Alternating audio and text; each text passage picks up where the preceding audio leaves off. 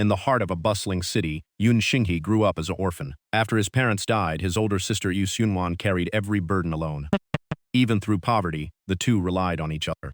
But about a year ago, Yoonwon started disappearing for weeks before returning without a word. 3 months ago, she was found in an abandoned factory covered in blood and severe injuries. Since then, she has remained in a deep coma. To pay for his sister's treatment, Yoon Shinghee keeps working non-stop. While waiting at a crosswalk, he recalls years of grinding to chase his startup dream. After endless sacrifices, he finally submitted his business plan. Today, a call from an investor gives him his first real glimpse of hope. While waiting to cross, Yoon Shinghee gets completely lost in thoughts about his future and ignores everything around him. Just as the light turns green and he steps forward, a girl suddenly calls out behind him. She complains that he walked too fast for her to catch up, snapping him out of his thoughts. The beautiful girl rushes over, grabs Yoon Shinghee's arm, and claims to be the famous beauty from Allison Business School. She says too many people keep chasing after her, leaving her terrified. Yoon Shinghee can only stand there in total confusion. After a few awkward seconds, he finally says she must have mistaken him for someone else.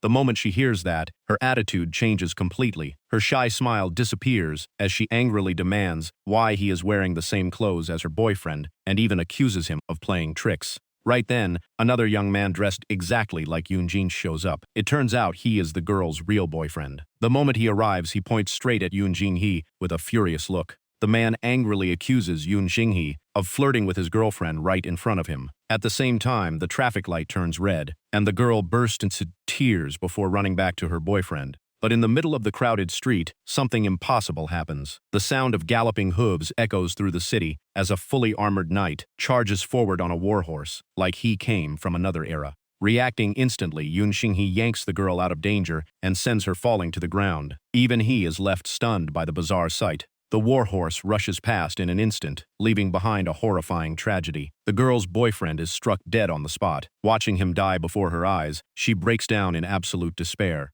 Amid the chaos, blood drips onto the ground while the girl cries uncontrollably. She collapses onto Yoon Shinghee, nearly crushing the air out of him. Even in that mess, he cannot help thinking this situation is completely unbelievable. After the strange collision, Yoon Shinghee slowly opens his eyes to see what really happened. The first thing he sees is the girl still lying on top of him, but she is completely changed. Strange markings cover her face, and the city around them is gone. Yoon Shinghee realizes he has somehow been dragged into a completely unfamiliar world. At that moment, the weakened girl begs him for a sip of water. The woman is now chained to a massive rock, yet she still crawls toward Yoon Shinghee while desperately begging for water. He backs away in panic, wondering if he has died and ended up in the underworld. Without warning, the woman grabs his leg, startling Yoon Shinghee so badly that he nearly loses his composure. As he desperately backs away, he shouts that he absolutely cannot give her that water. Right after letting out a terrifying scream, multiple tails burst from the woman's back, and her hands transform into razor-sharp claws, revealing her true monstrous form.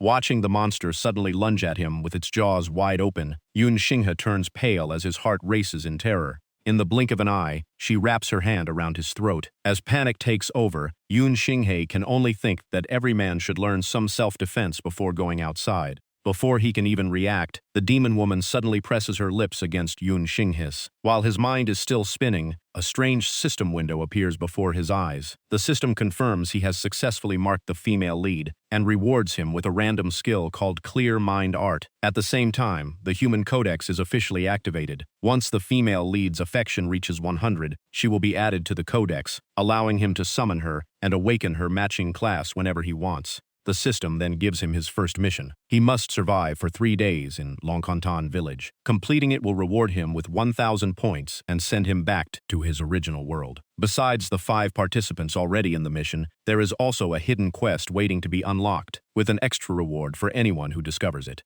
The flood of information leaves Yoon Shinghee completely stunned. He begins to wonder if he has been transported to another world, but what exactly are the female lead and the system? Just then, a hand suddenly reaches out from behind him. The stranger grabs Yoon Shinghee by the collar and yanks him away from the demon woman's embrace. After that kiss, the demon woman's condition improves noticeably. Her lips are no longer dry, and a dangerously seductive look returns to her eyes. The man who saves him is a Taoist wearing a gray robe. He steps in front of Yun Xinghe and warns that the demon woman is a master of manipulation. His group spent a great deal of effort capturing her. After noticing Yun Xinghe's strange clothes, he asks if he came from another world. Off to the side, the demon woman quietly sits down and gently caresses her body. She softly brushes her fingers across the lips that were just moistened. With a charming smile, the demon woman says it would be a waste to miss this opportunity. Although her beauty briefly shakes Yun Xinghe's resolve, he forces himself to stay calm because he knows she is extremely dangerous. At that moment, another system notification appears. It confirms that Yun Xinghe has helped the female lead quench her thirst, increasing her affection by 10 points. As her tails sway behind her, the demon woman smiles meaningfully at Yun Xinghe. To repay his kindness, she warns him never to trust the Taoist standing before him. Her words instantly enrage the Taoist. He shouts that she is about to die, yet she still tries to manipulate others. After calming himself down, the Taoist tells Yun Xinghe not to fall for her tricks. He explains that night is approaching, and Longtan village is filled with monsters after dark. He offers to take Yun Xing to a villager's house for the night. As he follows the Taoist, Yun Xinghe grows even more suspicious. The man's way of addressing him keeps changing, and even his tone is inconsistent. Something about him feels deeply suspicious. While lost in thought, a dark figure suddenly flashes past so fast that only an afterimage remains. Yun Xinghe immediately asks the Taoist if he saw it too, because he is certain a strange figure just appeared ahead. The Taoist introduces himself as Ling Shuzi. He calmly says he did not notice much, but with night approaching, it was probably a monster. He then tells Yun Xinghe to simply call him by that name. Ling Shuzi explains that his master ordered him down the mountain to capture the fox demon. After hearing that, Yun Xinghe immediately asks why he has not returned to his sect if the fox demon has already been captured. The unexpected question catches Ling Shuzi off guard for a moment. He secretly complains that this kid is not reacting the way he expected. Anyone hearing about a demon hunt should be impressed instead. Quickly regaining his composure, Ling Shuzi smiles and explains that he still has unfinished business, so he cannot return to his sect yet. After walking a little farther, they enter Longtan village, where a cold and damp atmosphere hangs over everything. Just then, a little girl soaked from head to toe appears before them, as if she has just climbed out of the water. Looking at Ling Shuzi, she innocently asks if he has brought another outsider into the village. Seeing her, Yun Xinghe cannot help thinking she looks exactly like a water spirit. Ling Shuzi smiles, pats the little girl's head, and asks Xiao Li to let Yun Xinghe stay for one night. She happily agrees and says Yun Xinghe has a pleasant scent that makes her like him right away. Hearing that, Yun Xinghe curiously sniffs himself several times, but notices nothing unusual. The more he thinks about it, the more confused he becomes. The three of them then head to Xiao Li's house. The old building is so worn down that both the walls and roof look ready to collapse at any moment. Xiao Li pushes open the creaking wooden door and happily introduces it as her home. After looking around, she guesses that her parents have not returned yet. The house is filled with damp air and the smell of mold, as if it has been abandoned for years. Even so Xiao Li warmly tells Yun Xinghe to make himself at home. She says she will introduce him to her parents once they return. Then she quietly wonders if she can endure her hunger today. Her strange words leave Yun Xinghe even more confused, making him wonder if children in this era all speak like this. Before night fully falls, Ling Shuzi quickly leaves, asking Xiao Li to take care of Yun Xinghe because he still has other matters to handle. Yun Xinghe politely thanks him. Left alone inside the house, Yun Xinghe looks around once more. The icy dampness and overwhelming stench make him feel as if he is standing in the middle of a dead swamp. Just then, a man with glowing red eyes suddenly appears outside the window, gripping the rotten wooden frame with both hands. Yun Xinghe is startled because he feels certain he has seen this man before. What shocks Yun Xinghe even more is that the man is dressed in modern clothes just like him. The man bangs on the door and urgently warns that no villagers are still alive. He tells Yun Xinghe to escape before night falls. Caught off guard, Yun Xinghe can only ask who the mysterious man really is. Just then, Xiao Li walks over with an innocent expression and asks Yun Xinghe who he is talking to. Ignoring her question, Yun Xinghe immediately rushes outside to find the mysterious man. As he runs, he pieces everything together. There is definitely something wrong with Longtan village, and the man who warned him also seems to be from the modern world. He is probably another participant in the mission. The moment that thought crosses his mind, the system confirms that he has activated a hidden quest by finding a teammate and rewards him with 100 points. Even after searching for quite a while, Yoon Shinghee cannot find the mysterious man. When he looks back, the stranger has vanished without a trace, as if he was never there. That only convinces him he has just unlocked a secret quest. Before he can think any further, Yoon Jing is surrounded by a crowd. Every one of them is soaking wet, their eyes glow blood red, and they move in an unsettling way. Just then, a voice behind him says she went through the same thing when she first arrived and assures him these people look terrifying but will not attack first. Turning around, Yoon Shinghee sees a girl in modern sportswear leaning against a tree. She smiles and guesses from his clothes that, like her, he was brought here from the modern world. Hearing that, Yoon Shinghee finally feels relieved to meet another normal person. The system immediately confirms his second teammate and grants him another 100 reward points. The girl introduces herself as Ai Xiaoqing and asks for Yoon Shinghee's name. As they begin getting acquainted, neither of them notices the villagers behind them slowly undergoing horrifying changes. The villagers slowly close in with the hungry eyes of predators. Some mumble about starving, while others laugh eerily and talk about fresh flesh and blood. Even Xiao Li stares at Yoon Shinghee and Ai Xiaoqing before innocently saying they both smell delicious and that she wants to eat them. Seeing this, Ai Xiaoqing suddenly remembers Ling Zhuzi's warning about monsters appearing at night.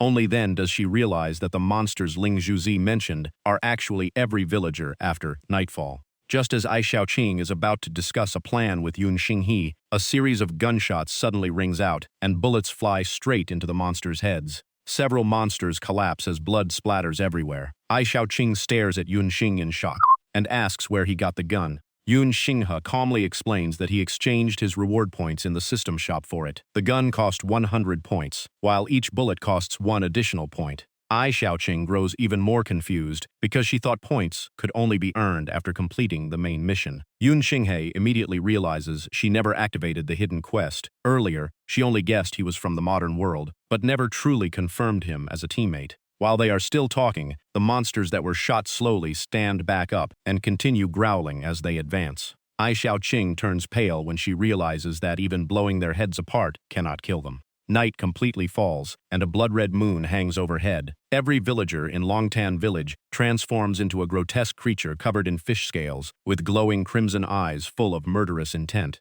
As the horde of monsters closes in, Ai Xiaoqing hurriedly asks Yoon Shinghee what they should do next. But when she turns around, Yoon Shinghee is already gone. Furious, she curses him before desperately searching for him. In reality, Yoon Shinghee has already run far ahead. While sprinting, he shouts for her to stop standing there and start running. Ai Xiaoqing gets even angrier, chasing after him while yelling that he has no sense of chivalry and abandoned a girl the moment danger appeared. Beneath the blood-red moon, the monsters let out deafening roars, before charging together, determined to devour the two of them. As they retreat, Yoon Shinghee keeps looking back and pulling the trigger, each gunshot echoing through the night. Ai Xiaoqing cannot understand it and shouts that bullets are useless against the monsters, so he is only wasting resources. Yoon Shinghee calmly replies that the value of an action depends on its purpose. As he keeps firing, he explains that while the bullets cannot kill the monsters, they can still knock them down and slow the pursuit. Hearing that, Ai Xiaoqing is left speechless, because the logic sounds strange but makes perfect sense. She finally realizes she was the one thinking too simply.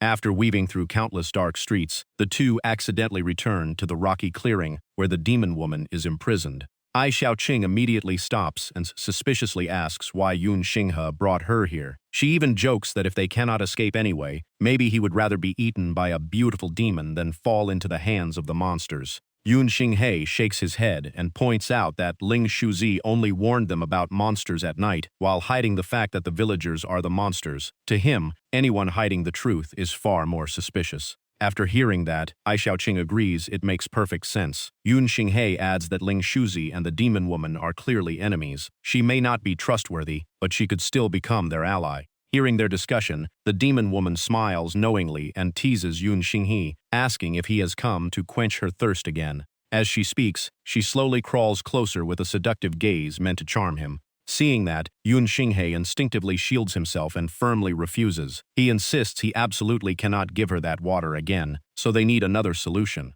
The next moment, Yoon Shinghee gently lifts the demon woman's chin and kisses her on the lips. She freezes in shock, and the system immediately announces that he has helped the female lead overcome her thirst, raising her affection by another 10 points.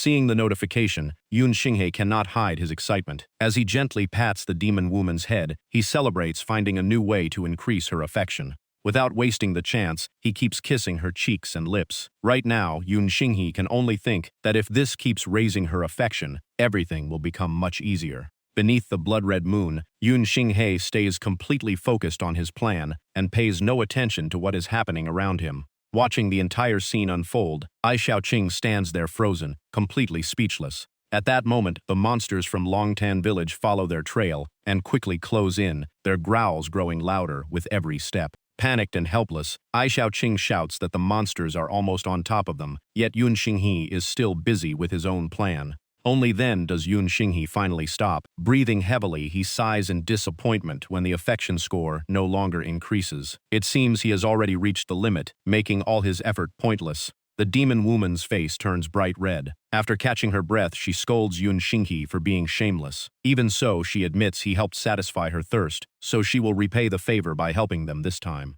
With that, she lightly snaps her fingers. A purple flame instantly erupts, forming a barrier around the three of them. The mutated villagers stop the moment they see the fire and refuse to come any closer. Watching this, Ai Xiaoqing realizes the monsters are terrified of flames. Suddenly overwhelmed with emotion, Ai Xiaoqing bursts into tears. She believes Yoon Shinhye sacrificed his own dignity just to win over the demon woman and give them a chance to survive. Feeling guilty for judging him before, she apologizes, throws her arms around him, and repeatedly punches his chest. Yoon Shinhye can only stand there in complete confusion, unable to understand how things turned out this way. Standing nearby, the demon woman laughs with amusement. In her eyes, these humans are truly fascinating. After calming down, Ai Xiaoqing looks at the demon woman and points out that they are surrounded on every side. The demon woman is still bound by chains with almost no freedom to move, leaving them trapped. Hearing that, Yoon Shinhye falls into thought before stepping forward. He crouches down and carefully examines the chain, restraining the demon woman, paying special attention to the lock.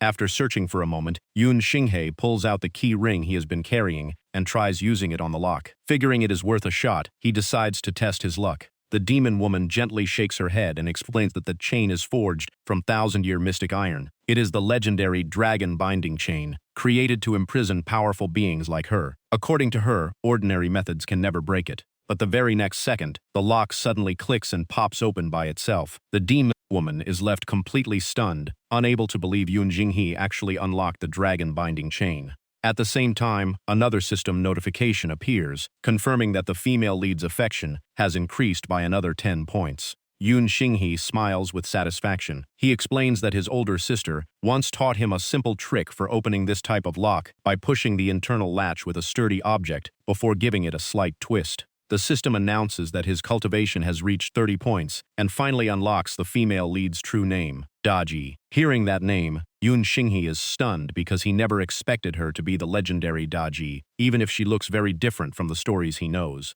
Looking at the 1,000-point reward for the main mission, Yoon Shinhye quickly changes his strategy. Surviving 3 days only offers the basic reward, so the fastest way to gain resources is by uncovering as many hidden quests as possible. Just then, every mutated villager suddenly turns and flees. Ai Xiaoqing excitedly points out that the moment Daji is freed from her chains, the monsters no longer dare to stay. After regaining her freedom, Daji rises to her feet with an overwhelming aura. She laughs proudly and declares that no prey in her sight will ever escape. This time, every debt will be repaid. Purple flames quickly gather in her palm, ready to burn every villager to ashes. But before Daji can attack, Yoon Shinhye grabs her wrist and asks her to spare them. She frowns slightly and demands a convincing reason.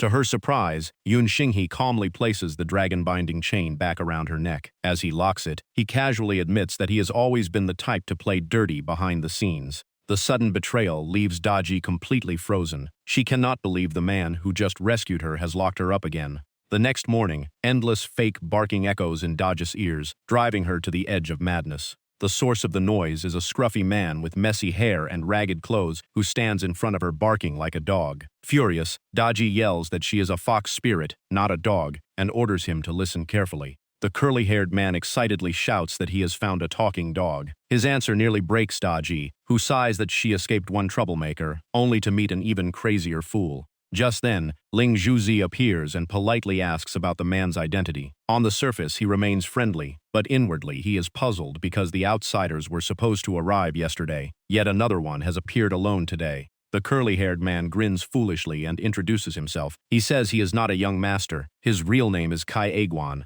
After only a few words, Ling Shuzi realizes the man is not very bright. To him, that only makes the newcomer easier to manipulate. Ling Shuzi continues speaking in a gentle tone, explaining that this place is extremely dangerous and inviting Kai Aguan to come with him. He promises to explain everything on the way back to the village. At daybreak, Yun Xinghe and Ai Xiaoqing also return to Longtan village. Ai Xiaoqing still cannot understand why he rescued Daji only to chain her up again.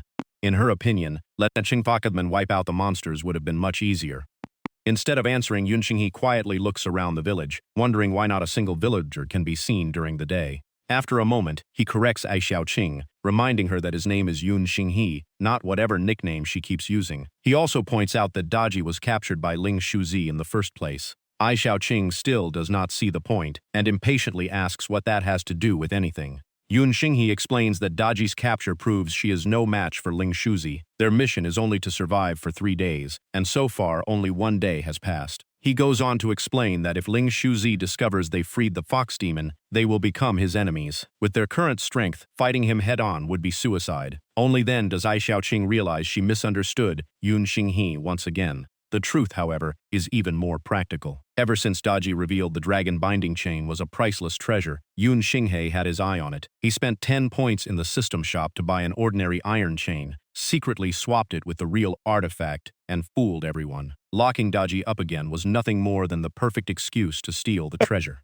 Somewhere else, Ling Shuzi suddenly feels an uneasy sense of foreboding. When he returns to Longtan village and sees Yun Xinghe and Ai Xiaoqing chatting peacefully, he immediately stops in shock, unable to understand how they are still alive. Amid the gloomy mist of Longtan village, Yun Xinghe stares directly at Ling Shuzi and deliberately asks why he looks so surprised. The Taoist's awkward reaction only convinces Yun Xinghe that he is hiding something, while Ling Shuzi realizes it is becoming much harder to keep up the act. Yun Xinghe then turns his attention to the curly-haired man who has just arrived. His modern clothing almost confirms he is another mission participant. Sure enough, the system announces that Yun Xinghe has found his third teammate and rewards him with another 100 points. According to the mission details, there are 5 participants in total. Counting himself and the 3 people already identified, Yun Xinghe realizes there is still one final participant missing. Without warning, he points straight at Ling Shuzi and declares that the Taoist is the last missing teammate.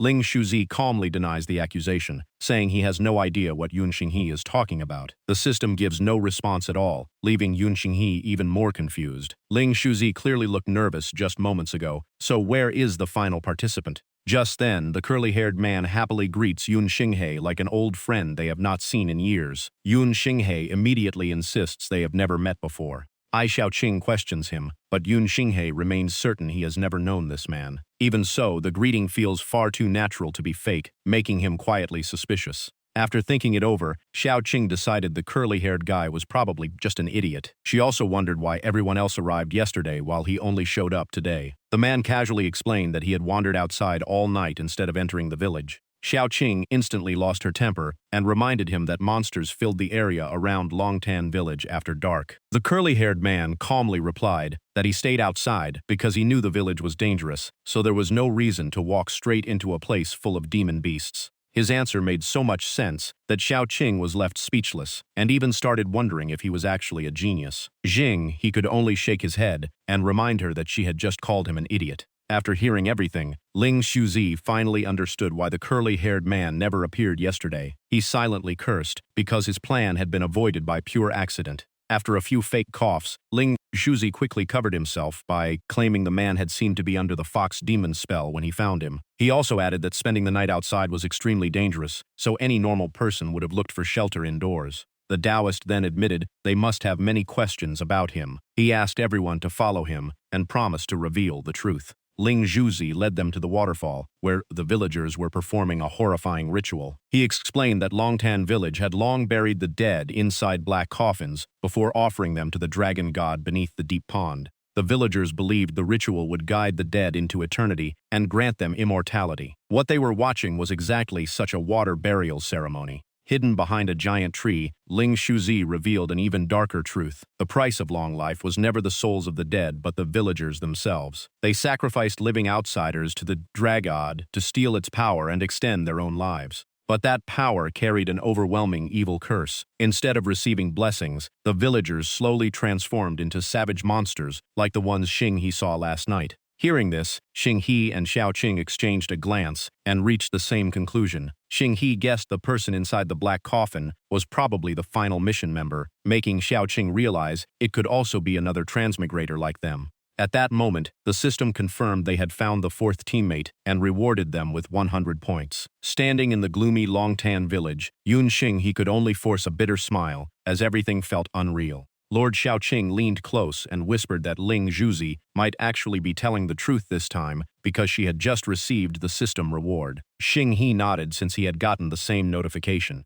Standing nearby, Ling Zhuzi secretly observed everyone's reactions before pretending to blame himself. He claimed he had been watching the fox demon all night and failed to notice the villagers would turn into monsters after dark, almost getting everyone killed. Deep down, however, he was extremely pleased. He believed the best lie always mixed in a little truth. Since his story was only half false, the group would surely fall for it. Yun Xing He almost saw through the scheme immediately. He secretly mocked Ling Shuzi for hiding the most important part of the truth. If this was the trap, then he would simply play along until the perfect chance to strike back. As night completely fell, the black coffin suddenly crashed into the water, sending ripples across the eerie lake. Right in the middle of the ritual, every villager began mutating at the same time. Their faces turned as pale as corpses, their eyes glowed crimson, and strange hoarse cries echoed non-stop, making the scene even more terrifying. The screams were so painful that Yun Xing He's group had to cover their ears. Lord Xiaoqing winced in agony and shouted that the sound felt like it was tearing through her eardrums.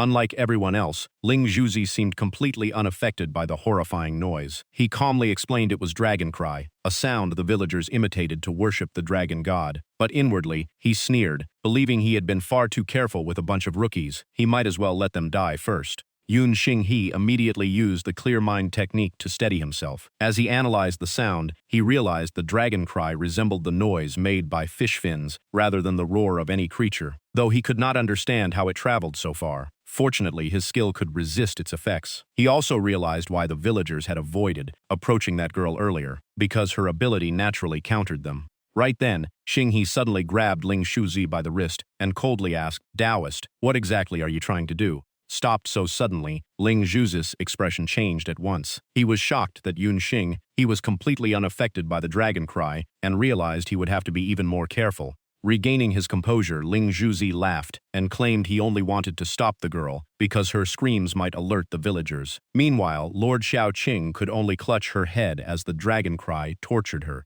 The noise quickly caught the villagers' attention. Seeing things go wrong, Ling Shuzi immediately shouted that they had been discovered. He even urged everyone to split up and run so they would not all be caught together. Still in pain and confused, Lord Xiaoqing loudly asked why the Taoist was not destroying the demons himself. Yun Xing he could only sigh. In his eyes, the fact that Ling Zhuzi had not used this chance to kill them was already lucky enough, so there was no reason to expect any help.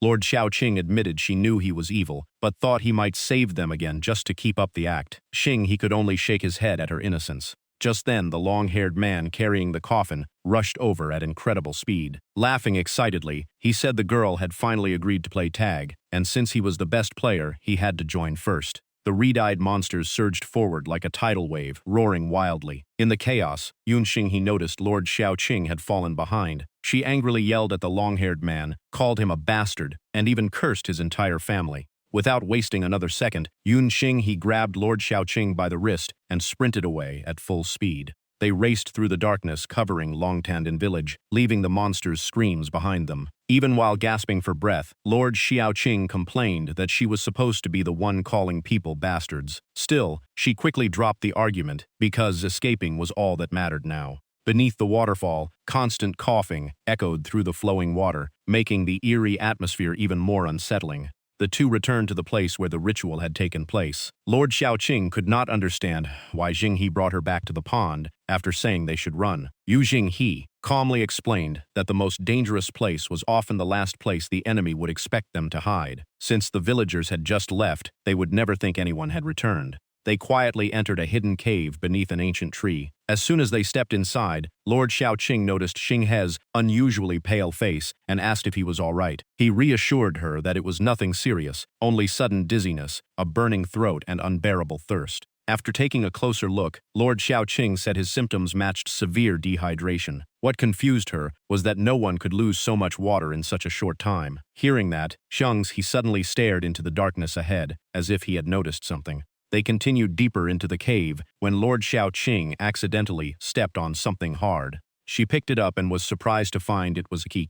The moment Xinghe saw it, he became alert. Even with his voice growing hoarse from thirst, he warned her to be careful because someone seemed to be ahead. Since Xinghe was weakened, Lord Xiaoqing went to investigate first. A moment later, she calmly reported that it was not a living person but only a corpse. Xinghe was surprised that she showed no fear at all. While examining the body, Lord Xiaoqing explained that she had been a forensic intern in her previous world and had seen countless corpses, so this no longer frightened her. Looking more carefully, Xinghe suddenly recognized the dead man as the uncle he had met in the village yesterday. What confused him was that the man was clearly dead, so who had warned him about the village and told him to run? After a careful examination, Lord Xiaoqing found several strange details. The body had completely dried out because all the blood and water seemed to have vanished, yet the muscles were still soft and the corpse remained warm as if the man had only just died. His abdomen was also strangely swollen. Continuing the inspection, she discovered the victim's hands had been chained to a rock, and modern police handcuffs were still locked around his wrists. She was stunned that such an ancient village contained modern equipment.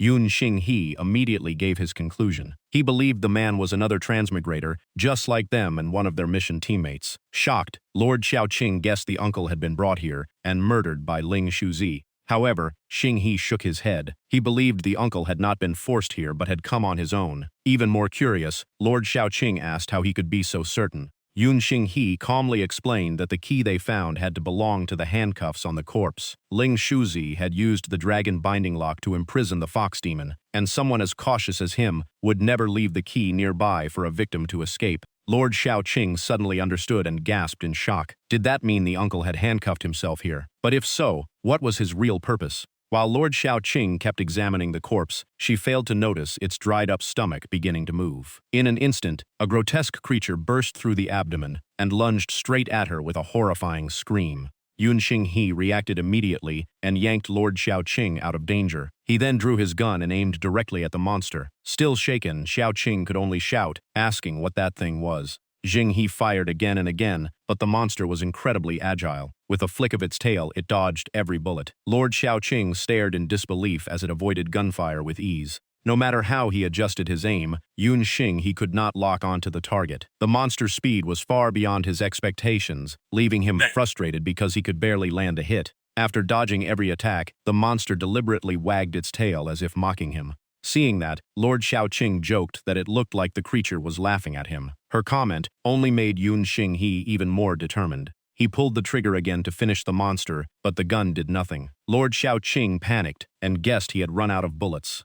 Sensing its chance, the monster opened its mouth wide and charged in to devour them both. Lord Xiaoqing turned pale and desperately prayed she was wrong, because if the gun was truly empty, they were finished. Xinghe calmly confirmed that the magazine was indeed empty. Hearing that, Xiaoqing nearly lost all hope. Even so, he remained completely composed and said the one about to die was not them but the monster. The moment he finished speaking, he pulled out a brand new gun and pointed it straight into the monster's open mouth. A faint smile appeared on Xinghe's face as he coldly said goodbye to the monster. At the same time, the system announced he had spent 1,000 points to exchange for a Barrett sniper rifle and another 10 points for a single bullet, leaving him with only 260 points. A deafening shot echoed through the cave. The devastating bullet instantly blasted the monster into countless pieces, scattering flesh and blood everywhere. Lord Xiaoqing's eyes widened in shock. She was stunned by the rifle's power and could not understand how Xinghe had suddenly produced a Barrett out of nowhere.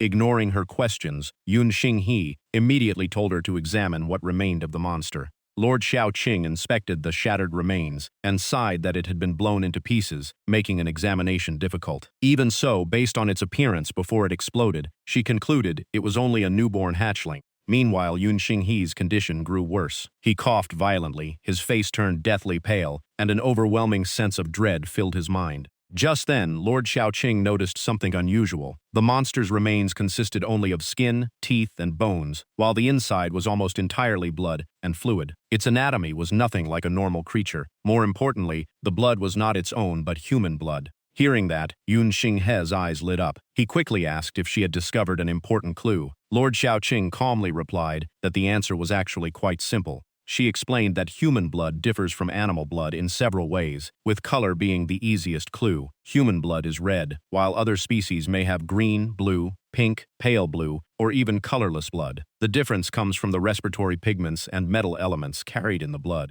After hearing her explanation, Yun Xinghe clenched his teeth, and his expression grew grim. His greatest fear had finally become reality. Yun Xinghe looked at the corpse and quietly asked if the uncle had been drained of every drop of water by a parasitic monster embryo, leaving him as a dried corpse. Seeing that he still looked troubled even after killing the creature, Lord Xiaoqing anxiously asked what was wrong. Looking pale, Xinghe slowly connected all the clues. He believed the villagers were always soaked because every one of them had probably been infected by monster embryos. These parasites did not kill their hosts immediately, but continued living inside them until they fully matured. Throughout that process, the host constantly needed more water to nourish the growing embryo. Over time, the creature slowly consumed the water from within, before completely merging with its host. In the end, human and monster became a single new being. The so-called immortality the villagers believed in was actually this horrifying transformation. Looking at the corpse, Yun Xinghe realized the man had probably chained himself up so he would not hurt anyone after turning into a monster. Sadly, he never expected that even without fully taking over the host, the monster embryo could still produce offspring. As soon as he finished speaking, Xinghe broke into another violent coughing fit. Seeing his condition, Lord Xiaoqing's face turned pale because his symptoms perfectly matched someone infected by a monster embryo. Yun Xinghe finally realized the truth himself. He feared he had already been infected, but he had no idea when it happened. Without hesitation, Lord Xiaoqing immediately thought of giving him more water. She reminded him that the mission only required them to survive in Longtan village for 3 days before returning to the real world. They had already reached the second day, so if they could hold on just one more day, modern medicine might still save him. But hope quickly turned into despair. Every drop of water in the village came from Longtan Pond, the very place where the monster embryos were born. The more she thought about it, the less she knew how to save him. Just as she reached a dead end, Lord Xiaoqing suddenly came up with another idea, and determination filled her eyes. She walked straight toward Yun Xinghe with a resolute expression. Watching her approach, Xinghe instinctively stepped back and asked what she was planning. Without another word, Lord Xiaoqing gently held his face and seriously told him not to move. She admitted it had taken all her courage to do this because he had saved her so many times, and now she wanted to save him in return. At that moment, everything around them seemed to fall silent. Though completely flustered, Lord Xiaoqing kept reminding herself this was the only way to restore moisture to his body, and nothing more. Yun Xinghe slowly closed his eyes, making Xiaoqing even more nervous. Before she could prepare herself, he leaned closer first. Her heart pounded wildly, but she kept reminding herself that she was only trying to save him. Lord Xiaoqing struggled to stay calm, but her bright red face betrayed every emotion she was trying to hide. After they pulled apart, she shyly apologized because it was her first time doing something like this. She even admitted she was probably nowhere near as skilled as Fox Demon Titi before nervously asking how Yun Xinghe felt. Hearing that question, Yun Xinghe could not help laughing. He gently patted her head and softly told her she had done nothing wrong. Instead, she had helped him a great deal, and he already felt much better. His sincere gratitude made Lord Xiaoqing blush even harder as a warm feeling filled her heart. Even though her heart was racing, Lord Xiaoqing forced herself to act tough. She quickly pushed his hand away and loudly insisted she had only been saving his life and absolutely meant nothing else. She even warned him not to misunderstand. Yun Xinghe could only stare in confusion, unable to understand why she suddenly got angry, leaving him convinced that girls were impossible to figure out. After taking a short rest, the two left the cave. Beneath the dim moonlight and the sound of the waterfall, they quietly walked through the cold and gloomy Longtan village. As soon as they reached the pond, Lord Xiaoqing asked why Yun Xinghe had brought her back. She believed hiding until sunrise and waiting for the villagers to return to normal would be much safer. Yun Xinghe immediately rejected that idea. He asked what proof she had that the villagers would really return to normal after sunrise. Xiaoqing replied that they had only heard the monsters appeared at night, though they never expected the monsters to actually be the villagers. Xinghe immediately asked who had told them that. Xiaoqing honestly answered that it was Ling Shuzi. Yun Xinghe's expression instantly turned serious. He pointed out that they had never verified Ling Shuzi's story, and the Taoist's true identity was still a complete mystery. They had no reason to believe the villagers only transformed after dark. He continued that the mission required surviving 3 days in Longtan village, and they were already nearing the end. From his experience, the greatest danger always appeared at the final stage, just like the final boss in a game. Xiaoqing gradually understood his reasoning. Yunxing concluded that time was running out, and if they wanted to survive, they had to uncover every secret of Longtan village and identify the true mastermind. Xinghe quickly connected every clue in his mind. The entire village worshipped the dragon god, monster parasites infected humans, and every source of water came from Longtan Pond. Clearly, every mystery pointed back to this very place. With that realization, he stopped hesitating and dove straight into the freezing pond. He believed the only way to uncover the truth was to explore the bottom of Longtan Pond himself. Before Lord Xiaoqing could stop him, Yun Xinghe had already disappeared beneath the water. She could only stand on the shore and call out his name in despair. Minute after minute passed, yet Yun Xinghe still had not surfaced, even after 10 full minutes. Xiaoqing remembered that an average person could only hold their breath for a little over a minute, while trained athletes could manage around 4. Her face immediately turned pale. Nearly 10 minutes had passed, and she feared Xinghe might already be dead.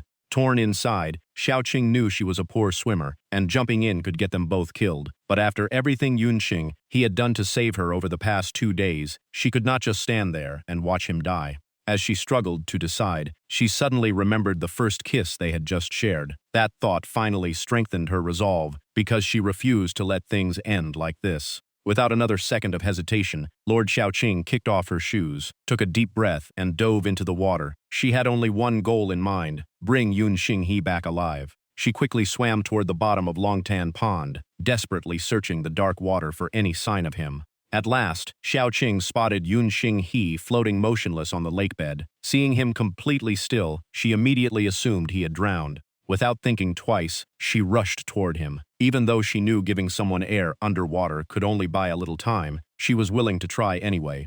In the freezing water, Lord Xiaoqing reached out toward Yun Xinghe. With no other choice left, she decided to risk everything one last time. She slowly moved closer, ready to give him oxygen. But at that exact moment, a hand suddenly reached out and grabbed her. Xiaoqing's eyes flew open in shock, as she realized Yun Xinghe was already wearing full diving gear and was never in danger at all. Embarrassed and annoyed at the same time, she could only glare at him without saying a word. But after staying underwater for so long, Xiaoqing quickly ran out of strength. She began losing consciousness while wondering how Yun Xinghe had somehow prepared diving equipment in advance. The feeling of suffocation grew worse by the second, and she realized she was the one about to drown. Her body no longer obeyed her. As her vision faded, Xiaoqing slowly opened her eyes and thought she had reached heaven. To her surprise, even heaven existed beneath the water in her imagination. Xiaoqing soon realized she was already wearing a diving suit with an oxygen tank, obviously prepared by Yun Xinghe. Seeing her wake up, he immediately called for her help and casually reminded her that he had spent 50 reward points on the gear, so she should not let those points go to waste. Yun Xinghe was struggling to pull the heavy chain, locking the black coffin to the bottom of the pond. He urged Xiaoqing to hurry because he could not move it alone. The moment she saw the familiar coffin, she realized it was the very one the villagers had sunk into Longtan Pond. As she swam over, Lord Xiaoqing quickly explained that she had come down to save him because he had rescued her so many times, not because of the kiss. Yun Xinghe simply smiled and replied that she had been the one rescued, not him. His blunt answer left Xiaoqing speechless. Both embarrassed and irritated, she silently complained that he truly understood nothing about girls. When they finally opened the coffin, both of them froze. Inside was not a human corpse, but a gigantic mermaid-like creature, covered in strange scales. Xiaoqing was stunned because the body of their final teammate should have been inside that coffin instead. Yun Xinghe carefully examined the creature. He noticed its scales looked nothing like ordinary fish scales. Before he could finish speaking, Xiaoqing suddenly said they looked more like dragon scales. Hearing that, Xinghe fell into thought before sharing a theory. The creature inside the coffin might actually be the dragon god worshipped by the villagers. Xiaoqing became even more confused. If that was true, then their final teammate would also be the boss, and that boss had apparently died long ago. Just then, Yun Xinghe noticed something buried beneath the mud and immediately knelt down to dig it out. What emerged was a stone monument carved with the three words Longtan Village. He was completely shocked, because no one could explain why the village's own stone marker was lying at the bottom of the pond. While they were still thinking about it, Lord Xiaoqing suddenly warned that something in the distance was swimming rapidly toward them. Within moments, a swarm of re-dyed aquatic monsters surrounded them from every direction beneath the water. Seeing the desperate situation, Xiaoqing quickly grabbed onto Yunxing He. She nervously said they were completely surrounded and had no idea how to escape. Unlike her panic, Yunxing He calmly pointed upward and said there was still one way out. The moment he finished speaking, he swam straight toward the surface. Left behind once again, Xiaoqing could only sigh that he never did anything the normal way. With no other choice, she immediately sped up and chased after him. The moment they turned to leave, desperate cries echoed from behind as the water monsters begged them to come back and save them. Hearing the pleas, Xiaoqing froze and asked Yunxing He if she had imagined it, because those monsters were speaking like humans. Yunxing He confirmed she heard correctly. Xiaoqing could not believe monsters would beg humans for help. At that moment, the creatures insisted they were not monsters at all. They had once been humans just like them. Even so, Xiaoqing refused to believe a word. She argued they looked nothing like humans and called it an obvious trap to lure them back and eat them. She urged Yunxing He to leave at once. But Yunxing He ignored her warning. He dove deeper into the water and swam straight toward the merfolk to uncover the truth. Xiaoqing was stunned that he would trust their words. Standing before the merfolk, Yunxing He calmly asked if they were the real villagers of Longtan Village. One merman nodded immediately. He explained that the ones walking around the village were the real monsters, while they had once been ordinary fish living in Longtan. At that moment, Yunxing realized his earlier theory about Longtan Village had a major flaw. The merman spoke in a hoarse voice. For generations, the villagers had worshipped the dragon god. They only knew a dragon lived beneath the pond, but no one realized it had died long ago. The dragon had been bound by the dragon binding chain and imprisoned beneath the pond. After it died, fish devoured almost all of its flesh, leaving only its skeleton. Those fish slowly evolved, and every other creature in the lake was transformed into intelligent monster fish. Sorrow filled the merman's eyes as he recalled the day everything changed in Longtan. As the village chief, he led the annual ceremony to honor the dragon god by the pond. Without warning, countless monster fish burst from the water and dragged every villager to the bottom. The other victims looked equally hopeless. The monster fish stripped off their skin and wore it as disguises to live in the village, while the real villagers were forced into fish skin and trapped beneath the water forever. Xiaoqing was left speechless. The villagers on the surface were actually monster fish wearing human skin, while the monsters below were the real humans trapped inside fish skin. Just then, the system announced the completion of the hidden quest, The Truth of Longtan Village, and rewarded 200 points. Yunxing pieced everything together and concluded that Ling Shuzi had once been a real Taoist, but his identity had already been stolen by the monster fish. Looking at the glowing dragon skeleton beneath the water, he remembered the dragon binding chain he had seen earlier, and guessed the skeleton could also be collected. What shocked him most was that it was ranked SA. Without hesitation, Yunxing He activated his ability and stored the entire dragon skeleton inside his storage space. It vanished in an instant. The merfolk stared in disbelief before hope slowly returned to their eyes. If he could collect an entire dragon skeleton so easily, then these two were clearly no ordinary people. Maybe they really could save them. Yunxing He simply looked at them and calmly said to ignore what he had done and continued telling the whole story. After coughing softly, the merman continued. The villagers were not the only victims. Even the mighty nine-tailed fox queen of the green forest had been tricked by the monster fish. They took the dragon binding chain that once restrained the dragon and used it to imprison her.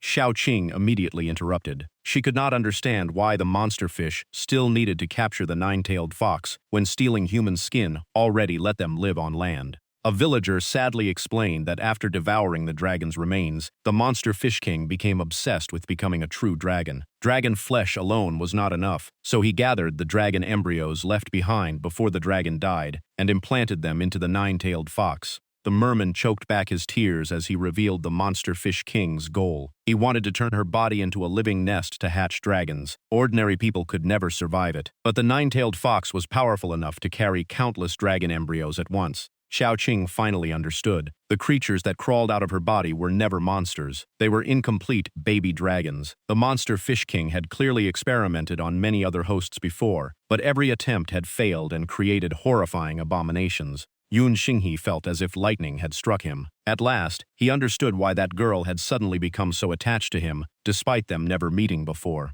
The truth was, she had never wanted a drink of water. She had been trying to transfer every dragon embryo inside her body into him. Yun Xinghe's face instantly turned pale. He remembered kissing Daji many times, yet her affection had stopped increasing. If every dragon embryo had truly been transferred into his body, then he was in serious trouble. The system immediately displayed a notice. Now that a dragon embryo had been confirmed inside the host, spending 1,000 reward points could awaken the dragon blood factor and turn him into a hybrid bloodline to remove the danger. Yun Xinghe was completely confused. He had no idea what a hybrid bloodline was, only that accepting it meant he would no longer be fully human. The bottom of Longtan was eerily silent. The villagers trapped as merfolk stared at Yun Xinghe and Xiao Qing with hopeful eyes, as if the two of them were their last chance. At that moment, the system unlocked 2 side quests. The first was to rescue every villager of Longtan for 1,000 reward points. The second was to eliminate the monster fish disguised as villagers, earning 10 points for each one defeated.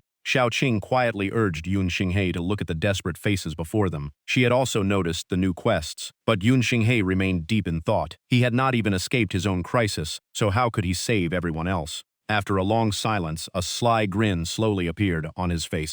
He had come up with a risky plan, but pulling it off would require everyone here to work together. Meanwhile, on the shore, where Daji was still imprisoned, Ling Shuzi smiled beneath his stolen human skin. He believed everyone outside had already been dealt with. All that remained was the fox carrying the dragon embryos. Once the baby dragons hatched and he devoured them, he would finally become a true dragon. Daji exploded with anger and cursed the cowardly monster fish. If they had any pride, they should remove the dragon-binding chain and fight her fairly. Ling Zhuzi only smirked. He lifted Daji's chin and mocked her on purpose. He dared not harm the dragon embryos, because if they died before hatching, every bit of his plan would be wasted. Just then, the dragon-binding chain suddenly cracked and shattered. Daji unleashed all her power and broke free as an overwhelming aura erupted around her. She declared herself the legendary demon, the queen of the green forest. She would never accept such humiliation, and even if it cost all her strength, she would kill him today. Ling Zhuzi's eyes widened in disbelief. By his calculations, the dragon-binding chain was impossible to break. On top of that, the dragon embryos had been constantly draining Daji's strength, so she should have been weaker than ever. Hearing that, Daji paused in confusion. Even she could not understand how she had broken the dragon-binding chain so easily. After a brief moment of thought, she finally understood everything. The one who had secretly helped her was him. Remembering how Yun Xinghe had touched the dragon-binding chain before, Daji smiled with irresistible charm. He had secretly removed the seal long ago, then tied her up with an ordinary rope so she would believe she was still imprisoned. The more she thought about it, the more she admired her little hero, and her feelings for him grew even stronger. The system immediately announced that the great nine-tailed fox demon's affection had increased by 20, bringing the total progress to 50. After leaving Longtan, Yun Xinghe immediately searched for his teammate. The moment he saw the familiar figure safe and sound, he let out a sigh of relief and quickly called him over. Gai Aiguan came running with a whole pack of monster fish chasing behind him. Even then, he still complained that everyone kept calling his name wrong, because it was Gai Aiguan. Yun Xinghe ignored the complaint, pulled him aside, and whispered the plan into his ear. He ordered Gai Aiguan to head straight to Longtan, find Xiao Qing, and carry out every step exactly as instructed. Deep down, he knew only that crazy guy could pull it off.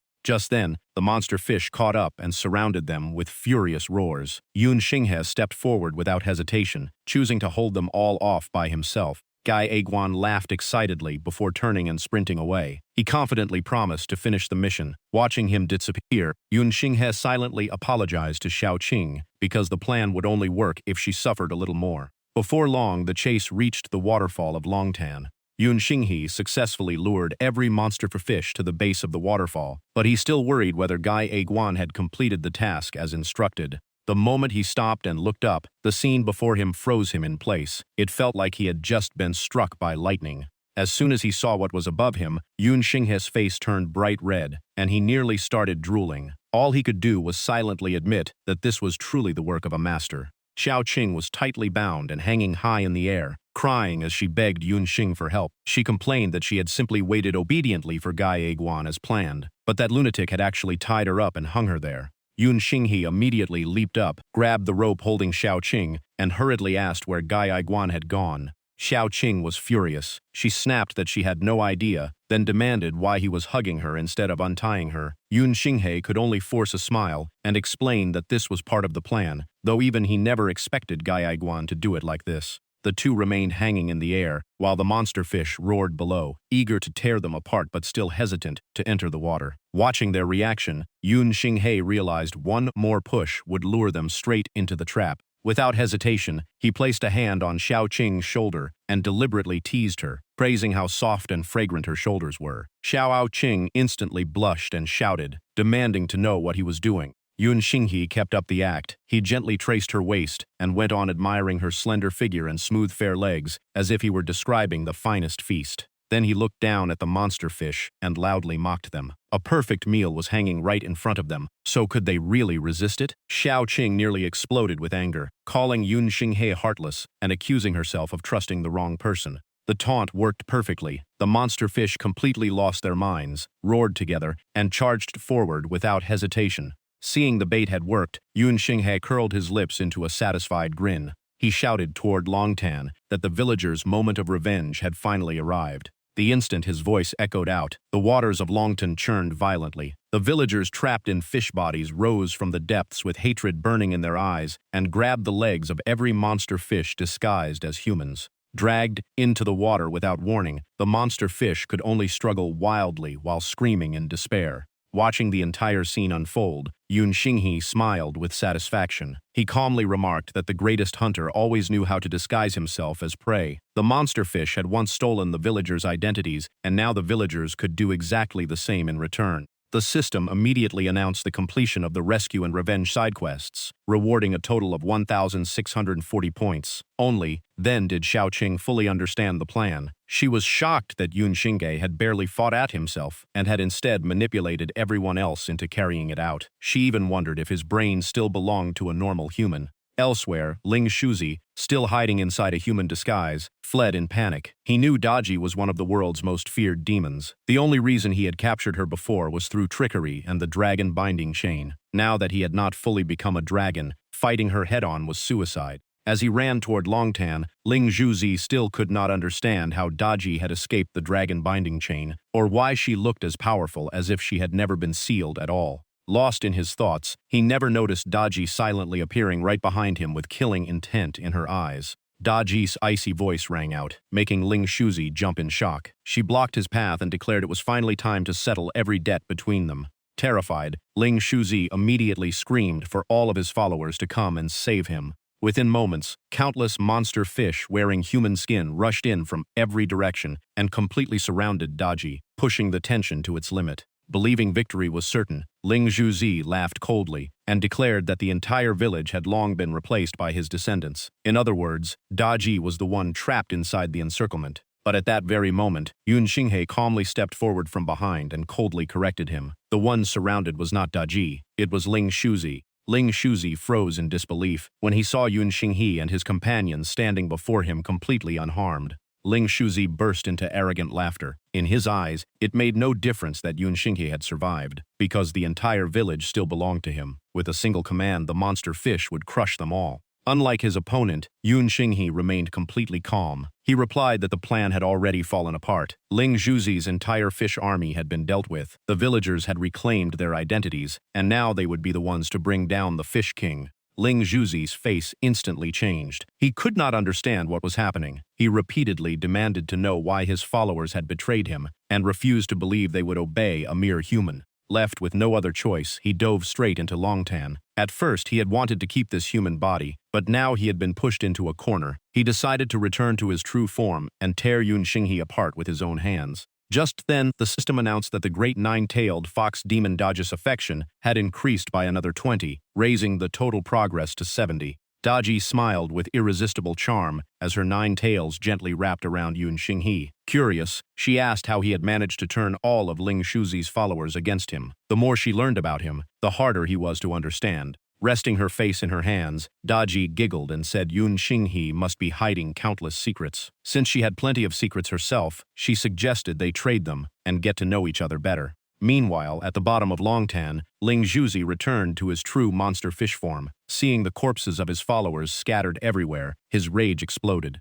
On the shore, Daji deliberately leaned closer to Yun Xinghe and teased that if he felt shy, she could help him take off a few layers. His awkward resistance only made her even more interested. In the end, Yun Xinghe could only scold the fox and tell her to stop fooling around. Just then, the surface of Longtan suddenly exploded as an overwhelming aura erupted from below. Ling Zhuzi slowly emerged in his gigantic monster fish form, his crimson eyes blazing with murderous intent. He coldly questioned Yun Xinghe, saying none of this had anything to do with him. His followers had only replaced the villagers instead of killing them, so why was Yun Xinghe determined to wipe out his entire bloodline? He continued trying to reason with him, asking if Yun Xinghe had never heard that revenge only creates endless revenge. He warned that if Yun Xinghe refused to stop today, he would regret it sooner or later. Yun Xinghe remained completely unmoved. He replied that the simplest way to end the cycle of revenge was to leave no enemy alive to seek revenge. As long as every monster fish was eliminated, no one would ever bring disaster again.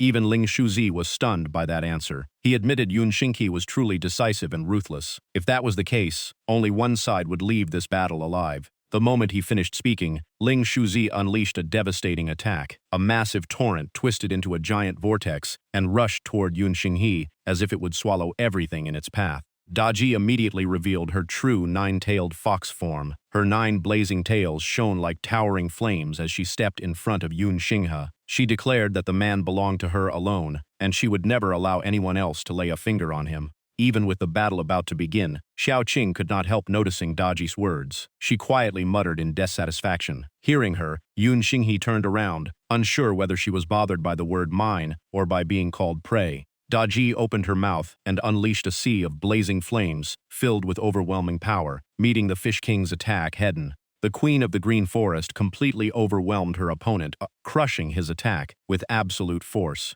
The violent collision blasted Ling Shuzi deep into the cliffside, shaking the entire area. Seeing that, Xiaoqing curiously asked if the battle was already over. Daji immediately shook her head. She could still sense his aura, proving Ling Shuzi had not been defeated. Sure enough, 2 enormous pillars of water suddenly burst out of Longtan and shot straight toward Daji. Instead of striking directly, the water wrapped tightly around her body and completely restrained the mighty demon. Ling Zhuzi burst into laughter, admitting that the 9-tailed fox was incredibly powerful in forests and mountains, but asking if she knew why he had deliberately chosen Lufren Longtan as the hiding place for his true body. Looking down with complete confidence, Ling Zhuzi sneered. He explained that he had chosen Longtan because he could use the terrain to his advantage. Water was his domain, and the natural enemy of the firefox. As long as the battle remained here, he was nearly invincible. His gaze quickly shifted toward Yun Xinghe and Xiaoqing as he arrogantly declared that it was now their turn to pay the price. At that moment, the villagers of Longtan stepped forward together and stood in front of Yun Xinghe. They declared that he had already sacrificed too much for them, so this time they would risk their own lives to hold the demon back and give him a chance to escape. Everyone joined in without hesitation. They urged their benefactor to run, and even a little girl cried out, begging Yun Xinghe to get away while he still could. Hearing those words, Yun Xinghe answered only with a grateful smile. But in the very next second, he suddenly charged straight ahead, leaving everyone frozen in shock. The villagers were so moved that many burst into tears. In their eyes, Yun Xinghe had abandoned his own chance to survive in order to protect them. They praised his courage through their tears. Even Ling Shuzi was caught off guard. He believed humans were selfish and cowardly. Yet Yun Xinghe's actions had completely shattered that belief. He could not decide whether to call him a fool or a true hero. Ling Zhuzi gathered every ounce of his demonic power and declared that he would finish Yun Xinghe with his strongest attack. The gap between their strength was simply too great, and this would be his final show of respect for a worthy opponent, something that left everyone confused. If he wanted to fight his opponent, he first had to drain the entire lake. Ling Shuzi burst into mocking laughter. He sneered that a man on the verge of death still dared to talk big, and there was no way Yun Xinghe could drain all of Longtan. The moment he finished speaking, Ling Shuzi unleashed a raging torrent. Yun Xinghe simply stepped aside with ease, calmly avoiding the attack. Meanwhile, the little girl Niao Li nervously tugged on the village chief's sleeve and asked in a trembling voice if Big Brother would be all right. The village chief completely misunderstood the situation. He believed Yun Xinghe knew he could not win, so he had chosen to throw himself into the water rather than die at the hands of a demon. He immediately called on everyone to follow their benefactor. Within moments, the villagers shouted in unison and prepared to jump after him. Xiaoqing panicked and desperately stopped them, repeatedly explaining that they had misunderstood Yun Xinghe's intentions. Watching the scene, Ling Shuzi laughed even harder. He thought Yun Xinghe had truly accepted his fate and even regretted losing such an entertaining opponent. But just then, the village chief suddenly noticed something strange and quickly told everyone to stop. A massive whirlpool suddenly formed at the bottom of Longtan, leaving even Ling Shuzi stunned as he tried to figure out what was happening.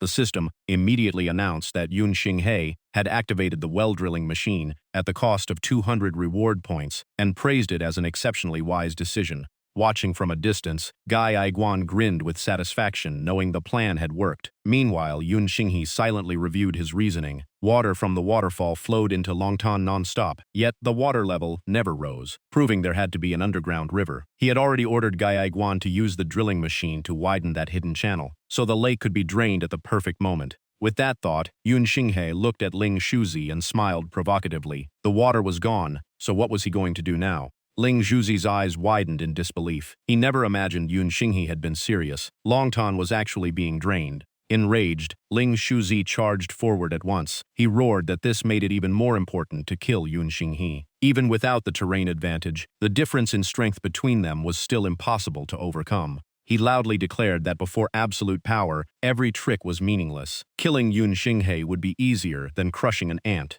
Yun Xinghe answered coldly that from the very beginning, the one meant to fight Ling Shuzi had never been him. As soon as he finished speaking, he turned toward Daji and shouted for her to stop pretending to be unconscious. Covering her face with a charming smile, Daji admitted she had wanted to watch Yun Xinghe suffer while believing she was in danger. She never expected to realize she had been faking it all along. Yun Jing sighed helplessly and replied that they were not close enough for that, making Daji instantly pout as if her feelings had been hurt. After hearing the conversation, Ling Shuzi let out a cold laugh. He mocked Yun Xinghe for placing his hopes on Daji. Even without the terrain advantage, she was a fire-type demon who had just fought in the water, leaving her demonic power greatly weakened. In her current state, she stood no chance against him. Daji seriously admitted he was right. She said she could not win if they kept fighting here. The only option was to retreat into the forest, where she could gather the natural spiritual energy. Once the process was complete, her strength would multiply many times over. Ling Shuzi laughed loudly. He declared he was not foolish enough to let Daji escape into the forest. Today, Longtan would become the grave of every one of them.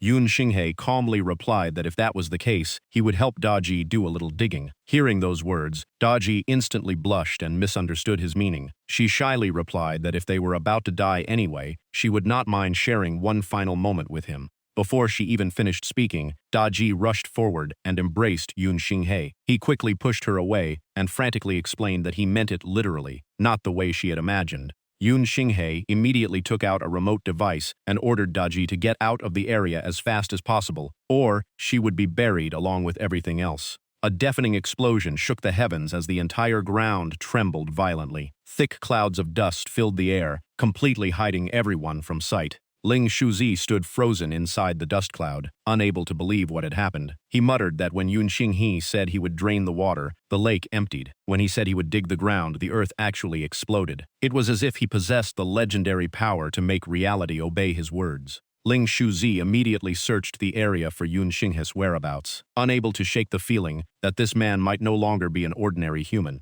Hiding behind the mountain, Yun Xing quietly laughed to himself. There was no miraculous power at all. Everything came from explosives bought from the system shop and secretly planted beneath the cliff beforehand. If you wanted to win, you had to trust science. By then, Daji had already reached the forest and begun absorbing spiritual energy. As she cultivated, she could not help admiring Yun Xinghe's seemingly reality-bending power. The more she thought about him, the more mysterious and fascinating he became. The system immediately announced that the nine-tailed fox's affection had increased by another 10, raising the total progress to 80. After gathering enough spiritual energy, Daji revealed her massive nine-tailed fox form, her 9 tails blazing like fire. She proudly looked at Ling Shuzi and declared that the tables had finally turned. A fish without water could not hold out for much longer. Faced with her overwhelming presence, Ling Shuzi instantly changed his attitude and begged for mercy. He repeatedly admitted his mistakes and pleaded with Daji to spare his life, arguing that they were both demons and should not slaughter one another.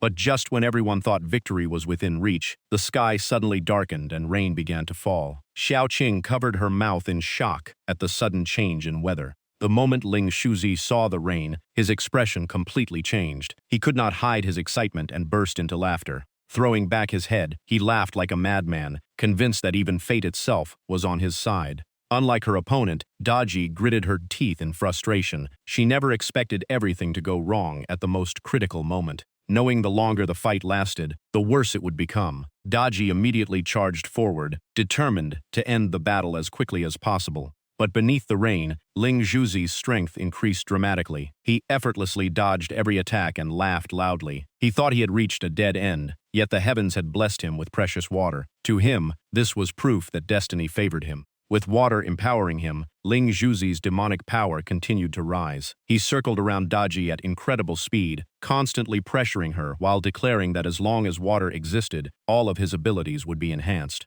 Daji, however, suffered the exact opposite. The endless rain caused her body to shrink, and her demonic power weakened with every passing moment. Seeing that, Ling Shuzi became even more arrogant. He mocked both Yun Xinghe and Daji, claiming the rain was slowly draining away all of their strength. As he spoke, his dragon transformation began. Dragon scales spread across his body, while his claws gradually sharpened into those of a true dragon. Watching dragon scales cover Ling Zhuzi's body and his claws transform into dragon talons, Xiao Qing stood in stunned silence. Yun Xinghe calmly observed the process and remarked that the transformation did not seem to be complete yet. Ling Zhuzi immediately corrected him with a smug expression. According to him, this was not an ordinary transformation but a true evolution. His eyes filled with ambition as he roared that he had waited for this day for far too long. Once he devoured the power of the baby dragons growing inside Daji, he would finally shed his old form and become a true dragon.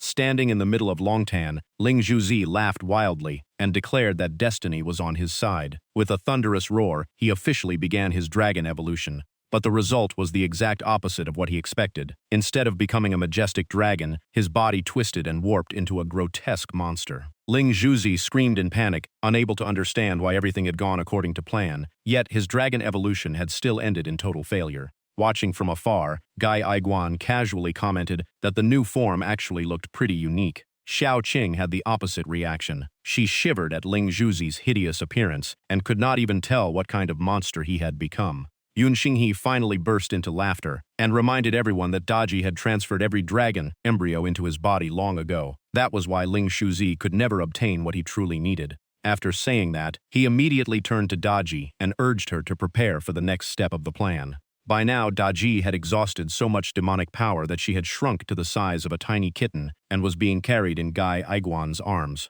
Seeing that scene, Yun Xinghe was completely stunned. He even blurted out a question, asking who this guy thought he was to casually hold Daji like that. Even in his twisted form, Ling Shuzi refused to accept reality. He roared madly that his dragon evolution could never have failed. He began convincing himself that this was the true form of a real dragon, and that everyone else, along with the entire world, was wrong. The next moment, he unleashed streams of black light toward the villagers. Agonized screams immediately echoed throughout the area. Everyone struck by the black light began foaming at the mouth as their bodies rapidly mutated. Writhing in pain, they could only cry out for help in despair. Many of the villagers of Longtan gradually transformed into grotesque creatures identical to Ling Zhuzi, turning the entire scene into a nightmare. Watching everything unfold, Ling Zhuzi burst into manic laughter. He declared that once every living being in the world was corrupted like him, he would become the one true dragon. In his eyes, no one but himself could define who he was. The villagers scattered in panic, shouting for everyone to stay away from the black rays because anyone hit would turn into a monster, just like Ling Shuzi. Ling Shuzi then turned his attention to Yun Xinghe. He roared that Yun Xinghe had destroyed his dream of becoming a dragon, and now he would personally turn him into a monster. He laughed wickedly and said that since Yun Xinghe wanted to protect the villagers so badly, he would strip away his mind, make him a loyal servant, and force him to hunt the very people he once swore to save. Seeing Yun Xinghe in danger, every villager rushed forward. They formed a human wall with their own bodies to shield their savior. Every one of them was ready to give their life to protect the man who had saved the entire village. An old man stood in front with tears in his eyes, saying he had finally repaid Yun Xinghe's kindness. He kept urging him to leave at once. Even as their bodies began to mutate, the villagers still shouted for Yun Xinghe to run. Witnessing the scene, he cried out the village chief's name. Ling Shuzi simply watched and mocked them. To him, human sacrifice meant nothing, because once they were corrupted, the very people protecting Yun Xinghe would turn around and kill him. The thought only amused him even more.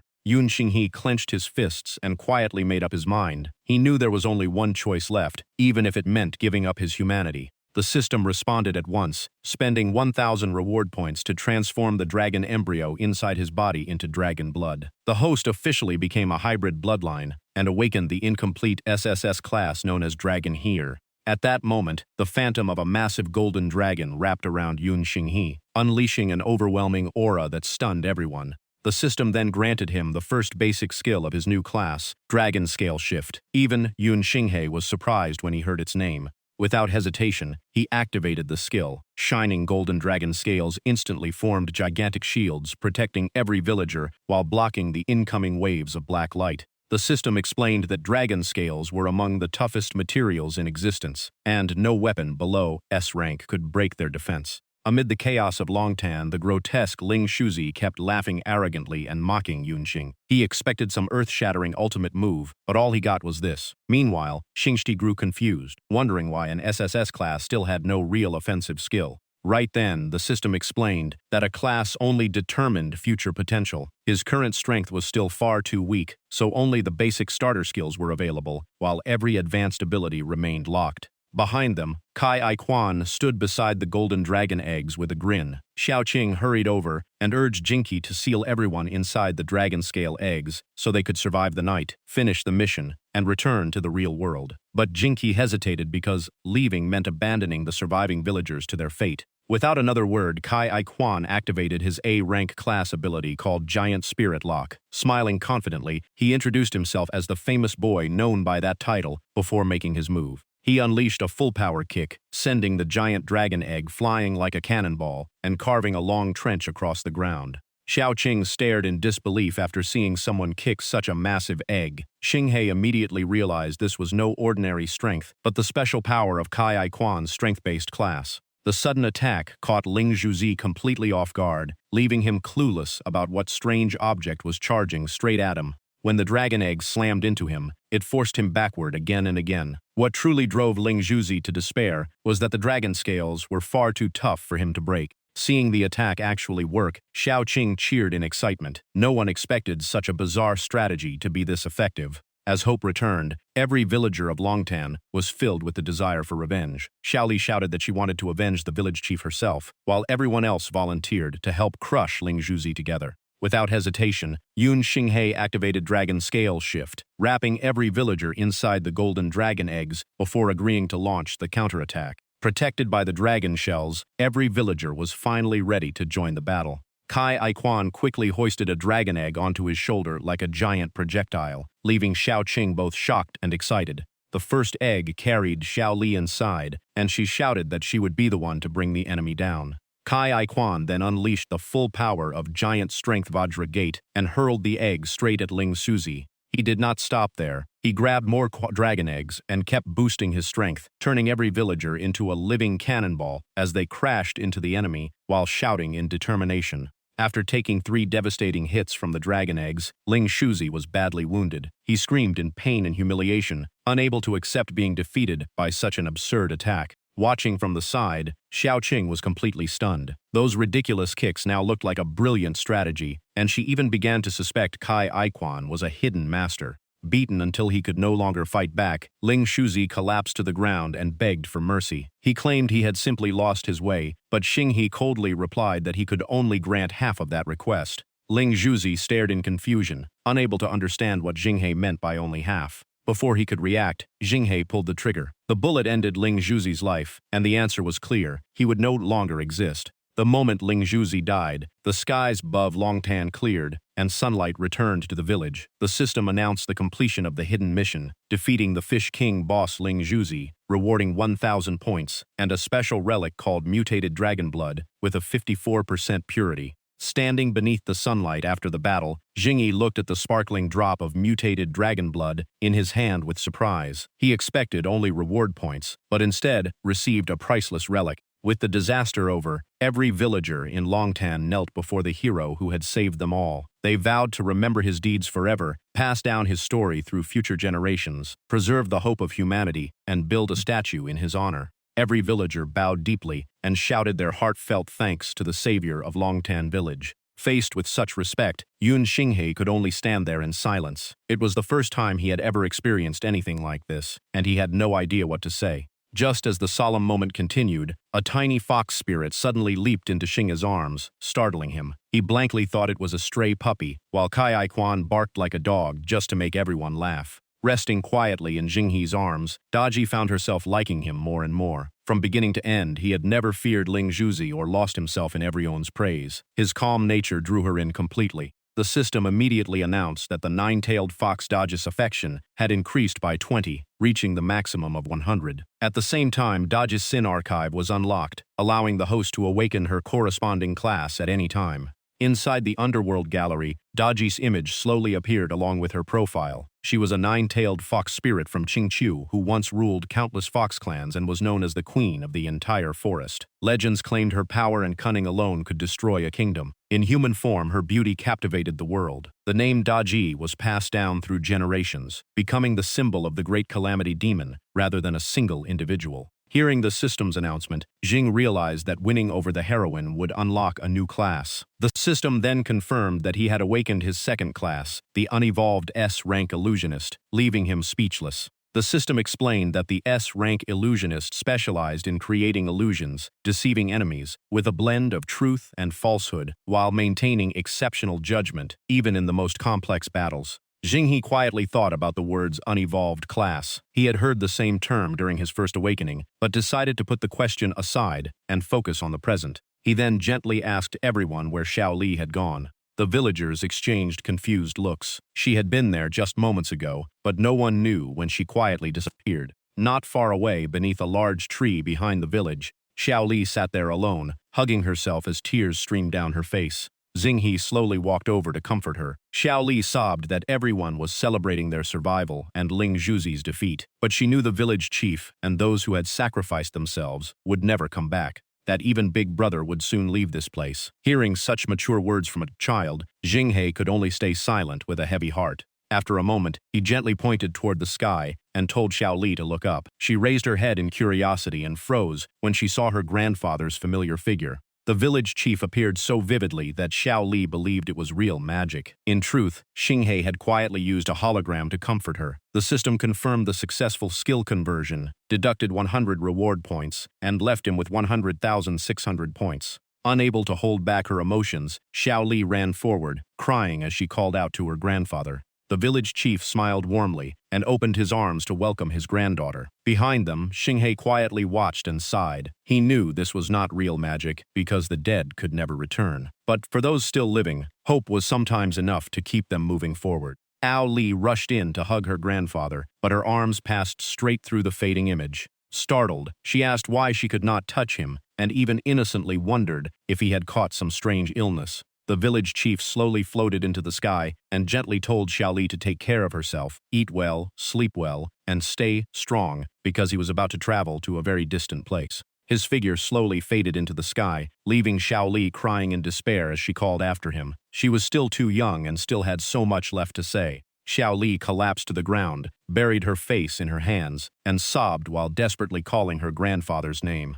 Yun Xinghe quietly walked over, gently patted her head, and softly told her that he would soon leave as well. He hoped she would stay strong and grow up safely. Just then, the system announced that the main mission, survive in Longtan village for 3 days, had been completed and awarded another 1,000 reward points. A golden light quickly enveloped Jinghe, signaling that the teleportation was about to begin. Before leaving, he smiled and waved goodbye to Xiao Li, and she quietly nodded in return. But then Xiao Li calmly admitted that she knew the village chief's image had only been meant to comfort her because he had truly passed away and would never return. Even so, she sincerely thanked Xinghe for giving her that final farewell. Her words left him speechless. The system then confirmed that the Chosen One's body had suffered no damage, so no repairs were necessary. As the group returned, a goddess with enormous wings and flowing Greek-style robes appeared in the sky. Smiling brightly, she said that after nearly everyone died during the last mission, she had almost given up hope. To her surprise, this rookie team managed to keep half its members alive. A strange floating machine carried Jing He and his two companions toward a massive energy gate. Xiao Qing looked around at the unfamiliar surroundings and asked in confusion whether they were not supposed to return to the real world. Zighe noticed a giant crystal sphere supported by two pairs of wings and wondered what it was. Kai Aiquan immediately walked over with a grin and told Xinghe that it was actually a girl, and touching her would bring many rewards. Xiao Qing was completely confused by how he could call a glowing crystal ball a girl. Without hesitation, Kai Aiquan hugged the crystal sphere and shook it hard. The sphere instantly announced that 1,000 points had been exchanged for 10D rank special bullets. He celebrated as if he had struck gold because he finally had ammunition. Xinghe could only cover his face in disbelief. Xiao Qing was surprised that the sphere really spoke with a woman's voice, while Xinghe felt sorry that Kai Aiquan had spent 1,000 points on only 10 bullets. Jing and Xiao Qing then decided to test it themselves. He guessed it was an item exchange system and asked Xiao Qing to touch the sphere with him. She agreed without hesitation. The moment Xiao Qing touched the sphere, the system confirmed it was her first contact with the Book of Awakening. Based on her performance, she received a B rank evaluation, obtained B rank genes, completed her genetic sequence replacement, and officially entered the class selection phase. The system also reminded her that every chosen one had only one chance to choose a class, so she had to think carefully. A pair of golden wings slowly closed around Xiao Qing, completely surrounding her in brilliant light. A short while later, the golden wings gradually opened, marking the completion of her class awakening. Xiao Qing emerged wearing an alluring doctor's outfit. The system announced that she had awakened at the B rank class, Evil Doctor. The class specialized in research medicines and potions, some with incredible effects, and others carrying dangerous side effects. Standing behind her, Kai Aiquan could only stare in amazement. After watching the entire process, Shang finally understood that class awakening was actually a complete genetic replacement. He also realized both of his classes were still unevolved, meaning their power and skills could grow much further. Stepping out of the light, Xiao Qing examined herself and was shocked to find countless medical techniques she had never studied suddenly filling her mind. She then curiously asked Xinghe what class he had awakened. But Xinghe kept his hand on the crystal sphere and silently waited for its response instead of answering. Xiao Qing pouted and complained that he was far too secretive, refusing to tell even his teammates. She then decided to explore the sphere's other functions herself. Xinghe fell into deep thought. The sphere never offered him a class selection. What confused him even more was Xiao Xingsui's comment that they had already done it, no matter how he thought about it. Aside from their earlier kiss, nothing else had happened between them. Just then, Jing remembered Kai Aiquan. He realized Kai Aiquan had also received no class selection after touching the sphere. The one thing they had in common was that both had already awakened their classes back in Longtan Village. That was probably why the sphere gave them no second chance. Realizing this, Xinghe secretly celebrated. With the beauty archive in his possession, he could probably keep unlocking and changing classes without any limit. Xiao Qing placed her hand on the crystal sphere again. Within seconds, she was amazed to discover that it could exchange almost anything, from existing items to things never seen before, as long as enough reward points were available. Remembering something, she asked Jing about the pistols, sniper rifle, and other equipment he had used in Longtan Village. He had claimed they all came from the shop. Was that really true? Jing calmly confirmed that it was. Hearing that answer, Xiao Qing became furious. After realizing she had been tricked, she had searched for the shop inside the other world, but found nothing. The sphere also confirmed that reward points could only be spent after completing a mission and returning to the safe zone. Xinghe quietly made a guess. Perhaps the beauty archive had taken over part of the sphere's authority, allowing him to access the shop anywhere. The moment the thought crossed his mind, the system flashed the word, bingo, confirming his guess was completely correct. Before long, the crystal sphere made another announcement. It congratulated every chosen one for surviving the first mission. The next mission would begin in 3 days, and until then they could either remain in the safe zone or return to the real world. Everyone made a different choice. Kai Aiquan was fascinated by this place. Xiao Qing admitted she had almost no family or friends in the real world, so she wanted to stay and continue learning. Xinghe, however, was eager to return home and chose to leave immediately. Teleportation light slowly surrounded his body. Just before disappearing, Xinghe suddenly turned back with a smile and asked Xiao Qing if she really had no friends at all, or if even he did not count. Those words made Xiao Qing blush as her heart raced. She quietly scolded herself for being moved so easily by his simple kindness. Only after Xinghe disappeared did she snap back to reality. She let out a soft huff and muttered that nobody ever said he was her only friend. Jinghe opened his eyes and found himself back in the real world. The sunlight was unchanged, and the young woman he had just met was anxiously asking whether he had suffered a heart attack or something worse. Unlike the worried girl, her boyfriend angrily called Xinghe a scammer, claiming he had fallen into the road on purpose to cause trouble. The girl quickly defended Xinghe, saying the accident had been their fault, but her boyfriend stormed off in frustration. After dusting himself off, Xinghe quickly realized that time flowed differently between the two worlds. To everyone around him, it seemed the monster from earlier had never existed.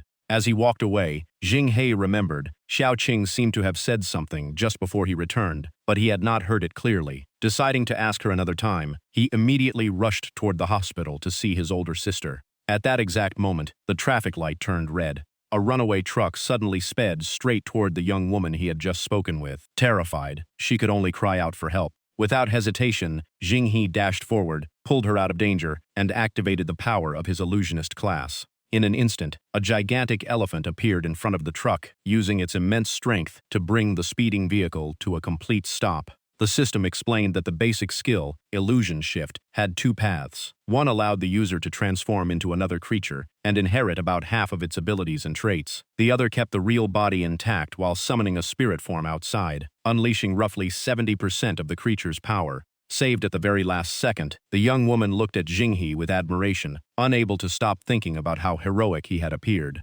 After the truck came to a complete stop, Xinghe gently moved the young woman aside to make sure she was safe. Seeing his girlfriend still standing close to Xinghe, her boyfriend immediately lost his temper and shouted, asking how long Xinghe to keep holding her. Meanwhile, the truck driver was completely frozen. Only one thought remained in his mind. That man had stopped a speeding truck with his bare hands. Was he even human? The young woman remained standing there, quietly watching Xinghe walk away. Even his back looked incredibly charming to her. Meanwhile, her boyfriend noticed nothing and only asked if she was hurt. At number 1 hospital in Shanju City, the television in Xinghe's sister's hospital room was broadcasting the day's major news. The report stated that global weather had become increasingly abnormal. Many Southeast Asian countries were suffering severe droughts, while the Middle East was being hit by massive floods. Standing beside the hospital bed, Xinghe looked at his unconscious sister with a sigh. He could not help worrying that if he died during a mission, no one would be left to care for her. Just then, the news shifted to the coldest summer ever recorded in the United States. Xinghe immediately focused on the screen. In the broadcast, he recognized an icy phantom that looked almost identical to the mysterious armored knight he had seen before, a creature invisible to ordinary people. Suddenly, a familiar voice came from the next hospital room. The speaker had just woken up and cheerfully greeted him, saying it looked like both of them had become chosen ones. The moment Xinghe heard the voice, he already knew who it belonged to. Pulling back the curtain, Xinghe was stunned to see Kai Ai-Quan sitting on the bed with a huge yawn. He immediately asked why Kai Ai-Quan was there. Xinghe wondered if Kai Ai-Quan was also a patient at the hospital. Kai Ai-Quan laughed and replied that he came from the building next door. Xinghe then remembered that the neighboring building was actually the psychiatric hospital. Feeling uncertain, Xinghe guessed that Kai Ai-Quan might be a neurologist sent over to help treat his sister. Even so, he secretly wondered if spending too much time with psychiatric patients had made Kai Ai-Quan so unusual. Kai Ai-Quan immediately shook his head with a carefree smile. He proudly explained that the doctor had officially confirmed he was the patient, and he even had the certificate in his pocket, ready to show it off. At that moment, the door suddenly opened. A stern woman stepped inside, introduced herself as Deputy Director Long Yue from the Special Bureau, and asked who Yun Xinghe was. Several staff members entered behind her. Xinghe calmly identified himself, and Long Yue immediately introduced her position before getting straight to the point. She explained that they had come for 2 reasons. First, to provide him with important information. Second, to evaluate his abilities. She had asked for his full cooperation throughout the process. The team then opened a laptop and displayed a series of videos featuring terrifying monsters. Long Yue explained that the monsters and ghosts shown in the footage could only be seen by chosen ones. They were all signs of an approaching invasion into the real world. To stop the disaster, every chosen one had to enter the other world and complete their missions. If they failed, the monsters would fully materialize, and the affected region would be destroyed. After explaining everything, she looked directly at Xinghe and asked whether he had seen the monster preparing to invade this area before entering the other world. Xinghe immediately realized she was referring to the mysterious armored knight he had encountered before arriving in Longtan village. However, he quickly pointed out something strange. During their entire time in Longtan village, they had never encountered any armored knight at all. His answer shocked Long Yue because, under normal circumstances, the corresponding monster should always exist inside the other world. While the atmosphere remained extremely serious, Kai Aikwan calmly sat in the corner, happily eating and praising how delicious the food was. He even enthusiastically offered Xing He the juicy roasted drumstick he had saved for him. The moment Xing He saw the roasted meat, he had a bad feeling. Sure enough, Kai Aikwan cheerfully explained that while wandering outside Longtan, he met a man on horseback who refused to share any food. Since he was starving, he knocked the man out, borrowed the horse, and roasted it. Xing He was completely speechless. He suddenly remembered that Kai Aikwan had never entered the village on the first day. Putting everything together, he realized Kai Aikwan had probably defeated the real mission boss by accident. While Xing He was still processing everything, Long Yue interrupted him. After confirming he understood the overall situation, she asked everyone to move on to the next test. Long Yu took out a special Rubik's Cube and explained that placing a hand on it would reveal the rank of the awakened class through its color. Xing He calmly nodded without hesitation and placed his hand on the cube. Before everyone's eyes, the Rubik's Cube slowly floated into the air. Seeing that, Long Yu secretly grew excited, believing they had at least found a B-rank talent, or maybe even an A rank. But in the very next moment, every trace of light suddenly vanished from the cube, leaving the entire room in complete silence. A few seconds later, the Rubik's Cube slowly floated back down as if nothing had happened. Seeing that it produced no light at all, everyone was stunned. Long Yue admitted they had never encountered anything like this before, while Xing He innocently wondered if the test was already over. Although he kept a straight face, Xing He secretly felt pleased because the strange result convinced him even more that he was truly one of a kind.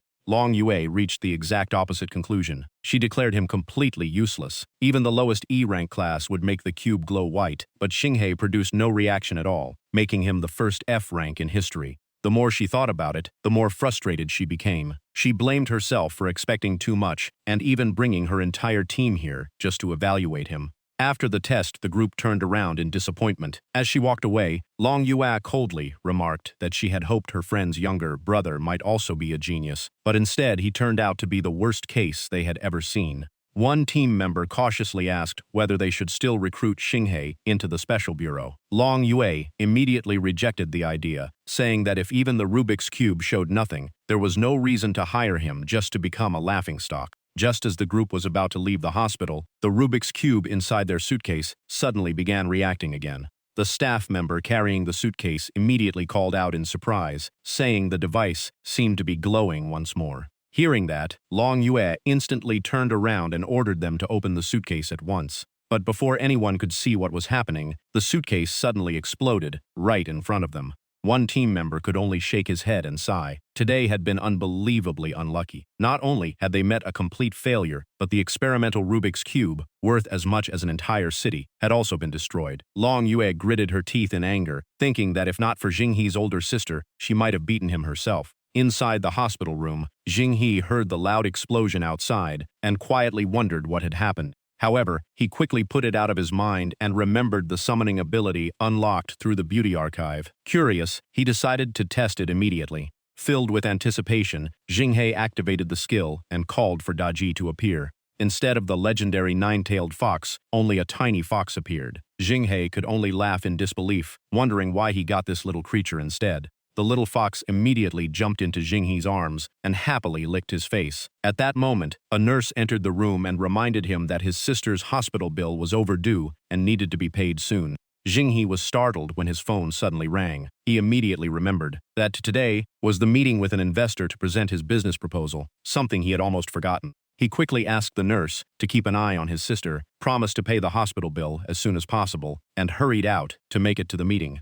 Not long afterward, a taxi stopped in front of the Qingxi Group headquarters. The driver said the fare was 23 yen. Xingis was surprised because the trip had been so short, but the driver laughed and said that was the address Qingyi had sent. If he wanted, they could always drive around a few more times. After paying the fare, Xingyi tightly hugged his proposal folder and encouraged himself. As long as he secured Today's investment deal, his sister's medical expenses would no longer be a burden, so he had to give it everything he had. But the moment he reached the company entrance, the security guards stopped him. They asked whether he had an invitation or an official appointment. When Jing answered no, one guard immediately pointed toward the sign by the gate. The sign clearly read no unauthorized entry, no dogs allowed. Hearing that, the little fox on Jing's shoulder immediately fluffed up and protested, insisting that it was a fox, not a dog. Jing could only smile awkwardly, politely asking the guards to let him in and promising not to bring the fox inside. Just as Jinghe was waiting outside the gate, an elderly man suddenly appeared behind him. The moment he saw the little fox on Jinghe's shoulder, he became visibly excited, insisting he could not possibly be mistaken and believing that person had finally returned. Meanwhile, Jing patiently explained to the security guards that he was not a stranger and had an appointment with President Su. The guard only laughed, boasting that he had guarded the company for 10 years and would never fall for such an obvious lie. The guard loudly declared that President Su was a powerful and cold-hearted businesswoman, accusing Jinghe of pretending to know her. Although Jinghe repeatedly tried to explain that he had never claimed to be President Su, the guard kept cutting him off. Before anyone could say another word, the elderly man landed a heavy punch on the guard. Furious, he demanded to know who was truly blind. Holding his swollen face, the guard lay on the ground in shock and called the old man Chief Steward Zhao, asking why he had been hit. The old man simply called him blind and refused to explain anything further. Ignoring the guard, the old man immediately bowed to Jinghe and apologized for the company's poor reception before respectfully inviting him inside. Jinghe politely thanked him, though he secretly wondered whether this was normal hospitality or if something else was going on. After entering the building, an employee escorted Jinghe to President Su's office and explained that she was still in a meeting, asking him to wait a little longer. Looking around the spacious and luxurious office, Jinghe could not help admiring the style of a top-tier corporation. Another man was already waiting inside the office. After hearing that Jinghe had been invited by President Su, he immediately stood up and carefully examined him. The man laughed and introduced himself as Li Erqiu, saying it had taken him 10 years to climb to the position of vice president. He confidently declared that Jinghe would never fool him. Hearing such familiar words, Jinghe could only sigh, feeling as though he had met another version of the security guard. Li Erqiu insisted that President Su had invited him to discuss business, so there was no way she would also meet someone like Jinghe. Jinghe calmly replied that perhaps Li Erqiu's meeting today was actually because of him. Li Erqiu immediately dismissed the idea, insisting that someone of President Su's status would never pay attention to Jinghe. He even swore that if Jinghe had really been invited, he would stand on his head and drink anything. Jinghe could only sigh again, wondering why people kept making such bizarre bets. At that moment, Su Jingyu entered the office with an icy presence. The instant she saw what was happening, she angrily scolded Li Erqiu for daring to disrespect Mr. Yun. Without another word, she slapped Li Erqiu across the face, leaving everyone in the room stunned. Watching the scene, Xinghe quietly thought that this really must be the company's corporate culture. The atmosphere suddenly changed. Su Jingyu and Chief Steward Zhao both dropped to their knees before Jinghe, respectfully addressing him as Mr. Yun, while also bowing toward the little fox and calling it ancestor. After bowing, Su Jingyu quietly asked Steward Zhao why the ancestor had not responded at all. After thinking for a moment, Zhao suddenly understood and explained that the ancestor was currently inside an animal's body and could not speak human language, so they needed a different way to communicate. Su Jingyu immediately nodded in understanding. She believed the ancestor had deliberately returned in this form to hide its identity from outsiders, so she had to cooperate as well. Without hesitation, Su Jingyu suddenly switched to the fox's language and seriously began barking, creating an unbelievably awkward scene. Steward Zhao stood frozen in disbelief. He could not help wondering if this was another special test from the ancestor. So the cold and elegant President Su had only been putting on an act all these years, because when necessary, she could actually go this far. Thinking that, he quickly led Jing She out of the office and shut the door behind them. From inside the office came Su Jingyu's voice, accompanied by cheerful background music, asking everyone to let Mr. Yun wait outside for a while. Li Erqiu remained kneeling on the floor, repeatedly apologizing to Jinghe. He was now completely convinced because anyone capable of making President Su act this way could not possibly be ordinary. Inside the office, Su Jingyu continued holding Daji with the utmost respect, while doing her best to imitate fox sounds in an attempt to please the ancestor.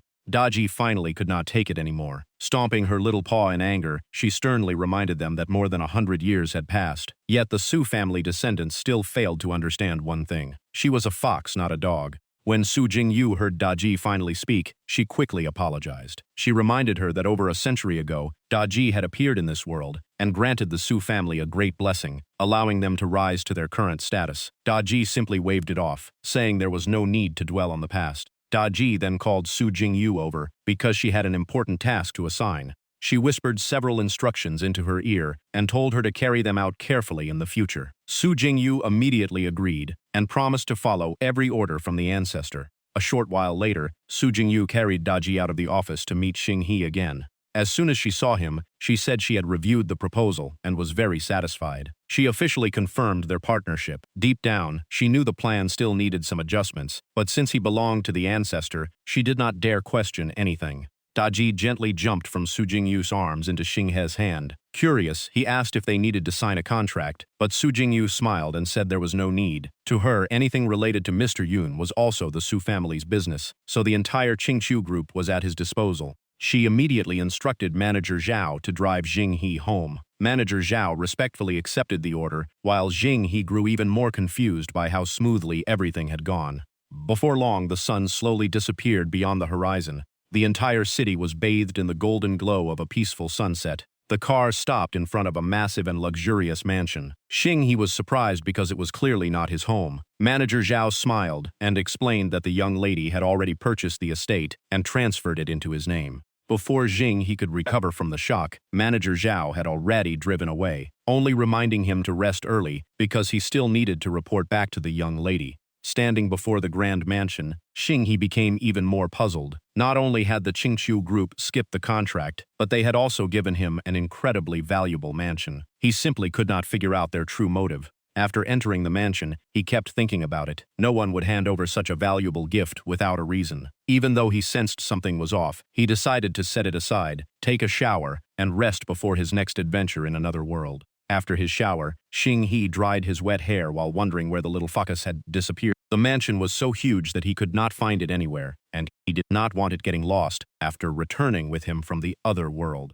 But the moment he entered the bedroom, Xinghe froze. Su Jingyu, dressed in a seductive outfit, was already waiting on the bed. She smiled sweetly and said she had been waiting for him for a long time. She even joked that she had eaten a very sweet candy today and wanted to share it with him. The unexpected sight left Xinghe completely stunned, and he nearly got a nosebleed from the shock. Meanwhile, Su Jingyu was extremely nervous. She believed everything was part of the ancestor's mission to test Mr. Yun's character. Since she had never been in love before, she had no experience with romance, and only hoped she would not disappoint the ancestor. Blushing deeply, Su Jingyu softly asked why Mr. Yun was still hesitating. Xinghe immediately avoided the topic, telling her to change clothes first so they could talk later. In his mind, he stayed on full alert. He had no money or status, while she was the chairwoman of a major corporation, so she had to be hiding some kind of motive. Just as Xinghe turned to leave, he accidentally stepped on his bath towel. He lost his balance and fell straight toward the bed. In that instant, he could only think that things were about to go very wrong.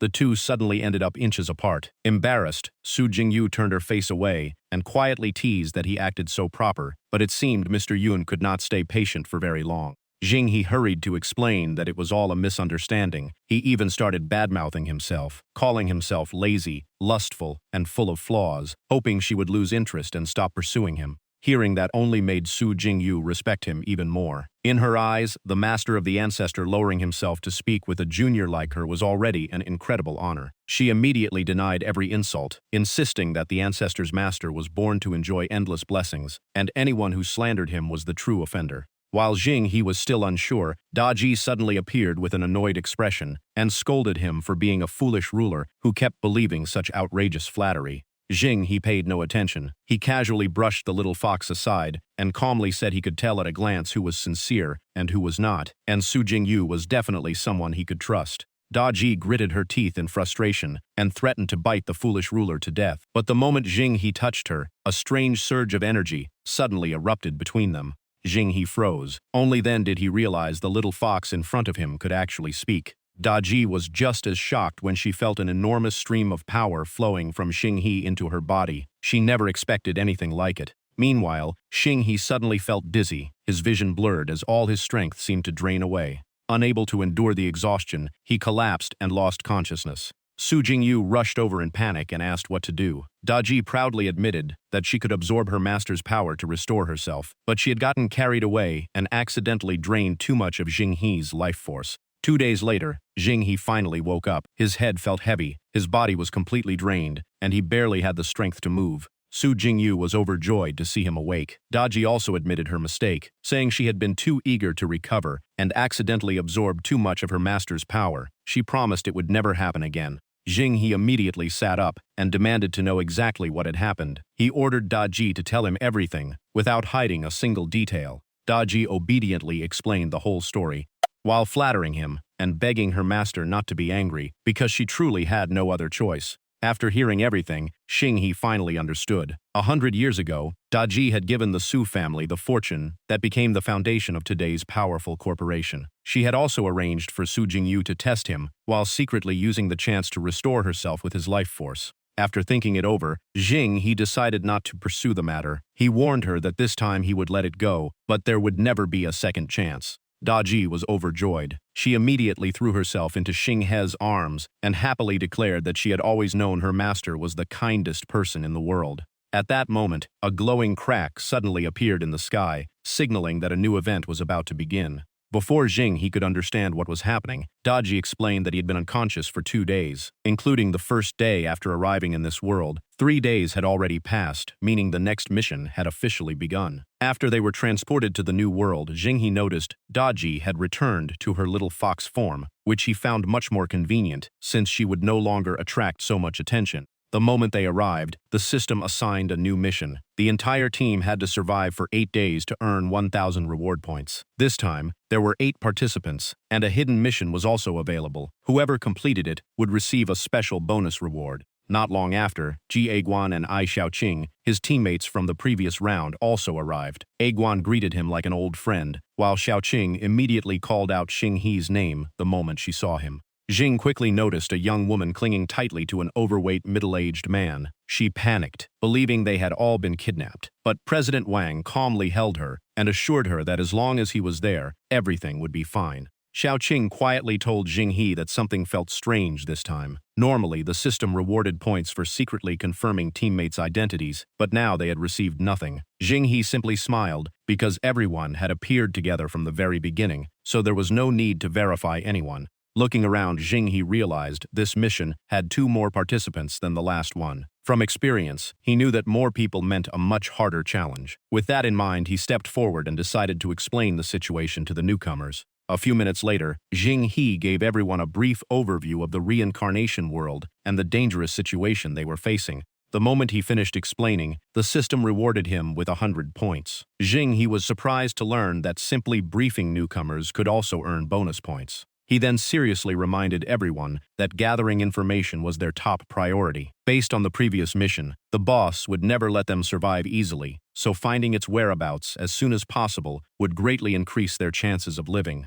Unlike everyone else's serious attitude, President Wang burst into laughter. He insisted the whole thing was just an elaborate kidnapping scheme and even claimed the kidnappers had hired fake victims to fool them. After saying that, President Wang proudly waved around his money and told Jinghe to name his price. As long as they were released, he would pay any amount. The young woman beside him quickly agreed, insisting that money could solve anything, and if it was not enough, they could simply pay more. Watching the scene unfold, Jinghe could only sigh. These people had no idea how dangerous their situation truly was. Finally losing his patience, Jinghe raised his gun and pointed it directly into President Wang's mouth. He coldly declared that he had already said everything that needed to be said. Whether they believed him or not was their choice, but they had better not become a burden. President Wang instantly turned pale and dropped to the ground in terror. Jinghe then questioned the newcomers about what had happened before they arrived. He secretly guessed that this time he had been transported directly, unlike before, so only the newcomers had likely encountered monsters in the real world.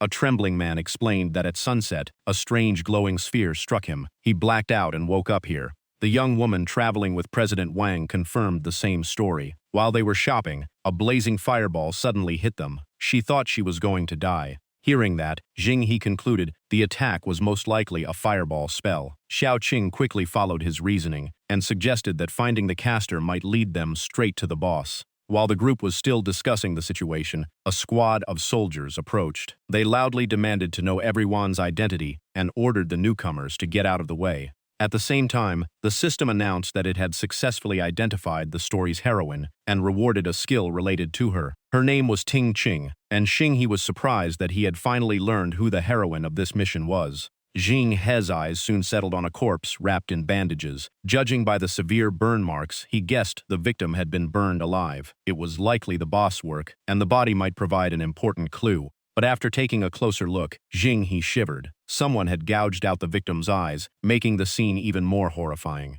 Ting Ching immediately became anxious and repeatedly called for the military doctors to save the wounded. However, her subordinates could only report that every medic had mysteriously disappeared from the camp without a trace. Seeing an opportunity, Xing He quickly pushed Xiaoqing forward and calmly introduced her as a skilled healer who might be able to help. He had already planned this because Xiaoqing had recently become a healer, making this the perfect chance to prove herself. Hearing that, Ting Ching immediately accepted and thanked them for the help. At the same time, the system announced that because Xing He had given the heroine a glimmer of hope, her favorability toward him increased by 10 points. Xing He smiled to himself. His plan was to let Xiaoqing treat the patients while investigating clues and improving his relationship with the heroine at the same time. Then he continued asking about the wounded soldiers. Halfway through, Xing He changed his approach. He pretended to be a newly recruited soldier who knew nothing about the current situation and respectfully asked the female general to explain everything. Ting Ching let out a quiet sigh before slowly recounting the entire story with a heavy expression.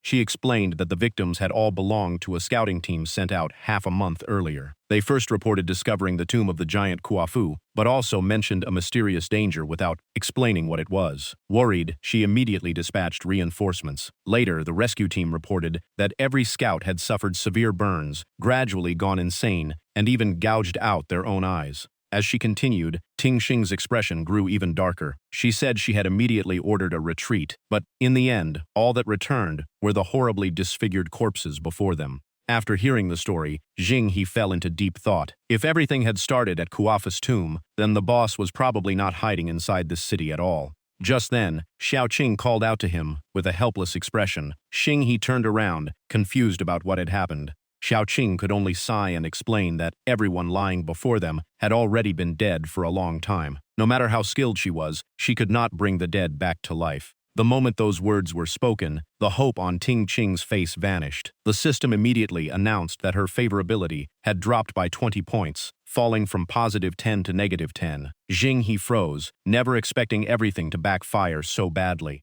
Meanwhile, in another part of Kangzhou City, the secretary traveling with President Wang nervously asked whether sneaking away from the others like this was really safe. President Wang did not care in the slightest. He insisted everything was staged, pointing at the city walls and nearby buildings as proof that this was nothing more than a giant movie set. Even when the secretary mentioned Xing He's gun, he confidently claimed it was just a prop and lectured her for being too inexperienced to see through the trick. President Wang then urged her to leave, saying every minute of his time was worth millions, and he had no interest in playing along with the others. He was already thinking about returning to enjoy himself with his secretary, as if nothing had happened. But at that very moment, the secretary suddenly went deathly pale and called out to President Wang in absolute terror. When he turned around, he saw a giant towering above the city walls, staring directly down at the two of them. The secretary trembled uncontrollably and stammered as she asked whether the giant monster in front of them was also just another movie prop, just like President Wang had claimed.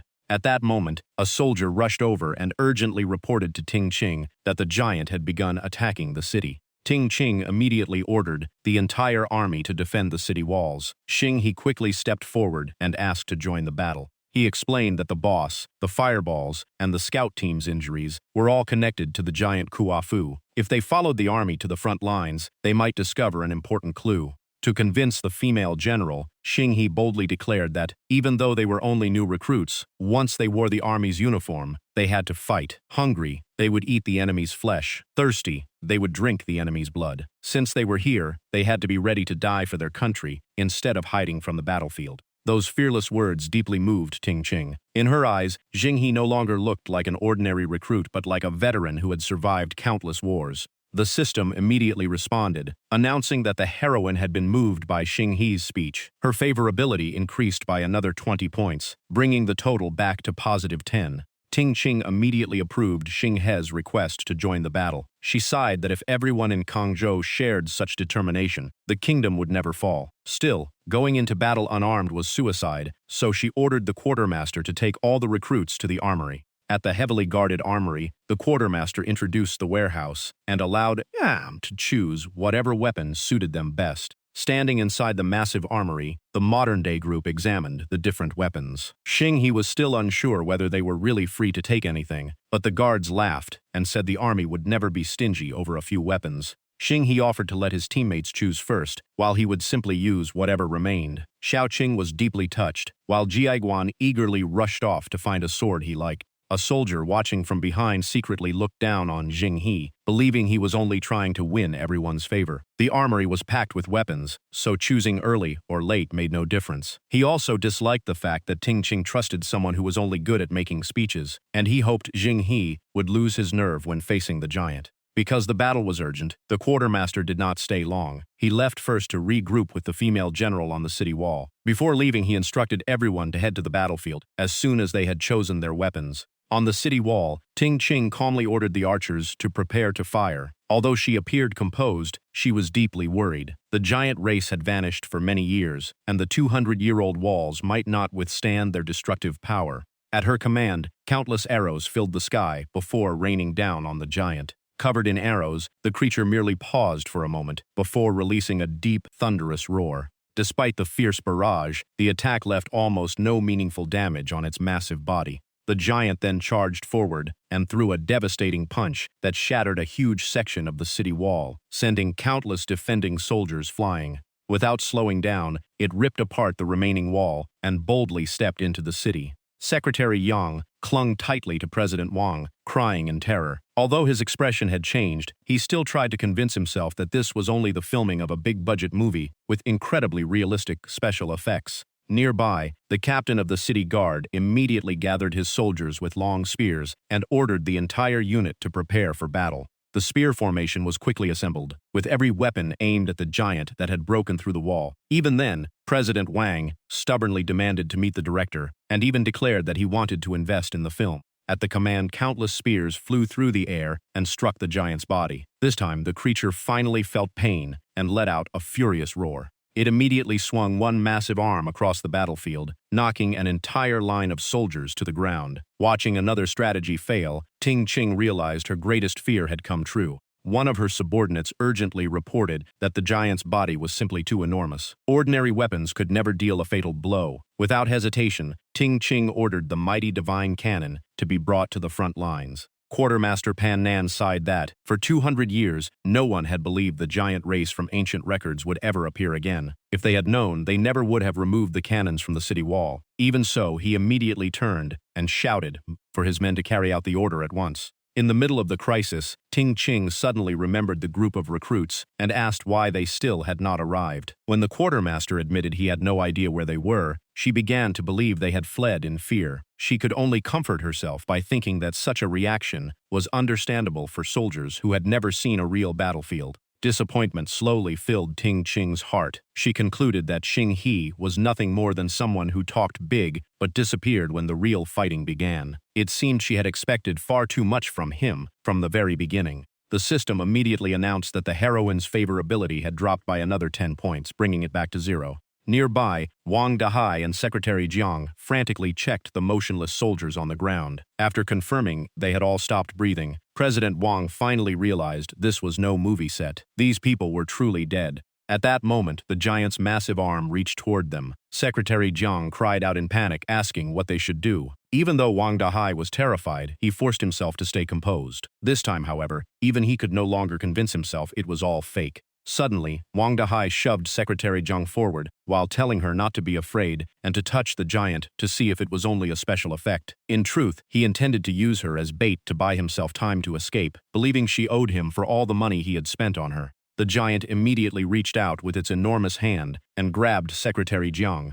Realizing she had been sacrificed, she screamed in terror and cursed Wang Dahai, swearing that even as a ghost she would never forgive him. Wang Dahai showed no regret. Instead, he laughed cruelly. In his eyes, women could always be bought with money, and dying in place of a billionaire like him was an honor. Without giving her another chance to struggle, the giant crushed Secretary Jiang to death in its hand. On the city wall, Mulan anxiously asked whether the mighty divine cannons had arrived yet. Her subordinate reported that each cannon weighed over 150 kilograms, making it impossible to transport them quickly by manpower alone. Then, even worse news arrived. Every cannon and weapon inside the armory had completely disappeared, leaving Mulan in utter disbelief. The news spread rapidly through the ranks, crushing the soldiers' morale. No one could understand how an armory under heavy guard had been emptied without anyone noticing. Some soldiers fell into despair, believing there was no point in fighting without cannons or weapons. As the crowd began discussing escape, a powerful voice suddenly echoed from behind them, declaring that the situation was not hopeless yet.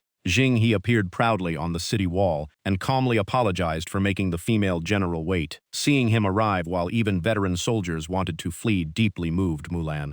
The system immediately recognized her emotions and increased the heroine's favorability by 20 points, raising the total to 20. The quartermaster remained skeptical. He believed that if the entire army was powerless, a mere recruit like Jing, he could not possibly change anything. He even mocked Jing He's calm expression, convinced he was actually terrified inside. Jing He ignored the ridicule. He flew into the sky and activated countless magic circles, summoning an endless rain of gleaming metal weapons. He calmly declared that fear only existed when there was not enough firepower, then told Mulan to watch closely. Under Jing He's overwhelming assault, the giant was quickly defeated and crashed to the ground. The system immediately confirmed that the hidden mission had been completed, rewarding him with 200 points, and the giant's spinal fluid, an item that allowed its user to transform into a giant for 3 minutes. Standing atop the city wall, Jing He confidently asked whether he had disappointed the female general. Mulan smiled and shook her head, admitting that he had given her an incredible surprise and promising to reward him properly for this achievement.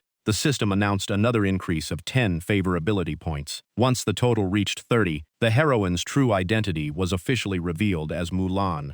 However, a nearby soldier stared suspiciously at the familiar cannons. After a few seconds, he suddenly realized that every one of those weapons had come from the armory that had just been emptied. The soldier immediately pointed at Jing He and loudly accused him before Muflan, claiming there was a traitor in the army, and that Jing He was the one who had stolen every weapon. Mulan did not let him continue. She slapped him across the face and silenced him on the spot. Coldly, she demanded to know whether they should really drive away a rare talent like Jing He, just because of such a foolish accusation. In truth, Mulan knew perfectly well that Jing He had emptied the entire armory, but without him delivering the cannons in time, the giant would have flattened the city and left long before the soldiers could move them by hand. The soldiers still refused to give up. He argued that nearly all of their arrows and long-range weapons had been used during the battle. Others quickly agreed that even if they wanted to keep fighting, they could never harm such a giant monster with their bare hands. Hearing that, Jing He calmly stepped forward and said that weapons were the one thing he had no shortage of. Instantly, countless magic circles lit up and released thousands of sharp weapons that covered the ground.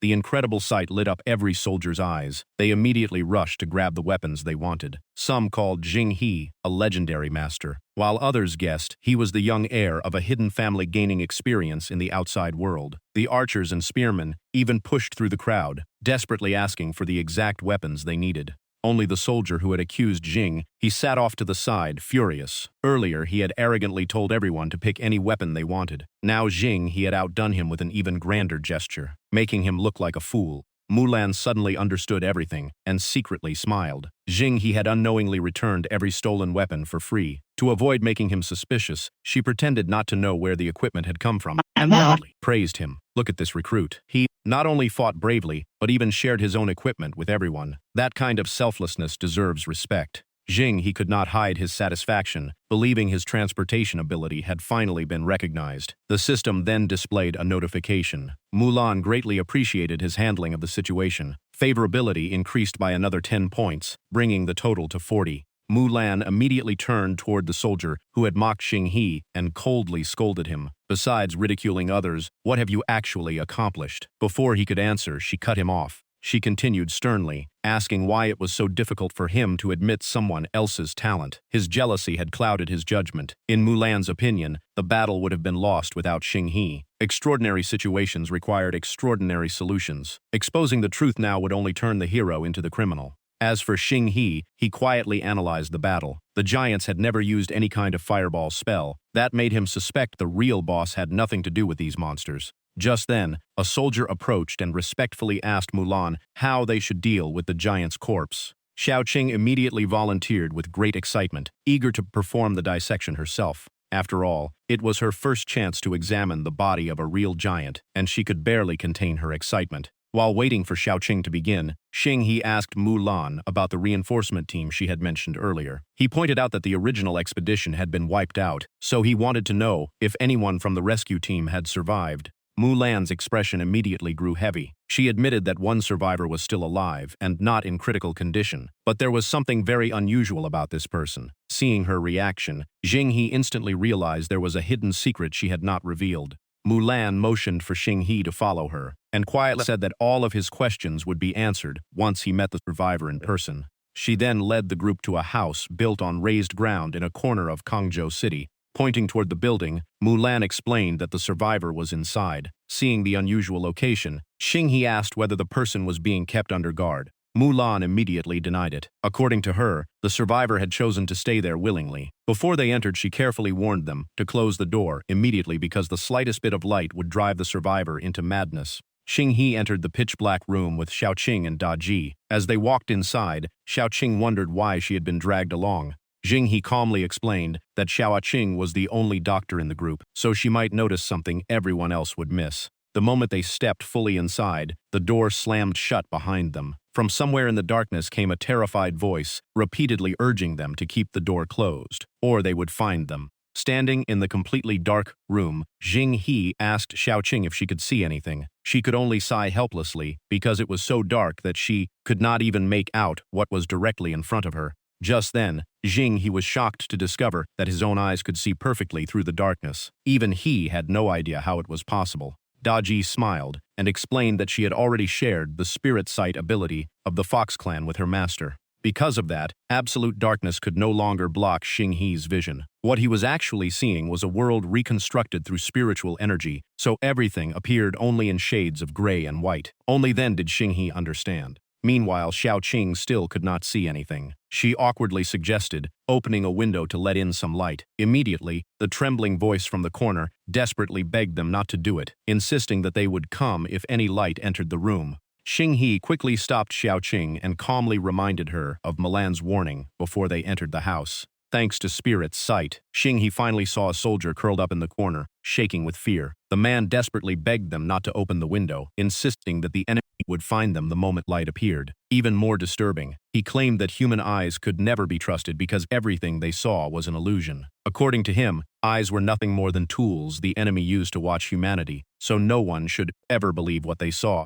The sight of the soldier, curled up, crying and shaking in the dark, left Xing He deep in thought. He asked Da Ji if her abilities had revealed anything. Annoyed that he mixed up her identity, Da Ji quickly corrected him. She then explained that what she sensed was actually spiritual energy released by an unknown existence. Since the soldier kept saying they would find him, she guessed that the energy had taken the form of countless invisible eyes watching everything. Xing He wondered if the entire scene was just an illusion. Da Ji immediately denied it, saying that spiritual energy had no physical form but could still cause real harm. Xing He approached the soldier with a calm attitude and explained that Mulan had brought them here. He only wanted to ask about what had happened before. The soldier became even more terrified. He backed away and begged Xing He to stop asking, because the moment they mentioned it, those things would track them down. Seeing the man completely consumed by fear, Xing He realized talking was pointless. He decided to use another method. Da Ji curiously asked what he was planning. Without any warning, Xing He suddenly threw Da Ji straight toward the eyes hidden inside the illusion. Instantly, every strange eye locked onto her at the same time. While their attention was distracted, Xing He moved close to the soldier and coldly asked if he could finally calm down and tell the truth. He pressed the soldier to reveal what he had personally witnessed at Changgu Valley half a month earlier. After calming himself, the soldier began recalling the past. He said the expedition had discovered the tomb of the legendary giant Kuafu. When the support team arrived, the massive coffin was already open. He personally saw that Kuafu's body remained perfectly preserved after thousands of years. In his memory, the giant had brown skin, golden hair, a golden loincloth, and countless red patterns covering his body. The strangest part was that both eyes were completely gone, leaving only 2 empty sockets, while burn marks covered the entire corpse. The soldier clutched his head and kept shaking as he continued. Everyone who touched the body was burned to death except for him. The terrifying part was that no one ever saw any flames. He believed the cause was a horrifying fire poison hidden inside the markings on Kuafu's corpse.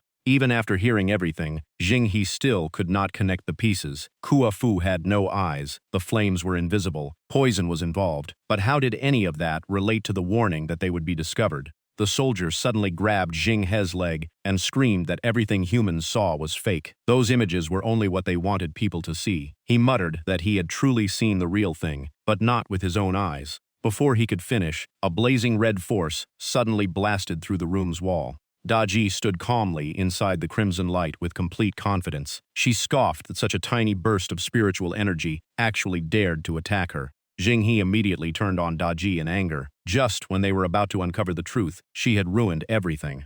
At that moment, a strange golden mask suddenly appeared in Jinghe's hand. The system identified it as an Shrank Golden Mask, an ancient relic made of pure gold. Its greatest ability was blocking sight, allowing the wearer to avoid being burned even while looking directly at the sun. Its durability was 3. Jinghe stared at the mask in confusion. To him, it simply covered the eyes and blocked light, so it hardly seemed worthy of an Ashrank. Before he could think further, he realized the soldier had vanished. A terrible feeling hit Jinghe, and he immediately rushed outside. Looking up at the city wall, Jinghe was horrified to see the soldier had gouged out both of his own eyes. Blood poured down his face as he stood at the edge. In despair, the soldier said the mask had been found inside Kuafu's tomb and must be protected because one day it would save a life. Jinghe rushed forward and begged him to stay calm because the story was still incomplete and the full truth remained unclear. Sadly, it was already too late. The soldier jumped from the wall and cried that they had finally found him. His body no longer belonged to him, and deep down he had wished for death for a very long time. Before his final breath, the soldier confessed that he had only survived because he cowardly abandoned his comrades and fled alone. Ironically, he had been the one sent to rescue them. Guilt had haunted him ever since, and now he only wished to join those who had died. A man like him, he said, was not worth saving. He looked straight at Jinghe and said Jinghe was nothing like him because he possessed the courage he never had. He begged Jinghe to never trust his own eyes because they were the tools those things used to watch humanity. With a faint smile, he whispered that every answer lay with Kuafu before taking his last breath. Watching everything unfold without being able to save the man, Jinghe slammed his fist into the wall, overwhelmed by anger, regret, and helplessness. Seeing her master like this, Daji spoke with concern. Xiaoqing sighed softly and said Daji could never understand such pain because she was not human. She then asked if Daji knew what the greatest suffering in the world was. Daji calmly replied that the greatest pain was watching someone's life slowly fade away while being completely powerless to stop it.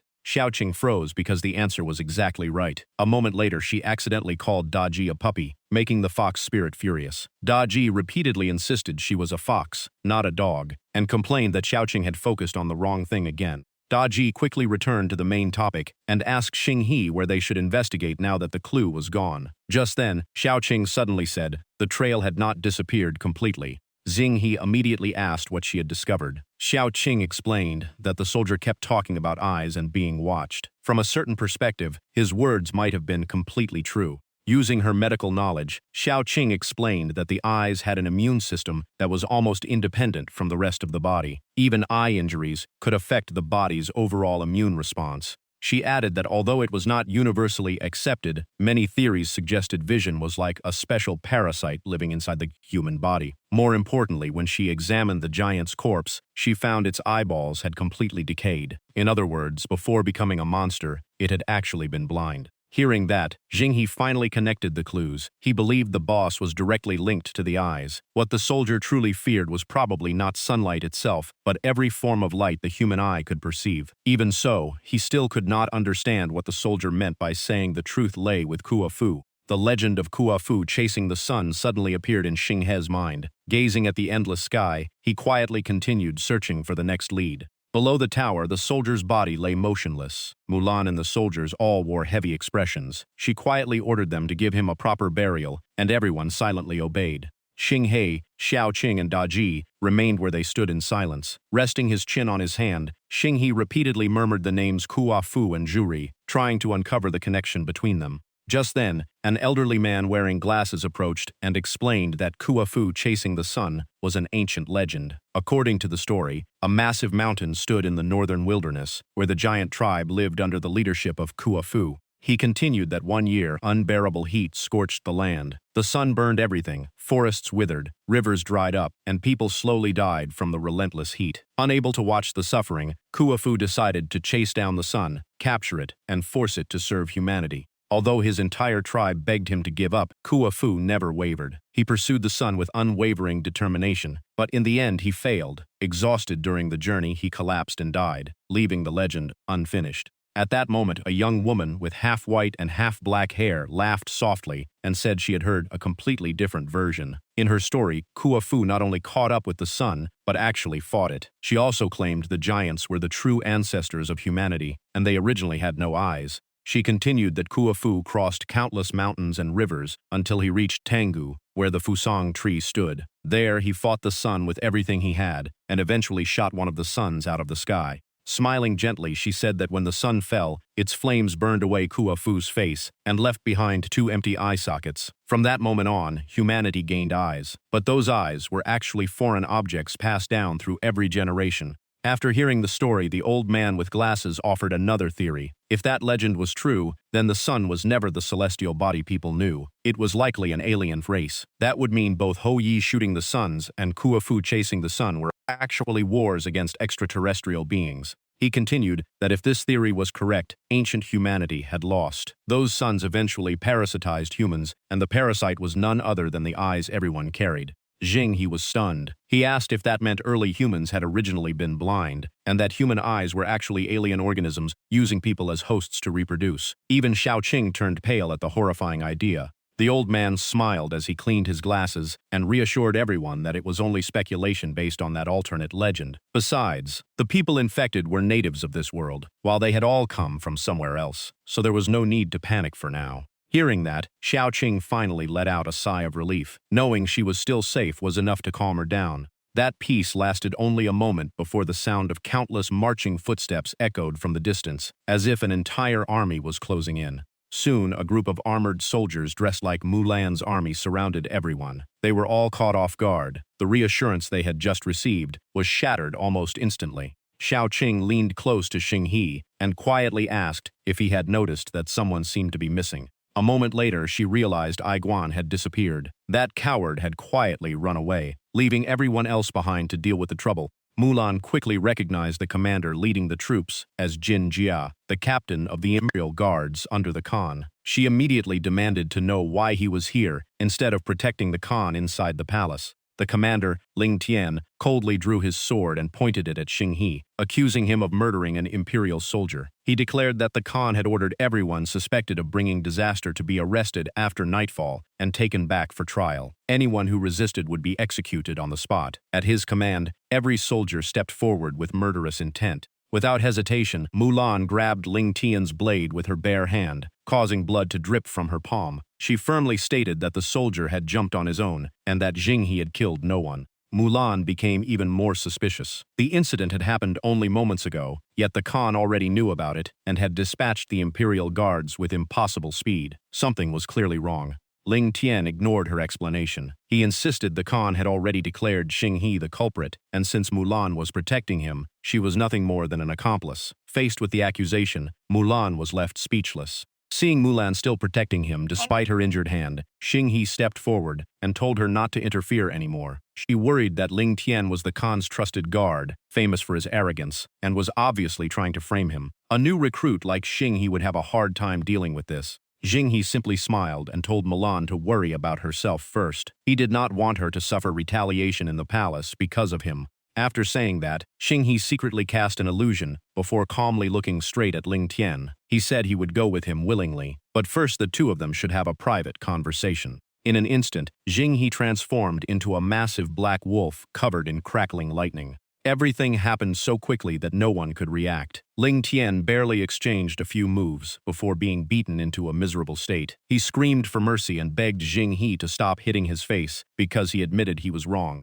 After teaching Ling Tian an unforgettable lesson, Xinghe calmly brushed the dust off his hands and returned to normal. He smiled at Mulan and said they had enjoyed a pleasant conversation, adding that Ling Tian was actually a very reasonable man and not arrogant at all. Mulan could only stare in silence at the commander, whose swollen face, shattered armor, broken sword, and pitiful appearance made him almost unrecognizable. Ling Tian completely changed his attitude. Trembling, he flattered Xinghe non-stop, praising his strength and saying he had always known Xinghe was extraordinary. He even promised that whenever Xinghe called, he would immediately come to help. Watching such a lightning-fast change of attitude, Mulan could only stand there in disbelief. She secretly thought that anyone beaten so badly even their own family could not recognize them, yet still acted. This obedient was truly something else. Watching everything unfold, Mulan could not help finding a strong man like Xinghe incredibly attractive. She even wondered if he would dare treat her the same way. At that moment, the system announced that Mulan's approval had increased by 10, raising her affection to 50.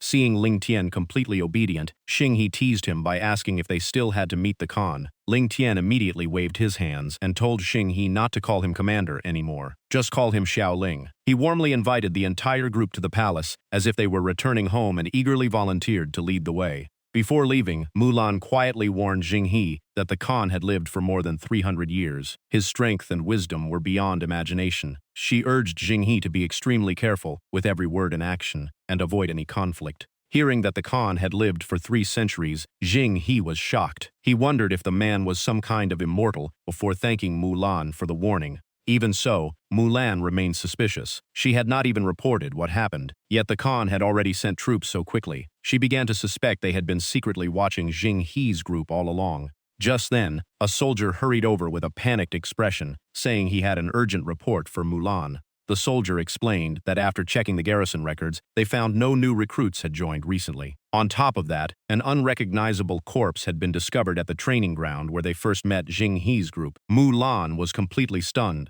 The soldier continued that the clothes on the corpse were unlike anything worn by the people of Shangzhou. Instead, they perfectly matched the outfits worn by the fake recruits. Mulan immediately looked at Xinghe and his companions in shock as the truth finally started falling into place. After that, Ling Tian continued, leading the group into the capital and straight into the royal hall. Sitting at the highest seat was the Khan. He wore sealed armor and a mask that covered his entire face, making him look like a living statue. The guards standing beside him wore similar armor but without masks. As soon as everyone arrived, the Khan greeted both Ling Tian and Xinghe's group. Xinghe quietly observed the Khan. He noticed the mask looked very similar to the strank golden mask he had obtained earlier, except the eye holes were left open so the wearer could still see. That detail immediately caught his attention. While everyone was talking, Xiao Qing secretly activated Observation Insight, a basic medical skill that greatly enhanced perception. She extended her spiritual sense through the Khan's armor to examine his condition. Only seconds later, her face changed as she quietly called out to Xinghe after discovering something extremely disturbing.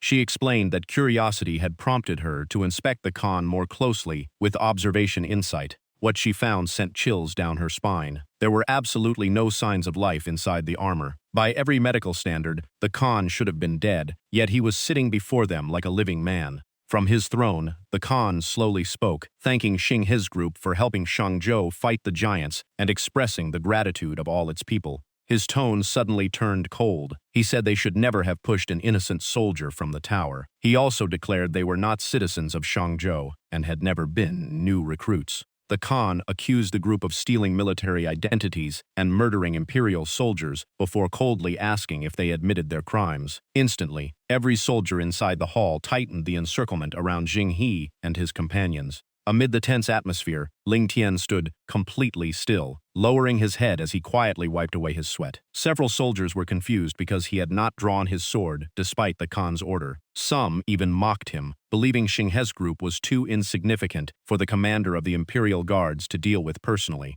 Standing before the Khan, Ling Tian kept his head lowered as sweat soaked his back. Internally, he cursed his foolish subordinates. They spent all year guarding the palace, so they had no idea how terrifying Jing He really was. Even he did not dare challenge Jing He, yet they still thought these were just ordinary people. The Khan slowly rose from his throne and announced he would give the group one chance to redeem themselves. If they officially joined the Shangzhou army and continued fighting the giant race, every past offense would be forgiven. Jing He calmly replied that if the Khan already knew they had faked their identities, then he should also know they were not responsible for the soldier's death. At that moment, the system presented a new choice: join the human faction or not. It also reminded him that each faction offered different stage-clear rewards. The Khan merely smiled mysteriously and answered that the truth had never mattered. Whoever he declared guilty would become the guilty one. The final outcome depended entirely on Jing He's decision. The old man with glasses reminded everyone that they had all seen the system's choice. The girl with two-tone hair hesitated, while Xiaoqing sighed and said they had no way out. Joining the human faction seemed like their only option. Just then, a familiar voice suddenly echoed through the hall, saying there was still another choice. Xiaoqing quickly turned toward the speaker. Ai Guan stepped out of the shadows with a knife pressed against the Khan's throat. He was wearing a blank bronze mask that could block observation and had maximum durability. Seeing this, Ling Tian immediately shouted that there was an assassin. He ordered everyone to protect the Khan and summoned the entire Imperial Guard outside to surround the hall. Xiaoqing leaned toward Jing He and whispered that the person threatening the Khan looked a lot like Ai Guan. Jing He laughed and told her to be more confident. She could drop the words "looked like" because it really was Ai Guan. Xiaoqing was still confused, leaving Jing He speechless. He sighed and joked that she should quit the team if she kept reacting this slowly. Keeping the blade against the Khan's neck, Ai Guan loudly questioned why those sitting at the top always enjoyed every privilege. If there was a chance to overthrow him, why not take it? He even proudly declared that he was an incredibly fearless man. Ling Tian stood there, with his jaw hanging open. He suddenly remembered telling Jing He to treat the palace like his own home, just to flatter him. He never imagined this group would actually try to take it over. Xiaoqing hurriedly told Ai Guan to stop, because the Imperial Guard had already surrounded the palace. She was both terrified and impressed. She had thought Ai Guan ran away out of fear, but he had actually been preparing something this bold. Without even turning around, Ai Guan coldly replied that emotions only slowed down the speed of drawing his blade. At that moment, countless soldiers poured into the hall like a tidal wave.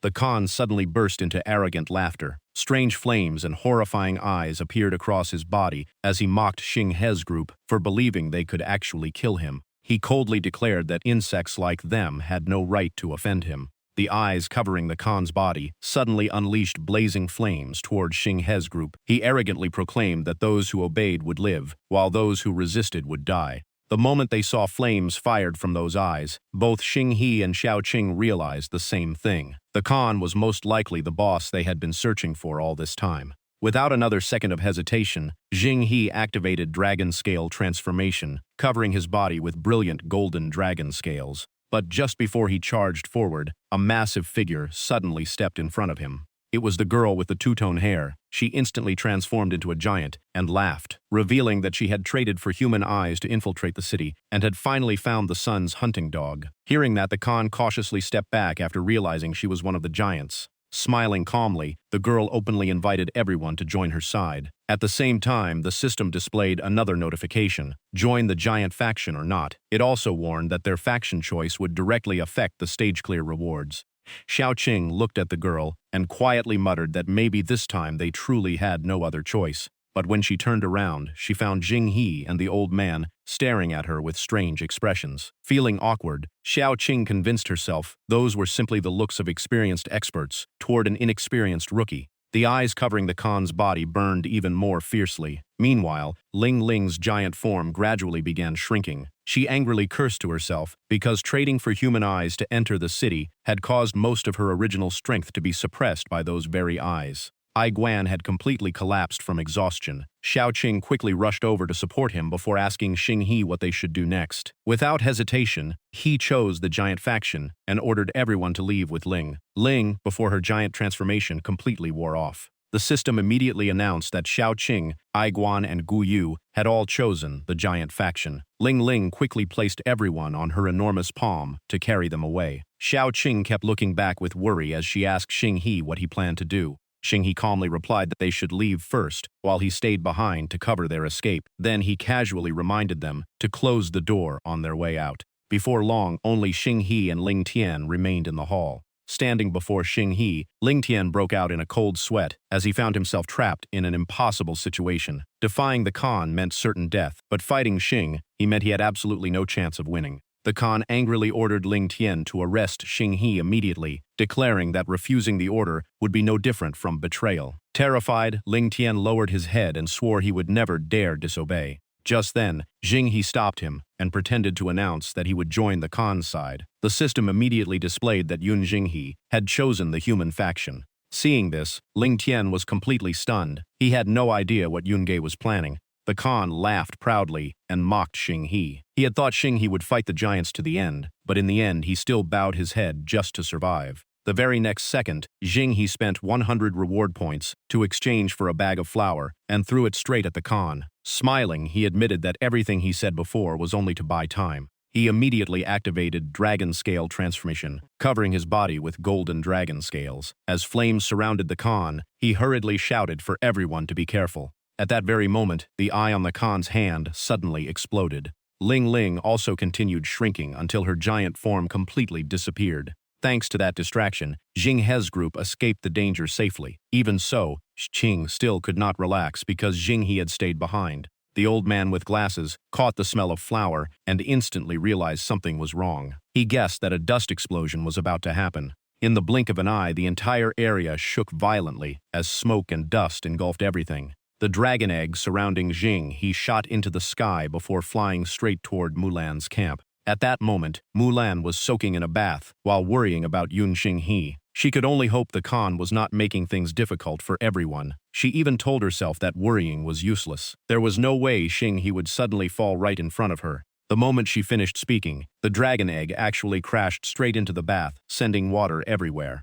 Just then, a terrified soldier rushed in to report that a massive explosion had occurred inside the royal palace. But the instant he saw Mulan hugging a gigantic egg, he froze and started stammering in disbelief. Furious, Mulan splashed an entire bucket of water onto the soldier and shouted for him to get out immediately. The shell of the dragon egg slowly began to dissolve. Inside was Jing He, wearing an awkward smile as he greeted Mulan, saying it really was quite a coincidence that they met again. The system announced that Mulan's affection had increased by another 10 points, reaching 60. Even Jing He had no idea why it happened. He immediately turned to blame Daji for sending him here. Hiding behind him, Daji innocently smiled and claimed this was already the best solution before wishing him good luck. Deep down, Daji secretly enjoyed the moment because Xinghe had once dared to call her a dog. Meanwhile, Xinghe was too embarrassed to even look Mulan in the eyes. Mulan stood up and loudly demanded to know why Xinghe had barged into her tent with a hidden weapon in the middle of the night. Was he trying to assassinate his commanding general?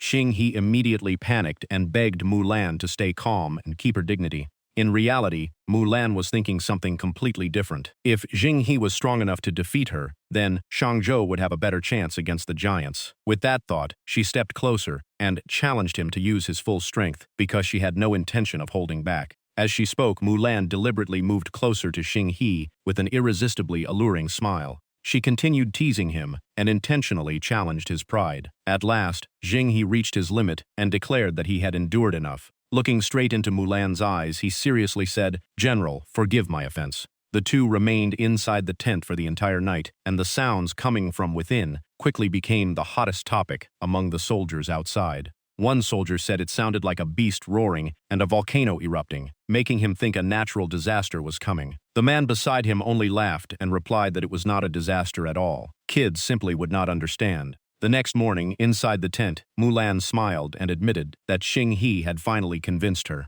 She gently helped Xinghe straighten his clothes before happily calling him her husband and saying she was looking forward to the days ahead. Standing beside her, Xinghe could only sigh because everything had gone far beyond his expectations. Remembering that the system once said Mulan was born to admire strength, Xinghe finally realized that strength carried another meaning as well. The system then announced that, after one unforgettable night, Mulan had completely acknowledged him. Her affection increased by another 40 points, reaching the maximum of 100. The beauty scroll also revealed Mulan's background. She was the female general who had guarded the 50-meter wall, protecting Yangzhou for hundreds of years. The people had lived in peace for so long that they had nearly forgotten what the wall was built to resist. Only the Mu family had remembered the truth through every generation. Sadly, the only male heir of the current generation ran away, pushing the entire family to the edge of ruin. Mulan seriously warned Xinghe that Guang Junru had once discovered a family near the place where his group first appeared. That meant an infiltrator was very likely hiding among them.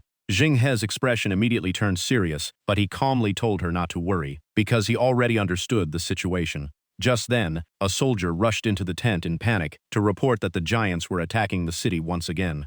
Mulan's expression changed at once. She urged Xinghe to get to the city wall with her because he had the most experience fighting titans. On the way, their argument started again. Xinghe explained that the Khan was the true mastermind and tried to convince her not to become his enemy. Mulan was furious because the Mu family's greatest shame was a traitor who had stained generations of honor with his betrayal. That traitor was her own older brother. Mulan said she became a warrior to atone for her brother's sins and restore her family's honor. She refused to let others see her as another traitor. Even if the Khan was truly cruel and ordered her death, she believed a subject must never defy the ruler. Xinghe coldly shot back that it was nothing but blind loyalty forced by feudal beliefs. A nearby soldier overheard them and angrily demanded to know who Xinghe was to insult their general. Mulan slapped the soldier so hard, he staggered backward and warned him to stay out of their business. Even though she defended Xinghe, her beliefs never changed. Mulan decided to end the argument for now and focus on stopping the Titans first. Left with no choice, Xinghe agreed to continue later. After leaving, Xinghe secretly called Daji over and said Mulan refused to listen, so it was time to use their backup plan. Xinghe took out a tube filled with Titan spinal fluid and handed it to Daji. Daji looked at it and secretly felt her master had finally accepted her fox spirit identity. She bit the tube and confidently promised to finish the mission. Outside the execution grounds, every soldier had assembled and was ready to face the enemy. Standing on the wall, Mulan watched the battlefield and calmly asked for the latest report. A trembling soldier stared into the distance and reported that every Titan from Yangku seemed to be charging toward them. Faced with such overwhelming numbers, he could hardly believe anyone would survive. The system announced the human faction mission: repel the Titans, aid humanity, and defend Yangzhou. The reward was the third eye, along with a reminder that the Titans were naturally hostile toward this faction. At the same time, the Titan faction received its mission to destroy the fortress, wipe out humanity, and capture Yangzhou. Their reward was a level 1 evolution. Looking at the advancing Titans, Xinghe spotted Xiaoqing, Guyu, Lingling, and Gai Aiguan riding on their shoulders. For some unknown reason, the Titans suddenly went berserk and charged straight at the city wall. Even Xiaoqing had no idea what had triggered them. The moment Gai Aiguan spotted Xinghe, he happily waved and shouted to his brother. But Xiaoqing quickly noticed something strange. If the Titans went mad the instant they saw Xinghe, then he had probably joined the human faction. Xinghe simply stood there with a smile, making Xiaoqing panic even more. She could not understand why he told them to join the Titans while secretly siding with their enemies. Before she got an answer, a Titan swung its fist at Xinghe, and Xiaoqing immediately screamed a warning. Mulan stepped forward without hesitation and blocked the incoming punch with all her strength. Her eyes turned ice cold as she declared that no one was allowed to harm her husband.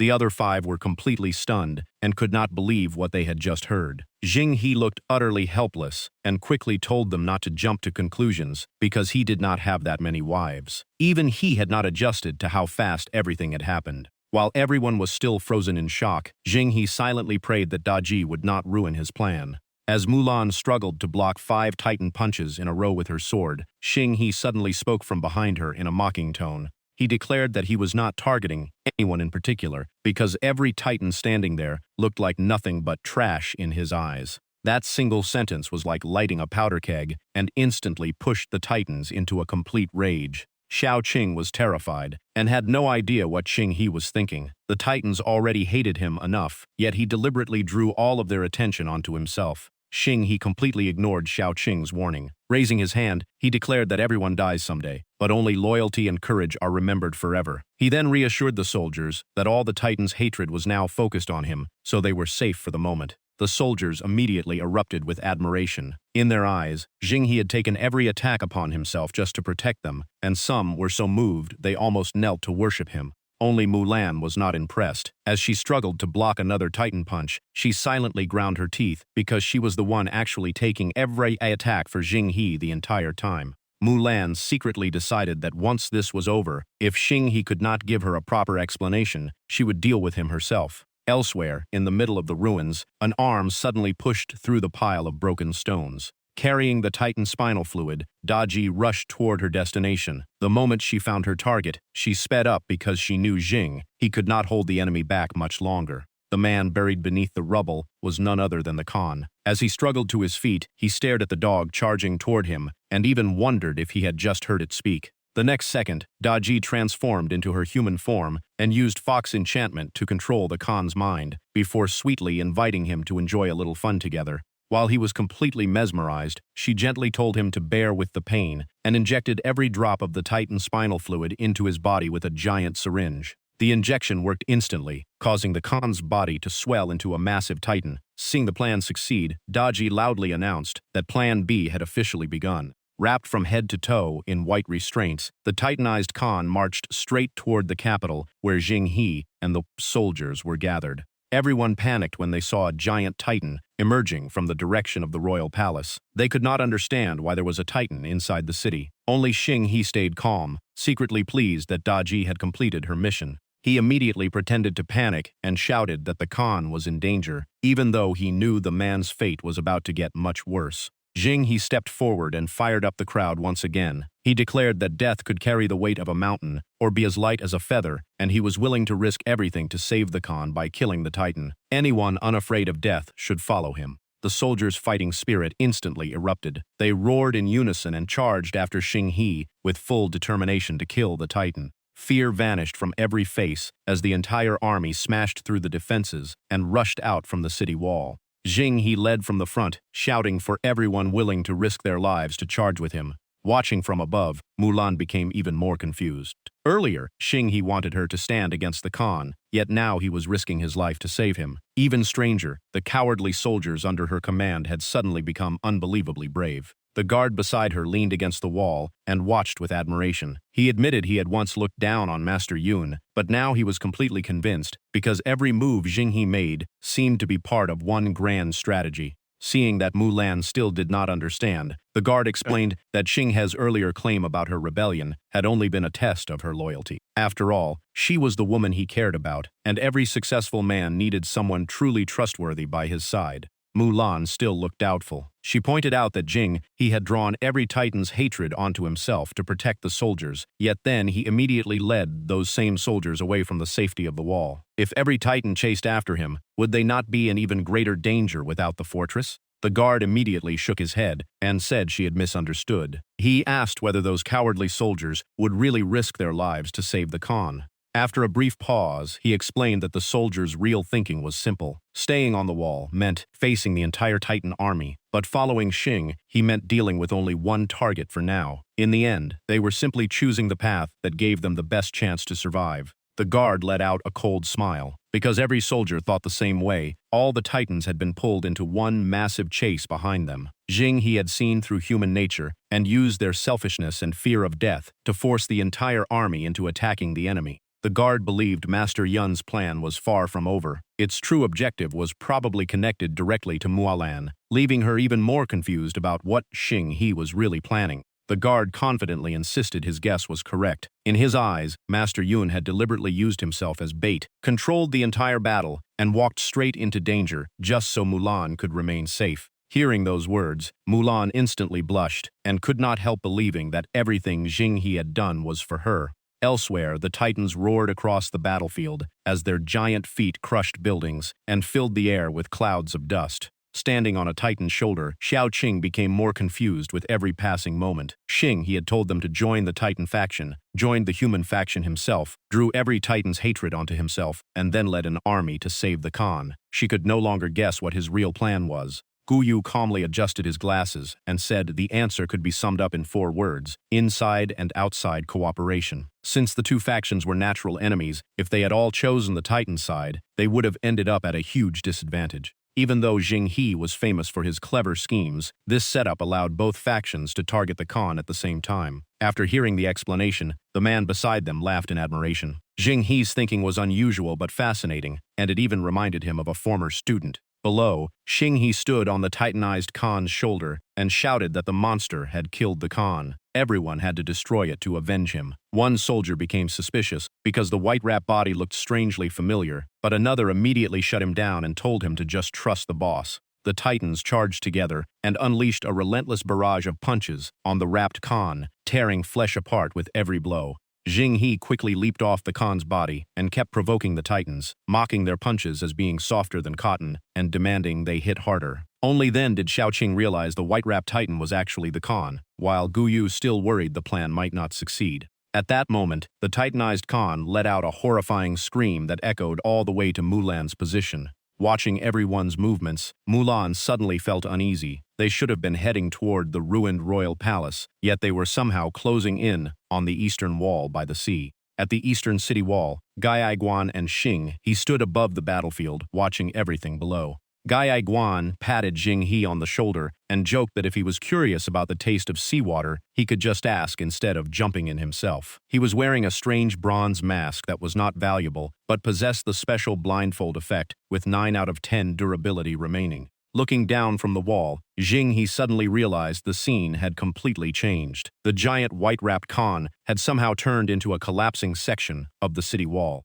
The titans continued smashing through the defenses while chasing the tiny soldiers fleeing below. Even as they ran, the soldiers shouted for everyone to keep the pressure on and kill the titans to avenge the Khan. Jing He immediately noticed something was wrong. Just moments ago, everyone had been fighting near the ruined royal palace, yet now they were somehow at the eastern wall beside the sea. While he struggled to make sense of it, a cold voice behind him declared that they had all been deceived. Jing He turned around and saw a man completely hidden beneath a cloak, hood, and bronze mask. The stranger explained that everything they had seen was only what the Eye of Ra wanted them to see. From the ruined palace to the giant wrapped Khan, it had all been an illusion. Xing He and Gai Aiguan immediately became cautious. The mysterious man stepped forward and introduced himself as Murong Yunhai, making Gai Aiguan recognize the name at once. Curious, Xing He asked if they knew each other. Gai Aiguan pointed at his bronze mask and happily explained that he had met Yunhai once before. The mask had been a gift from him, and he had even learned the echo shift technique from him. Hearing that, Xing He became suspicious because he had originally obtained that ability from Mulan Mu.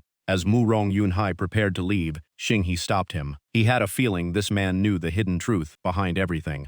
Yunhai turned around and tossed them several bronze masks. He admitted he did know the truth, but there was no time to explain, because something even more important demanded his attention. Before leaving, he thanked Xing He for taking care of his younger sister and said the masks were a token of gratitude. Surprised, Xing He asked who his younger sister was. Yunhai calmly answered that it was Mulan. Xing He immediately asked if the man before him was the older brother Mulan had once mentioned and wondered why they had different family names. Without stopping, Yunhai casually replied that his original surname was Mu. His full name was Murong Yunhai. Back at the ruined royal palace, Daji had fallen into the real Khan's hands. With her throat nearly crushed in his grip, she could only stare at him in despair. The Khan sneered as he recognized her as the legendary nine-tailed fox and mocked her, saying such simple illusions could never fool him. He also laughed at the queen of the forest for appearing in human territory. Grinding her teeth in hatred, Daji admitted that illusion magic was her greatest weapon, but this time it had been completely countered. Worse still, the city lacked the forest's spiritual energy, so she could not transform into her strongest nine-tailed form. High above the battlefield, a gigantic eye hung in the sky like a blazing sun, with endless flames surrounding it. The Khan laughed greedily and said he never expected the Fox clan to wield not only illusion, but also fire. By coming here herself, Daji had delivered new power for him to absorb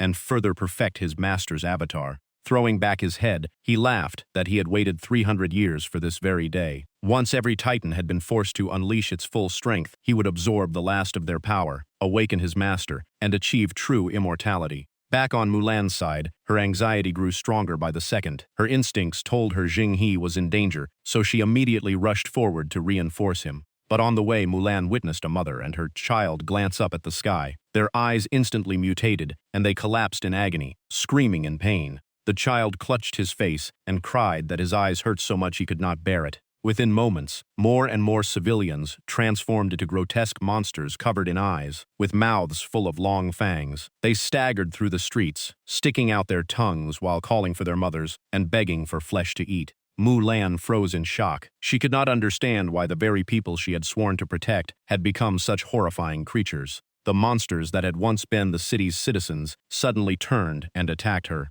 Mulan raised her sword to defend herself, but her hands trembled because she could not bring herself to strike the people who had once been her own. At that moment, Mu Rong Yunhai appeared with a regretful expression. He said it was ironic that the mobility gear invented by the Mu family's ancestors to fight titans was now being used by him against humanity. Even in death, their ancestors had never learned who the real enemy truly was. Yunhai removed his mask, looked directly at Mulan, and sighed. Even after all these years, she had not grown at all, leaving him deeply disappointed as her older brother. The moment Mulan recognized him, she exploded with anger, calling him a traitor and demanding to know how he dared return to this place. Without arguing back, Yunhai handed her a bronze mask and calmly warned that if she did not want to become like those monsters, she had to put it on immediately. Until then, she must never look up at the sky. Still furious, Mulan continued shouting at him. Yunhai coldly cut her off and said she still failed to see that everything was part of the Khan's scheme. No ordinary person could live for over 300 years without betraying humanity and using the eye's power to extend their life. As the siblings argued, the many-eyed monsters roared and charged at them like a pack of starving beasts. Standing atop the city wall, Jinghe wore an ashrank golden mask and surveyed the entire battlefield. Although the mask was extravagantly crafted from gold, its greatest effect was simply protecting the wearer's eyes, allowing them to look directly at the blazing sun without harm. Only now did Jinghe finally understand its true purpose. Standing beside him, Ling Ling immediately warned everyone never to look directly at the gigantic eye hanging in the sky. Xinghe quickly tossed a bronze mask to Xiao Qing and another to Gu Yu, telling them to put them on at once. He then turned to Ling Ling and asked if she had destroyed her own eyes. Ling Ling gave a faint smile and explained that the Titan clan had blinded both of their eyes long ago and no longer relied on sight to survive. Besides, the eyes she had now were not originally hers. Hearing that, Jinghe realized that replacing her eyes with human ones might explain why Ling Ling never showed the same intense hostility as the other Titans, even though they were all blind now. After putting on the mask, Xiao Qing immediately complained that all she could see was darkness. Jinghe smiled and explained that he possessed the spirit vision skill, so he could still see normally. Everything else would have to wait until later. Suddenly remembering something important, Jinghe immediately asked Ling Ling where the other Titans had gone after falling into the sea. He could not help worrying, because most of the city's residents had probably already mutated, and without the Titans' help, holding the city would be nearly impossible. Ling Ling reassured everyone that the other Titans were they had taken another route straight toward the giant eye, and she believed her clan would destroy it before long. Jinghe was far less optimistic. Even he doubted the Titans could defeat that monstrous eye so easily, especially after so many had already been corrupted by its power. Looking at the countless many-eyed monsters flooding the city, Mulan could only stare in disbelief, unable to understand how everything had turned into such a nightmare. While fighting the monsters, Yunhai revealed a shocking secret. Humanity's ancestors had originally been Titans. In other words, Titan blood still flowed through every human alive. It all began 300 years ago when 9 blazing creatures, each like a miniature sun, suddenly descended upon the world. The legends of Kuo-fu chasing the sun and Hou-Yi shooting down the suns were not myths at all. They were based on real events that had truly happened. Back then, the Khan was the hero who shot down the suns with his bow and fought beside Kuo-fu to hunt the 9 blazing creatures. But when only the last one remained, Kuo-fu died, and the Khan betrayed everyone during the final battle. As a result, both of them were infected by a deadly fire curse. After his mind was twisted by the corruption, the Khan abandoned his comrades and betrayed humanity. Using the eye's power, he survived for 300 years, while the people of the city became hosts for the horrifying parasite in return. Over countless generations, the Titan power inside humanity was slowly drained away until later descendants could no longer transform and eventually forgot their true origins. Even the 50-meter walls were never built to stop Titans. Ancient humans were giants themselves, so even the fences around their homes had to match their size. Mulan finally realized that her older brother had never betrayed or disgraced the Mu family. He had only left after uncovering the truth. Knowing she had misunderstood him for years, she quickly asked what they should do next.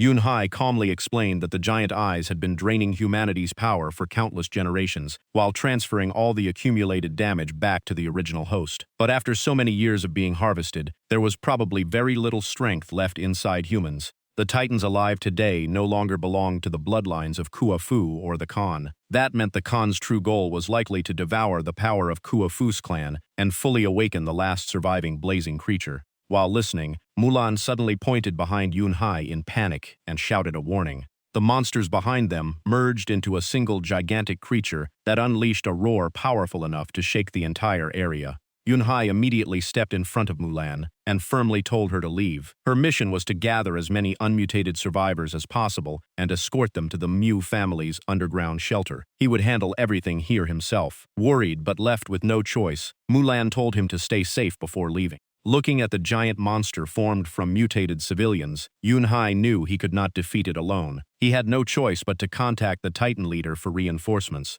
At the eastern city wall, Ling Ling was drenched in sweat from exhaustion, yet she continued holding back the giant monsters. She could not believe humanity had fallen so quickly and transformed into these horrifying creatures. Furious, Ling Ling could not stop herself from cursing. She simply could not understand how everything had become this disastrous. At that moment, Yun-hai appeared and calmly declared that the situation was not hopeless yet. But Ling Ling did not hesitate for even a second. Instead, she attacked even more fiercely, determined to wipe out every monster surrounding them with her own hands. Remembering what Yun-hai had said earlier, Xing-He turned to him and asked what he had been about to explain. Yun-hai paused for a moment before realizing he had worried too much. Even without knowing humanity's true origins, Ling Ling never hesitated to fight. In fact, she only became more relentless. Meanwhile, another scheme was quietly unfolding within the ruined royal palace buried beneath shattered stone. The Khan smiled with satisfaction as he continued absorbing Titan power. He knew his master's avatar still needed more time to consume the energy completely, but the battle at the eastern wall was turning increasingly unfavorable.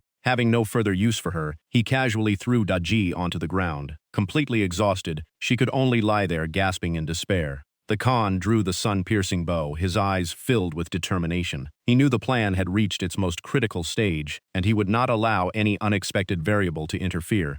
A gigantic arrow pierced through the monsters and shot straight toward Ling Ling's arm. Ling Ling did not even notice the danger. She assumed she had only suffered another minor wound. But the next instant, her arm burst into flames, and the strange fire rapidly spread across her entire body. The unbearable pain forced Ling Ling to scream as her whole body burned, like she was being roasted alive. Unable to endure it any longer, she ran toward the sea in panic, desperate to throw herself into the water and extinguish the flames while crying out in agony. One glance was enough for Yun-hai to recognize the fire curse. He immediately shouted for Xing-He to stop her. Ordinary water could never extinguish these flames, so even jumping into the sea would be useless. Hearing that, Xing-He panicked and demanded to know how they could save Ling Ling. Unable to find a cure, the two could only watch as she writhed in unbearable pain. Xing-He immediately activated Dragon Lock chains, binding Ling Ling with glowing chains while trying to calm her. If she jumped into the water, she would not escape the flames and might even lose her life. Driven mad by the fire curse, Ling Ling struggled wildly and begged Xing-He to let her go because the burning pain had already surpassed her limit. Still holding Ling Ling with the Dragon Lock chains, Xing-He turned to Yun-hai and asked what could possibly cure the fire curse if water was useless. Yun-hai thought for a moment before explaining that these flames could never truly be extinguished. There was almost no power in the world capable of making them disappear. Even so, he quickly reassured Xing-He that there was still another way to save her. Standing nearby, Gai Guan also listened with great curiosity. Yun-hai explained that the fire curse originated from the blazing creature. He had long predicted that someone would inevitably be infected before the final battle, so he had spent years searching countless ancient texts for a solution. According to those records, although the fire curse could never be destroyed, it could still be extracted from the victim's body. He added that the human body naturally produces waste and normally expels it through natural processes. But the fire curse was different. It could not leave the body by ordinary means. To remove it, they had to use a special part of the female body while relying on external force to draw the poison out. Yun-hai patted Xing-He on the shoulder and seriously insisted that this treatment came from ancient medical texts, so he should not misunderstand it. Even so, Xing-He still felt the whole method sounded extremely suspicious. Yun Hai then pointed out the biggest problem. Ling Ling was still in her Titan form, so they had no tool large enough to carry out the procedure. At that moment, Gai Aiguan suddenly reminded Jing He that he seemed to have forgotten something. He even joked that he should keep better track of it next time because no one might return it for him again. Instantly understanding the hint, Xing He grabbed Ling Ling and dove straight into the sea. Before disappearing, he turned back to thank Gai Aiguan. Gai Aiguan burst into laughter and said there was no need to be so polite between brothers. At the same time, Xiaoqing rushed over in panic, calling out Xing He's name. But Xing He had already disappeared beneath the waves. Activating dragon scale form, he fused his dragon scales into a giant egg that completely enclosed himself and Ling Ling. He briefly wondered how Gai Aiguan had managed to support her enormous body, before guessing it was a strength-based ability from the giant spirit class, then quickly put the thought aside. Inside the sealed dragon egg, Xing He began carrying out the fire curse extraction. Ling Ling was in so much pain that she begged him to end her life, but he could only keep trying to keep her conscious. Xing He warned that the next part would be even more painful, but she had to endure it if she wanted to survive. Inside the cramped dragon egg, he carefully moved deeper to reach the correct location, stunned by the overwhelming difference in size. Meanwhile, Ling Ling continued burning under the fire curse, and her endurance was almost at its limit. Sweat covered Xing He's forehead. Realizing time was running out, he forced himself to speed up the extraction. After struggling through the difficult passage, he finally reached a much wider space. However, Xing He realized he still had not reached the final destination. To completely remove the fire curse, he had to keep going deeper. After a long effort, he finally reached the correct spot and began drawing the fire curse out of Ling Ling's body. Outside, Ling Ling cried out Xing's name in unbearable pain before gradually losing the strength to resist. Inside the dragon egg, Xing He suddenly felt a powerful flow of liquid appear. He immediately realized this force would finally carry the fire curse out of her body. Beneath the sea, Xiaoqing anxiously chased after Gai Aiguan, repeatedly asking where Xing He was because she had clearly seen him fall into this area, yet she could not find him anywhere. Before long, she spotted a glowing dragon egg beneath the water and instantly recognized it as the result of dragon scale form. At that very moment, Gai Aiguan activated his R-rank giant spirit class from the second gene lock, instantly transforming into a mighty titan. He unleashed a devastating kick that launched the dragon egg straight from the seabed toward the surface. Xiaoqing hurried over in shock, unable to understand why he would do that when Xing He was obviously still inside. Gai Aiguan simply let out a relieved sigh and said everything was finally finished. The dragon egg burst through the ocean's surface, soared into the sky, and shattered into countless fragments. Guyu was startled by the massive commotion, while Murong Yunhai calmly confirmed that they had made it back. From the shattered dragon scales, Xing He emerged carrying the unconscious Ling Ling. The system immediately announced that he had discovered the hidden strength queen, Ling Ling. Her affinity had now reached 50, and he had successfully extracted a level 1 evolution gene from a titan. Xing He was stunned. He never expected her true identity to be so extraordinary, and obtaining the evolution gene was completely beyond anything he had imagined.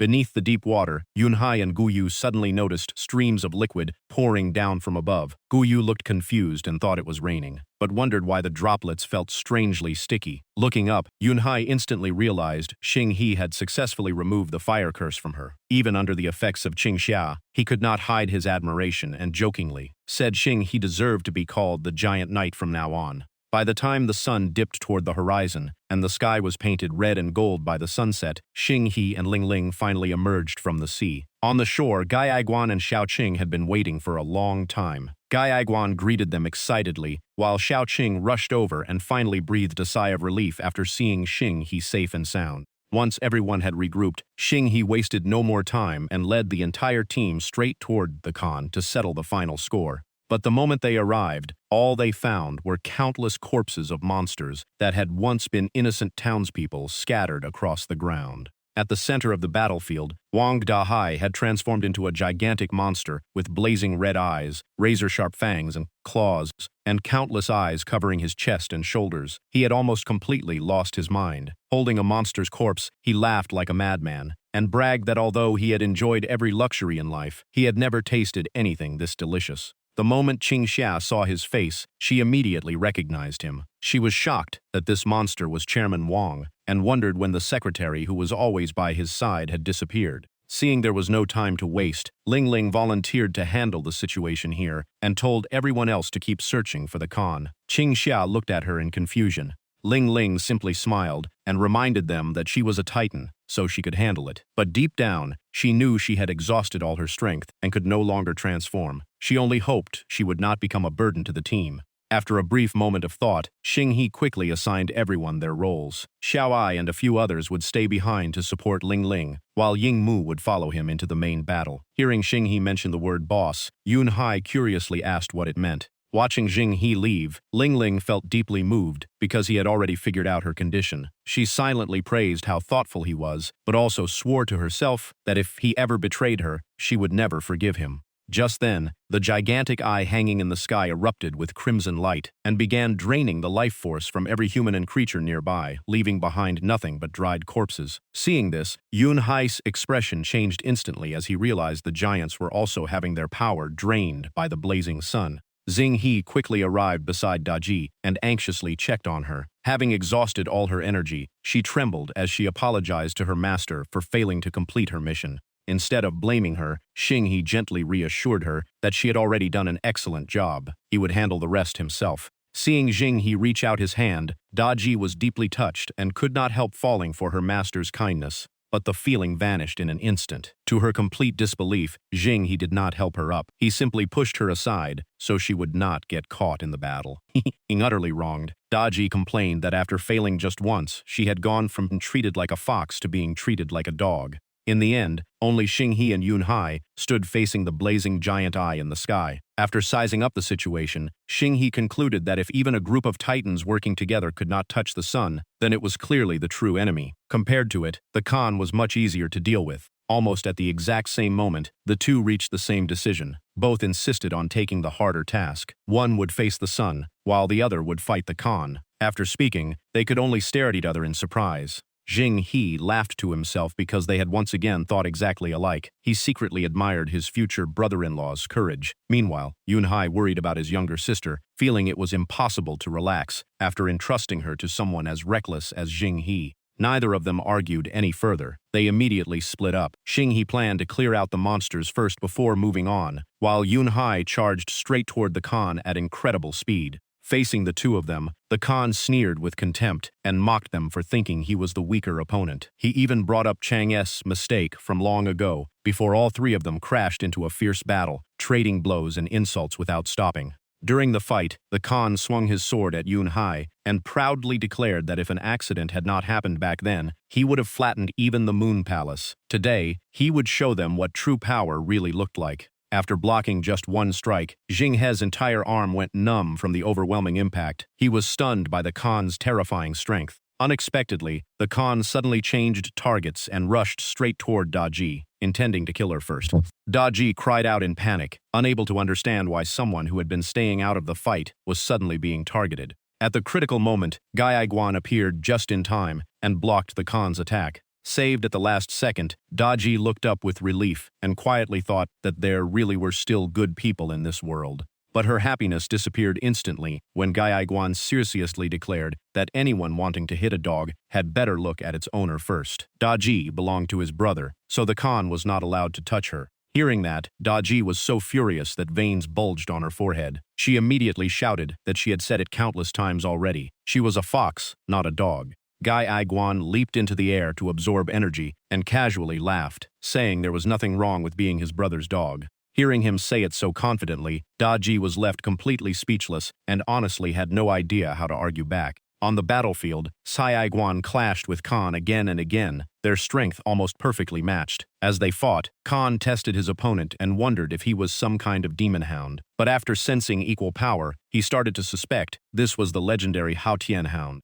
Just seconds later, Khan dismissed the idea. His eyes turned cold as he thrust his flaming spear straight at Kai Guan. Khan was secretly shocked because his opponent carried an aura almost identical to the giant spirit god. Without hesitation, he raised the SSS cloud-chasing, sun-piercing bow with complete confidence. Khan sneered and claimed those cheap tricks could never fool him. In his eyes, using schemes against an emperor was nothing but childish. The moment Xing saw the bow, he remembered the attack that poisoned Ling Ling with fire. He immediately warned Kai Guan never to underestimate the sun-piercing divine bow. Hearing that, Kai Guan quickly moved back beside Xing. The system instantly spent the last 18 reward points to exchange for a grade B Gatling gun. With no points left, Xing aimed the massive weapon directly at Khan and declared it was time to use modern firepower. Standing beside him, Cai Guan mocked the old man and told him to prepare for what was coming. Seeing the strange weapon, Khan could not hide his surprise. After living for hundreds of years, this was the first time he had ever seen such a bizarre divine weapon.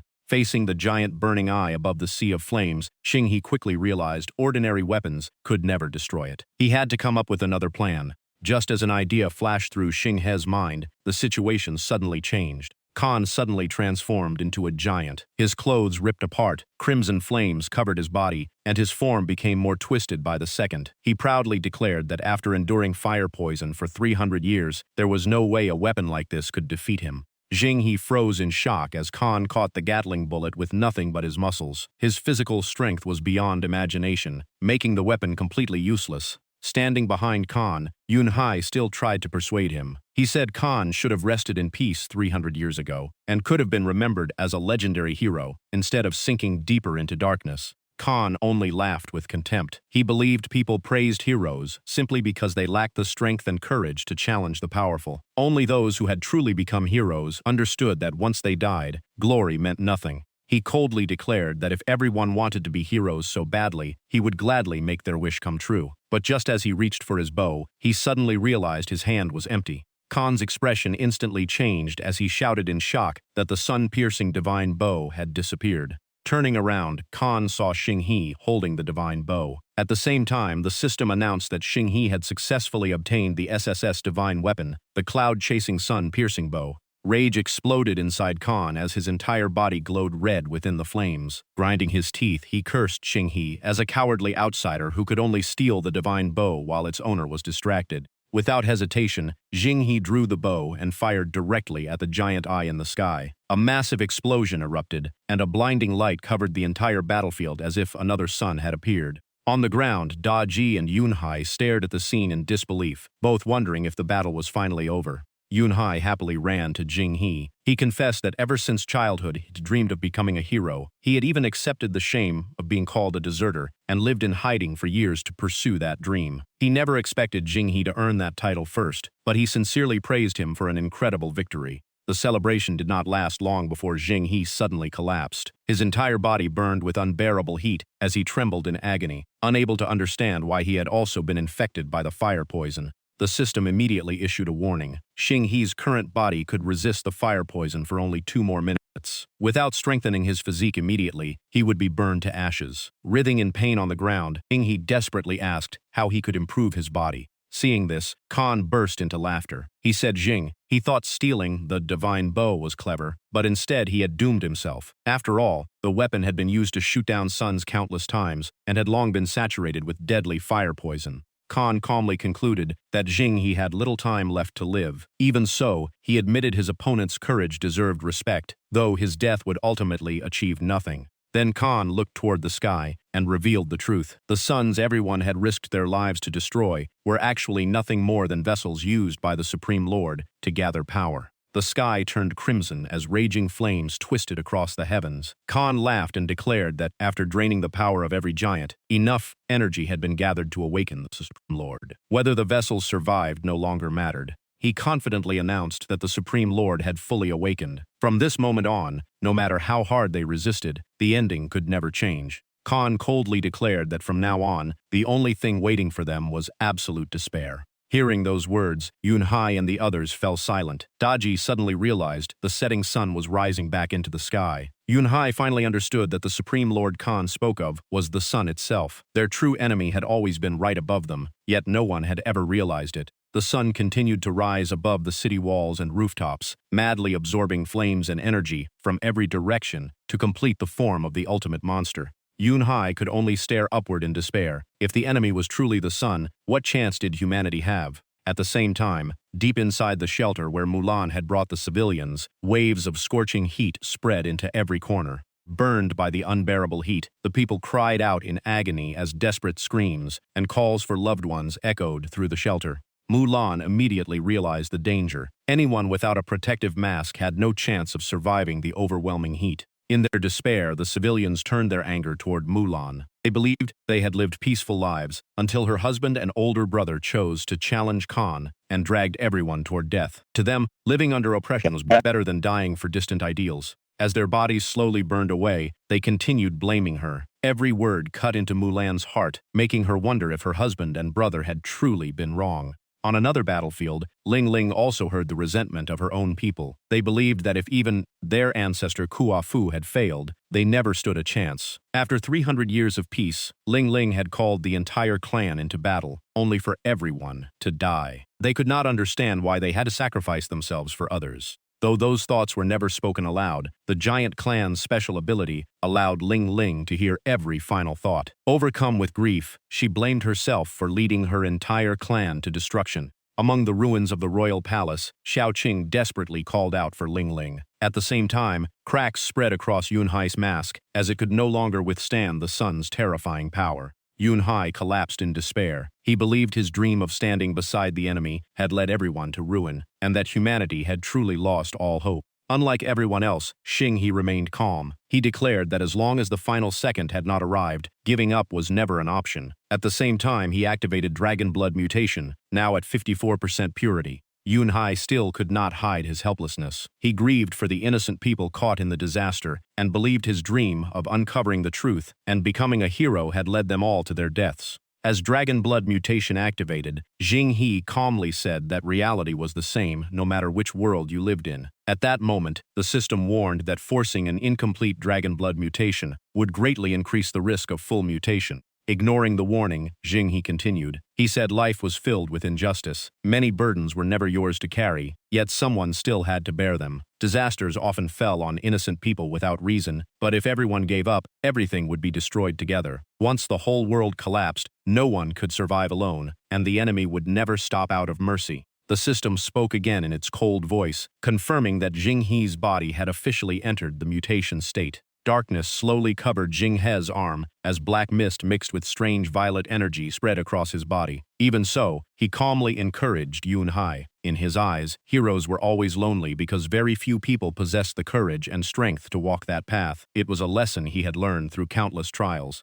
The system reported that the mutation level had reached 30%. Wrapped in dark power, Xing He charged forward and declared that even if they refused to fight, the enemy would still kill them. By then, they would not even know how they died. At that moment, a many-winged monster appeared within the massive ring of fire, with a blazing red eye in the center of its chest. It was the Scarlet Flame Demon Bird, ruler of the skies. After 300 years of slumber, it had finally awakened and laughed as it swore revenge for the 9 brothers humanity had slain before burying every last one of them. The moment Xing He saw the creature, he finally understood everything. The final boss was never the real sun, but an alien invader from outer space. The system immediately locked onto the target and began the retrieval process. A new item appeared in the interface, the Shrank Golden Mask, an ancient artifact forged from pure gold. Its special ability allowed the wearer to look directly at the sun without burning, but its durability had already dropped to 210. Watching the mask's durability fall non-stop, Xing He realized the situation was critical. If even an S-rank item could barely endure the heat, everyone else was in even greater danger. If the sun moved any closer, every survivor on Earth would eventually burn to death.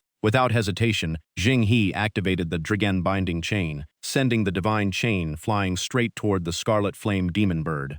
Seeing the chain remain intact, inside the sea of flames, the demon bird looked surprised. It admitted that the chain could withstand its fire without melting. Below, Khan recognized the weapon the moment he saw it. It was the dragon binding chain. He recalled that 2 years earlier, a young warrior named Yu had used this very divine weapon to bind a rampaging flood dragon and stop a catastrophic flood. Khan never expected Xing He to be hiding such a powerful trump card. Even so, he insisted it was useless because not even the dragon-binding chain could imprison the Supreme Lord. The Scarlet Flame Demon Bird looked at Xing He with amusement and said an ordinary human had actually caught its attention. Xing He ignored the taunt and replied that he had no time to listen. Whenever he met a boss, the fastest way was to kill it immediately. But when Jinghe attacked, the demon bird effortlessly dodged. Its body even passed straight through him, as though it did not exist. Jinghe froze in shock. His attack had no effect at all, making him suspect the creature was nothing more than an illusion. Floating high in the air, the scarlet-flamed demon bird laughed mockingly and asked if he really thought things would be that simple. In the next instant, it unleashed terrifying power and shattered the dragon-binding chain into countless fragments. After the collision, Jinghe's golden mask was left with only 110 durability, and its glow became incredibly faint. Even after being blasted away, Jinghe kept thinking, if it was not an illusion, why could he not touch it while every one of its attacks was completely real? Luckily, the impact sent him crashing into the dragon egg he had created earlier, temporarily saving him from danger. Standing nearby, Khan sneered and explained that the Supreme Lord was an immortal being from beyond this world. Its body existed like a phantom. Ordinary weapons and attacks could never harm it, yet it could strike others without any problem. Before Khan could finish speaking, Caiaguan and Daji rushed in together and repeatedly smashed his head. As he attacked, Caiaguan angrily yelled that Khan truly had no brain. Daji immediately joined in with another insult. She mocked Khan for spouting useless nonsense, while her master fought for his life, saying all Khan did was stand there, barking like a dog. Hearing that, Khan's face turned bright red with rage. Through gritted teeth, he demanded to know if she was calling him a barking dog.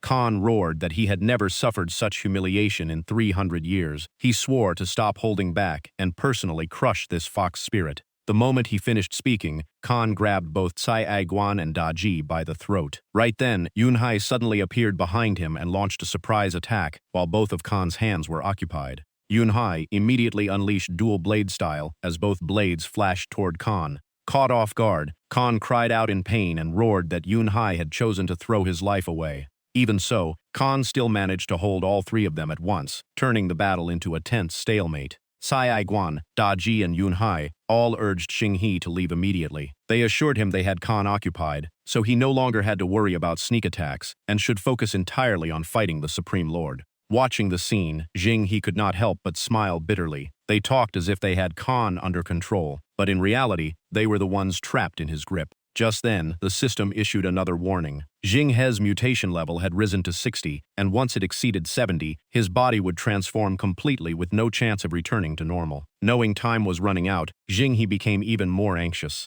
Remembering Ling Shuzi's dragon transformation, Jinghe shivered. He could only hope he would not end up looking like some bizarre boiled lobster. As he ran through the ruins of the royal palace, Jinghe suddenly discovered another dragon egg that he had created earlier. The dragon egg finally cracked open, and Ling Tian crawled out with tears in his eyes. He thanked Jinghe and complained that he thought everyone had forgotten him. He had nearly suffocated inside the egg. He appreciated being protected from the explosion, but staying trapped for so long was way too much. Jinghe smiled and placed a hand on Ling Tian's shoulder. He first reassured him that he could never forget him because Ling Tian was the secret weapon he had prepared all along. Ling Tian looked doubtful and asked if that was true. Jinghe could only force an awkward smile before admitting that he really had forgotten him. Hearing that, Ling Tian nodded with complete confidence and said he understood everything. In his mind, Yunge had planned this from the very beginning, so everything was unfolding exactly as intended. He could only stare at him in confusion.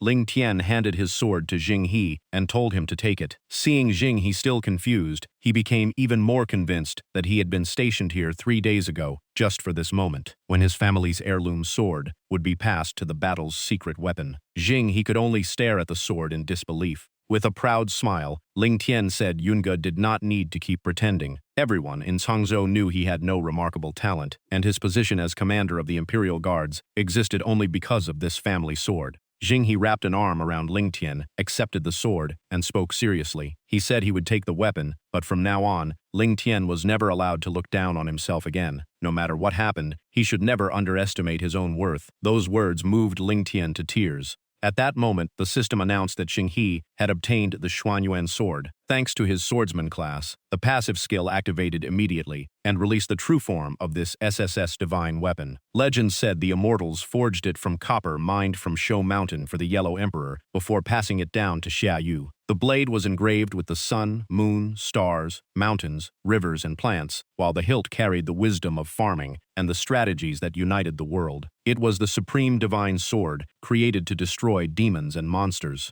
Jing he could barely contain his excitement. He had only expected to gain another sword, but instead, he had received the legendary Xuanyuan sword. Thinking about Ling Tian, he could not help laughing. This guy was not merely Ling Tian but practically heaven-defying. Holding such an incredible weapon, and still ending up as the captain of the Imperial Guards, maybe he really was not as talented as he claimed. The Xuanyuan sword burst into crimson flames. The system immediately announced that Xing He's mutation had been temporarily halted as the swordsman class began purifying the dark corruption. Xing he was relieved that the legendary sword had finally saved him from losing control. But the relief lasted only a moment before another warning appeared. The golden mask's durability dropped to 0 and shattered instantly, leaving Xing He without its protection. The purification failed, and even the swordsman class became corrupted. In the blink of an eye, the golden mask cracked apart and exploded into countless sparkling fragments that scattered across the ground. The system immediately triggered a forced class evolution. The S-rank swordsman mutated into the SS-rank berserker. This class gained overwhelming power by sacrificing its sanity, entering a berserk state that erased pain and fear. Once the battle began, it could no longer tell friend from foe and would fight until it collapsed.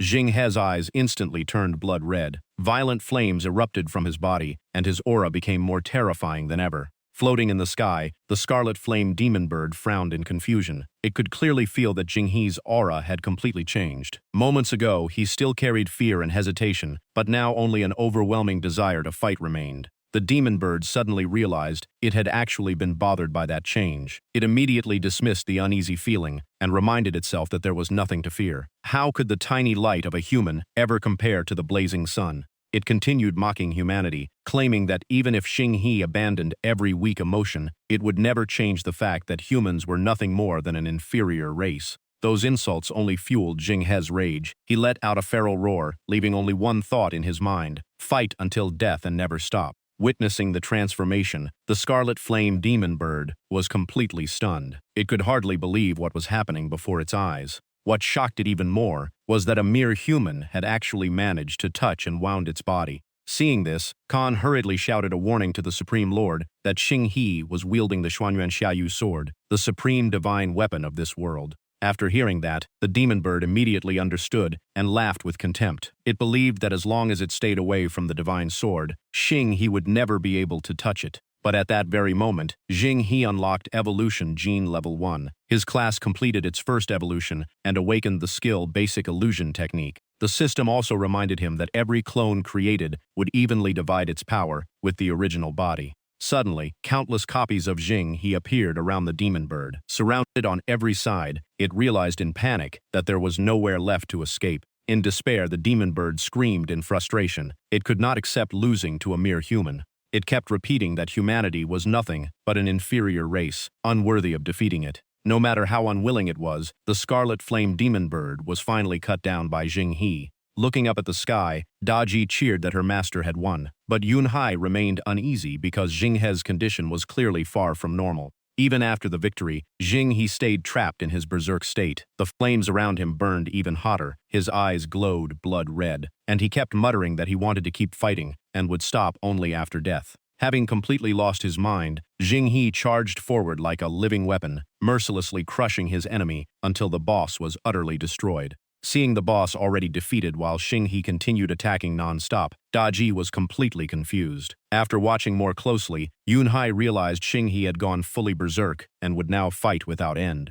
Khan burst into laughter. He claimed Xing He had turned himself into a mindless killing machine to challenge the Supreme Lord. But it was all meaningless because the Supreme Lord had not been defeated at all. Everyone froze in disbelief. They could not believe the enemy was still alive after enduring such devastating attacks. Khan slowly stood up and shouted at the group. He blamed them for interrupting him earlier because he had not finished explaining the secret of the immortal Supreme Lord from beyond this world. He explained that the Supreme Lord's first form of immortality came from its phantom-like body, which made ordinary attacks completely useless. Even if its body was destroyed, the Supreme Lord could still be reborn through the power of nirvana. Right before everyone's eyes, the scarlet flame demon bird erupted into flames and revived in its nirvana form. Smiling with excitement, it admitted that Xing He was the first human in thousands of years to force it to reveal its true body. Even after the transformation, Xing He had completely lost awareness. The only word he continued repeating was, "Fight."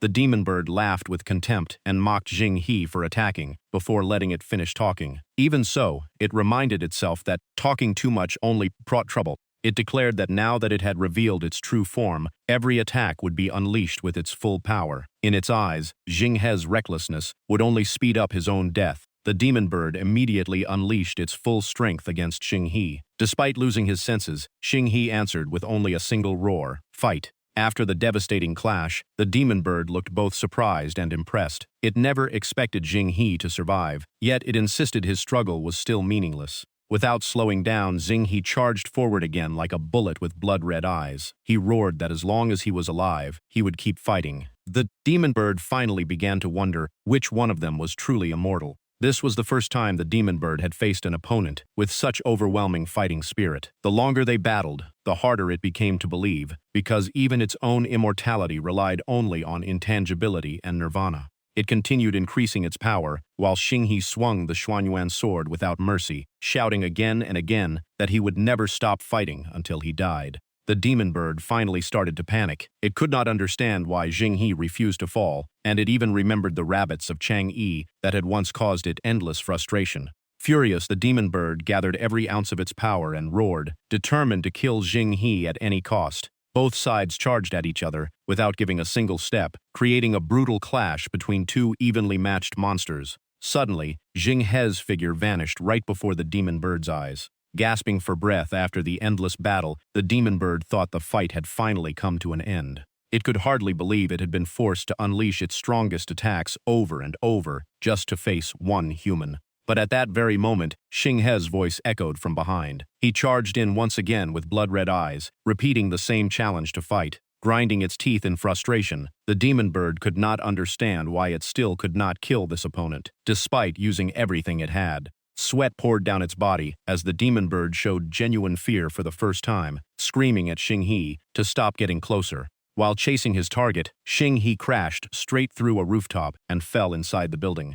At that moment, Ling Tian happened to be inside. He stared in confusion and asked why Xing He was here instead of fighting in the sky. Before he could understand what was happening, Xing He grabbed Ling Tian by the throat. Ling Tian nearly burst into tears as he desperately protested, unable to understand why Yun Ge had suddenly turned on him. Watching from the rooftop, Da Ji finally understood everything. Xing He's real body had been hiding on the ground the entire time, while the ones fighting the demon bird were only clones meant to wear it down. That was why the boss could never kill him. Still, she could not help feeling sorry for Ling Tian, because Xing He had gone completely berserk and could no longer tell friend from foe. A moment later, Xing He shot into the sky, raised the cloud-chasing sun-piercing bow, pulled the string to its limit, and locked onto the scarlet flame demon bird. Da Ji widened her eyes in shock as Xing He charged forward even before the arrow had left the bow. The demon bird frowned in confusion. It knew the battle was not over, but Xing He's aura was now far stronger than before, and it could not understand why.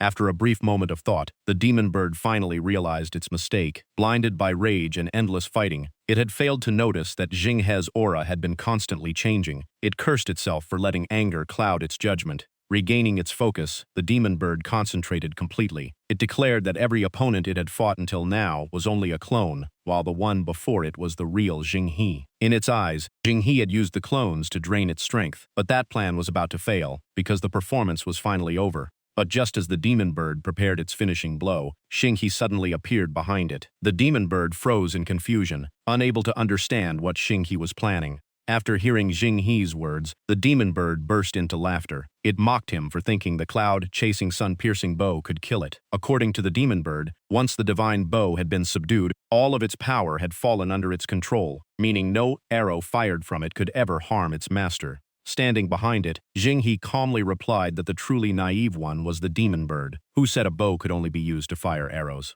It turned out Xing He had secretly driven the Xuanyuan sword into his own body to use its purifying power and erase the berserk state.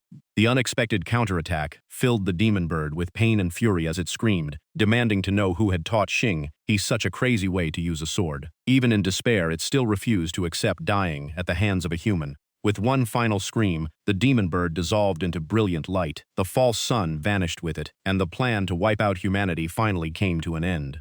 Daji watched everything unfold with deep admiration. In her eyes, Xinghe had first used his clones to mislead the boss, then appeared with his real body only after making the enemy believe victory was certain. At the final moment, the Xuanxuan sword became the unexpected finishing move, destroying the enemy while freeing him from the berserk state.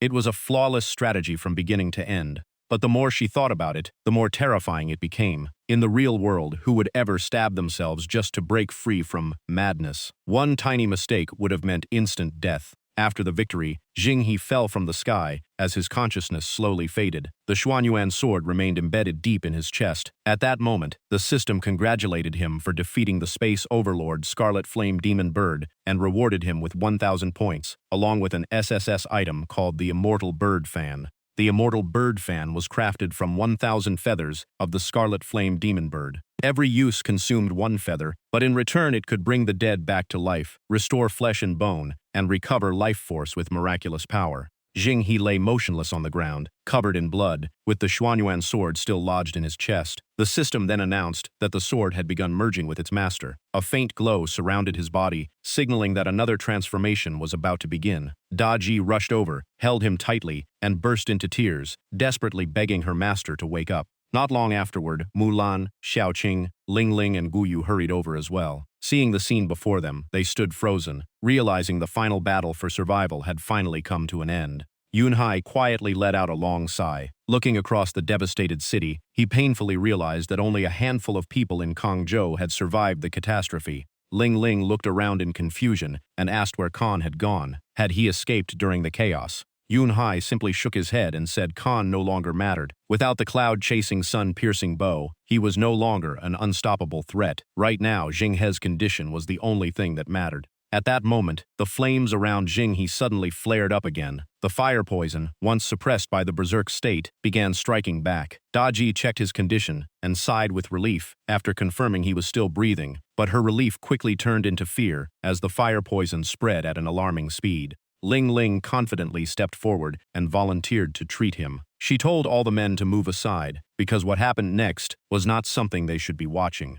Daji sadly admitted she had already tried treating this fire poison, but every normal method had failed. Ling simply smiled and said she could not extinguish the flames, but she did know how to draw them out of the body. She explained that besides the eyes, a man's body had 7 other openings. Among them was one special place that served both as an exit and as part of human reproduction. Because the fire poison was so unusual, the body's normal ways of expelling toxins were completely useless. The only remaining option was to use that special place she had mentioned. 10 minutes passed, but Xinghe still showed no sign of waking up. The girls continued doing everything they could to remove the fire poison. Covered in sweat and breathing heavily, Ling finally admitted the poison had spread too deeply for her to wake Xinghe. Xiaoqing then stepped forward and said she still had another treatment she wanted to try. Without wasting another second, Xiaoqing focused all her attention and immediately began treating him.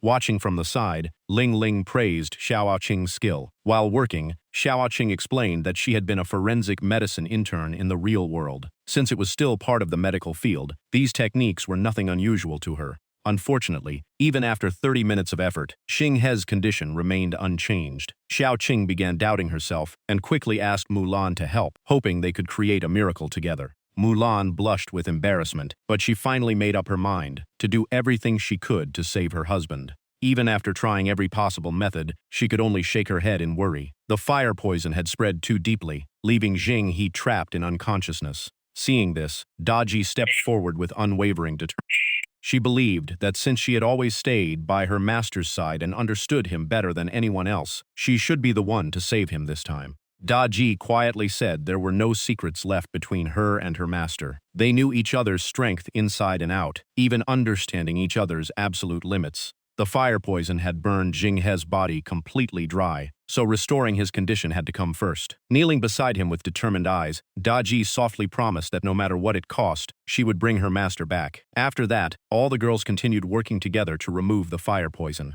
Mulan took the initiative and offered to work together with Daji because Xinghe was her husband. Ling quickly joined in, and Xiaoqing did not hesitate either. Each of them used their own methods, sharing the same goal of removing the fire poison from his body. When night completely covered the sky, Xinghe finally opened his eyes. His mind was still hazy, and he could only vaguely remember passing out after the battle. As soon as he woke up, he found the girls sleeping right beside him. One was hugging his leg while another rested against his waist, leaving Jing He completely stunned before he could understand what was happening. Sitting beside the campfire, Yunhai smiled and explained that everyone had exhausted themselves trying to cure his fire poison and had simply fallen asleep. He told Jing He not to overthink it. Still dizzy, Jing He rubbed his forehead and asked how long he had been unconscious. Gu Yu calmly answered with remarkable precision, 95,230 seconds. Seeing Xing He's confused expression, she explained that she had quietly counted every second while he was unconscious. The total came to 1 day, 21 hours, 28 minutes, and 40 seconds. In other words, by normal logic, the sun should have risen long ago. But when everyone looked up, the world was still trapped in endless night. Above them hung a strange moon that gave off no light. Curious, Xing He asked about the faceless moon, and Gu Yu explained that it was a moon that had lost both its light and its beauty. The strangest part was that the moon emitted no light at all, yet everyone could still see it clearly in the sky, as though it existed under completely different rules. Even so, everyone still held onto a small hope. Their mission only required surviving for 7 days, so if they could endure 2 more days, they would return to the real world. Deep down, however, everyone knew things would never be that simple. Looking around, Jing He suddenly realized someone was missing and asked where Khan had gone. Before Yunhai could answer, he suddenly heard a strange sound in the distance. He immediately turned to Xing He and Gu Yu, asking if they had heard it too.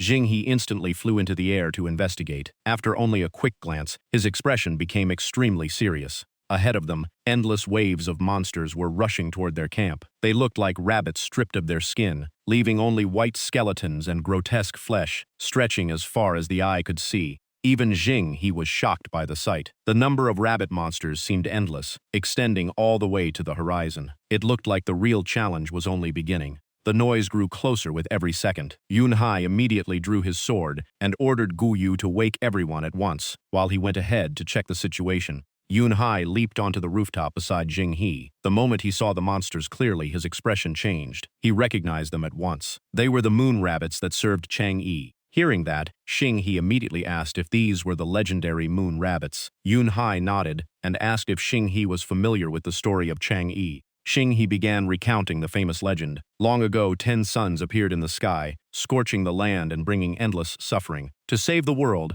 Hou Yi climbed Kunlun Mountain and shot down 9 of the suns. Because of that great deed, the Queen Mother of the West rewarded Hou Yi with the elixir of immortality. But he could not bear to leave his wife Chang Yi, so he kept the elixir instead of taking it. Later, Chang Yi secretly drank the elixir and flew alone to the moon, becoming an immortal. Xing He added that the ancient text Huayan Nanzi recorded a similar version of the story. Yunhai smiled after listening. So that was the legend passed down through history. Just like the tale of Kuafu chasing the sun, the story of Hou Yi shooting the suns had many different versions. However, according to the ancient records of the Mu clan, the truth was completely different from the story Jing He had just told. Yunhai slowly explained that the Mu clan's ancient texts recorded how, around 300 years ago, Chang Yi led an army of spirit rabbits from the heavens to invade the human world. At that time, the 10 suns appeared and forced Chang Yi to retreat back to the moon. Now that all 10 suns had vanished, she was most likely preparing to invade again.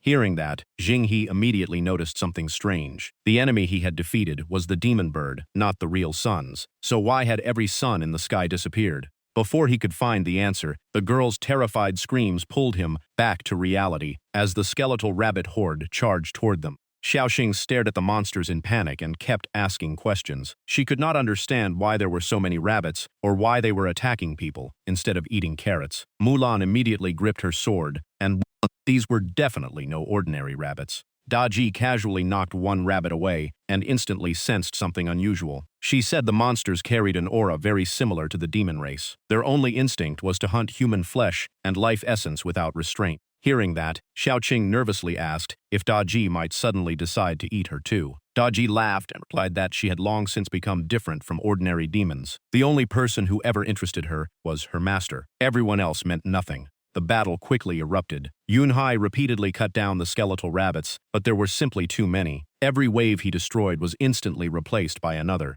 Just as everyone was fighting desperately, the monsters suddenly retreated all at once, leaving even Yunhai surprised. In the blink of an eye, the entire rabbit horde changed direction and rushed somewhere else. Yun Hai turned to Xing He and said they had escaped for now. A distant explosion had probably attracted the entire rabbit army away from them. The moment he heard about the explosion, Xing He started thinking. Besides his own beauty handbook, which let him exchange items at any time, only Cai Guan could have caused an explosion like that. He quickly guessed that Cai Guan had exchanged for 10 explosive marbles during the rest area after clearing the previous dungeon. Elsewhere, Khan fled while laughing triumphantly. He believed that now the demon bird was gone, Chang Yi would surely return. In his eyes, Xing He and the others were doomed sooner or later. Just imagining everyone being torn apart by the rabbit horde made Khan burst into laughter, treating the coming disaster like a twisted comedy. But at that very moment, a sudden sound behind him made him spin around in shock. Cai Guan had somehow appeared behind him while holding a delicious roasted rabbit. Cheerfully waving, he called out for Khan to stop and share the meal, as if greeting an old friend. The instant Khan saw Cai Guan, his face turned pale. He backed away while shouting at him, desperately hoping Cai Guan would stay far away. Meanwhile, Xing He picked up the cloud-chasing sun-piercing bow once again. The system announced that his fusion with a holy sword had been completed, transforming his body into a sword body and making him completely immune to the fire poison. Without hesitation, Xing He drew the bow and fired an arrow straight at the moon. Yun Hai looked completely confused and joked that shooting down the suns had apparently not been enough. So now Xing He wanted to shoot the moon as well. Xing He calmly replied that he was only testing a theory. The two of them looked up together. Just a few seconds later, countless red streaks began falling from the sky. Witnessing the scene, Yun Hai stood frozen in shock, convinced they were watching a horrifying rain of blood. It was not rain but blood flowing from the moon itself. That proved his guess was right. The moon above was only a fake. The new discovery made everyone feel this was only the beginning of an even greater disaster. Not wanting to waste the chance, Xing He told Yun Hai to investigate the moon while the rabbit horde was distracted. Yun Hai asked how anyone could possibly get up there. Xing He looked up and calmly replied, "Sword flight." Yun Hai could only stare in disbelief. Xing He turned to Mulan and borrowed her sword. Without a second thought, she handed it over with complete trust in her husband. Yun Hai looked at Xing He with curiosity and asked if he really knew the legendary sword flight technique. He even wondered if Xing He might actually be an immortal living among mortals. Just as Xing He was about to step onto the sword, Da Ji jumped onto his shoulder and sweetly begged to come with her master. A moment later, Xing He stood on the sword and shot into the sky at incredible speed. Yun Hai was left speechless. Xing He's version of sword flight was so bizarre that no one knew whether to praise it or laugh. Mulan watched with admiration, convinced her husband was truly amazing. Yun Hai could only sigh, thinking his little sister was completely love-struck. With no other choice, Yun Hai grabbed Mulan's hand and said that if Xing He could reach it this way, then the moon was much closer than they had thought. He told her to hold on tight as he carried her up. At the same time, Ling Ling transformed into her giant form and told Lord Xiaoqing and Gu Yu to brace themselves because she would carry them up as well.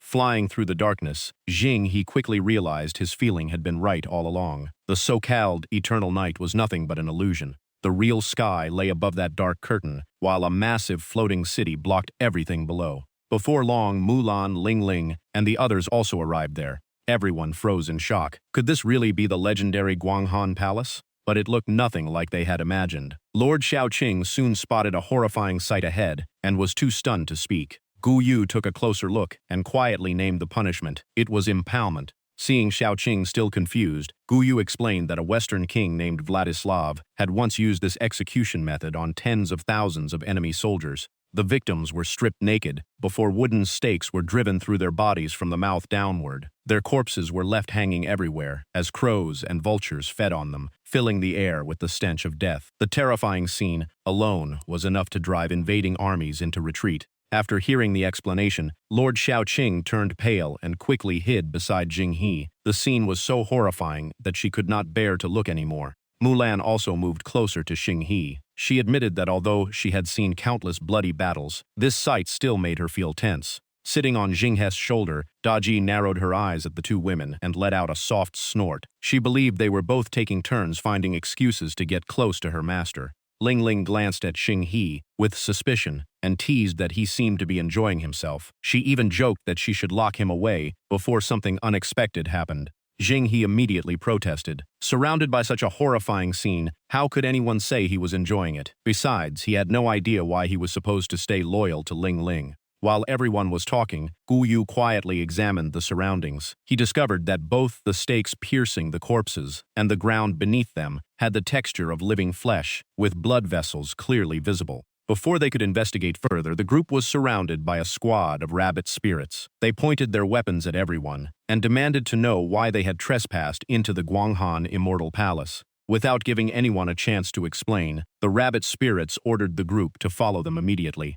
They were escorted into a grand hall where an old man was completely absorbed in playing with a pile of stones, ignoring everything around him. When he noticed the visit up, the old man happily looked up and asked if they wanted to play the game with him. At that moment, a young boy stepped forward to stop him. He scolded the rabbit spirits for treating the guests so rudely and declared that these people were messengers of love and justice. Hearing that, the rabbit spirits immediately bowed in apology and withdrew. The boy approached politely and introduced himself as Wu Gang's disciple.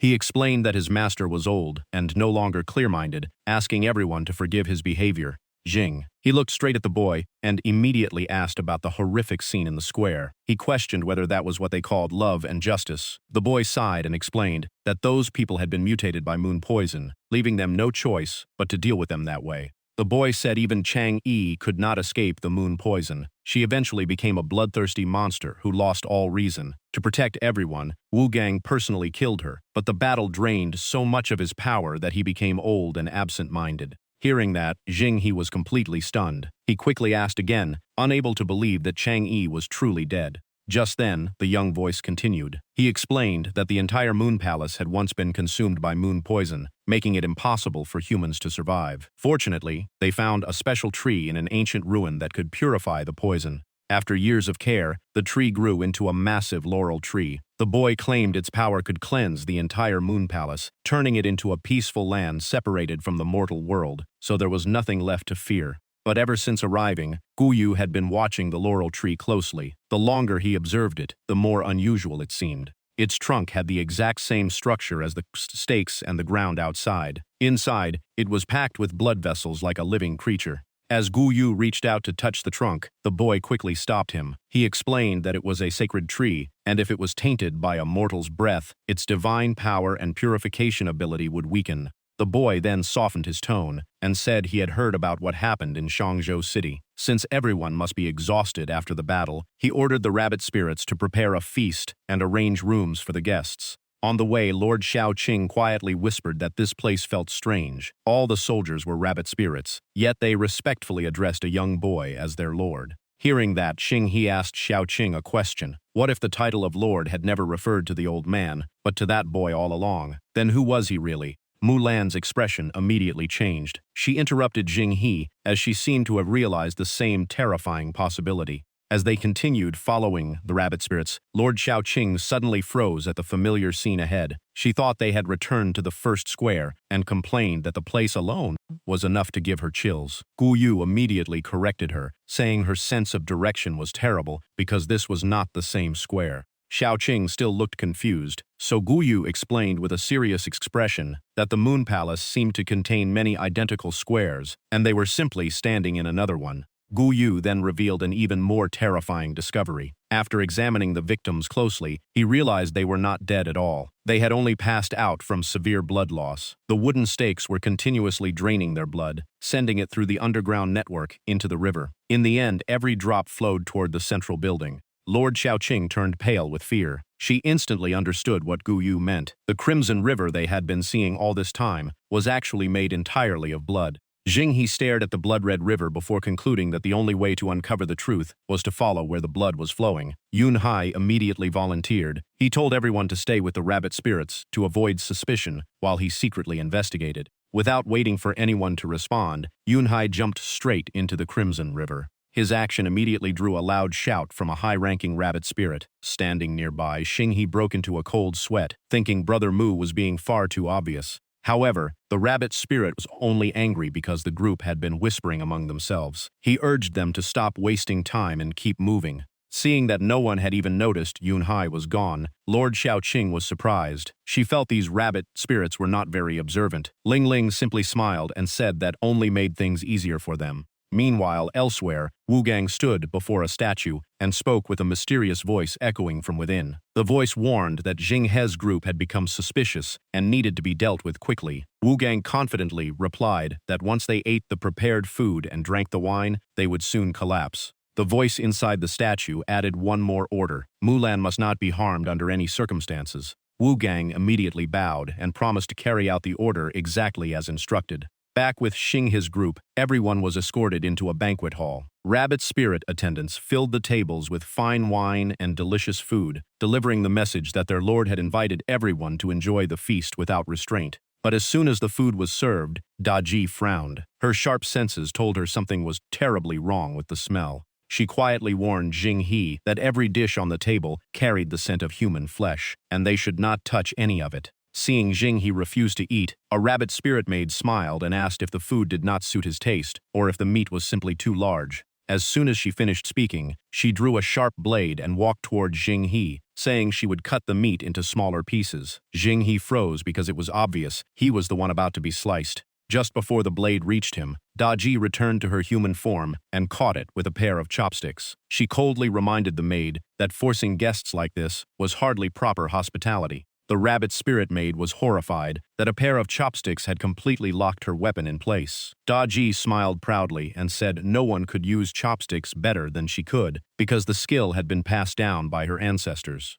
At that moment, a high-ranking rabbit spirit rushed over, slapped the maid to the ground, and yelled at her for acting without orders. But he quickly dropped the act. Laughing loudly, he admitted everything had been staged under his lord's command. To him, Xing He's group was nothing more than a few two-legged prey. The moment he finished speaking, he ordered every rabbit spirit to kill them. Then something strange happened. Several rabbit spirit soldiers trembled as they tried to draw their swords, but no matter how hard they pulled, the blades refused to leave their sheaths. Ling Ling burst into laughter and mocked them for talking so boldly while standing completely still. Daji secretly smiled. Ever since Xing He fused with the Xuanyuan sword, every sword before him had been suppressed and no longer dared to leave its sheath. Xing He calmly looked at the rabbit spirits and said that if they could not draw their swords, then he would help them. In an instant, every sword flew out of its sheath on its own and shot into the sky. The rabbit spirit soldiers immediately panicked as every weapon slipped from their control. Xing He floated among countless spinning swords, his eyes glowing crimson. He looked at the rabbit spirits and mocked them, saying he had heard sick rabbits loved biting people. Now he wanted to see what these half-rabbit creatures were truly capable of.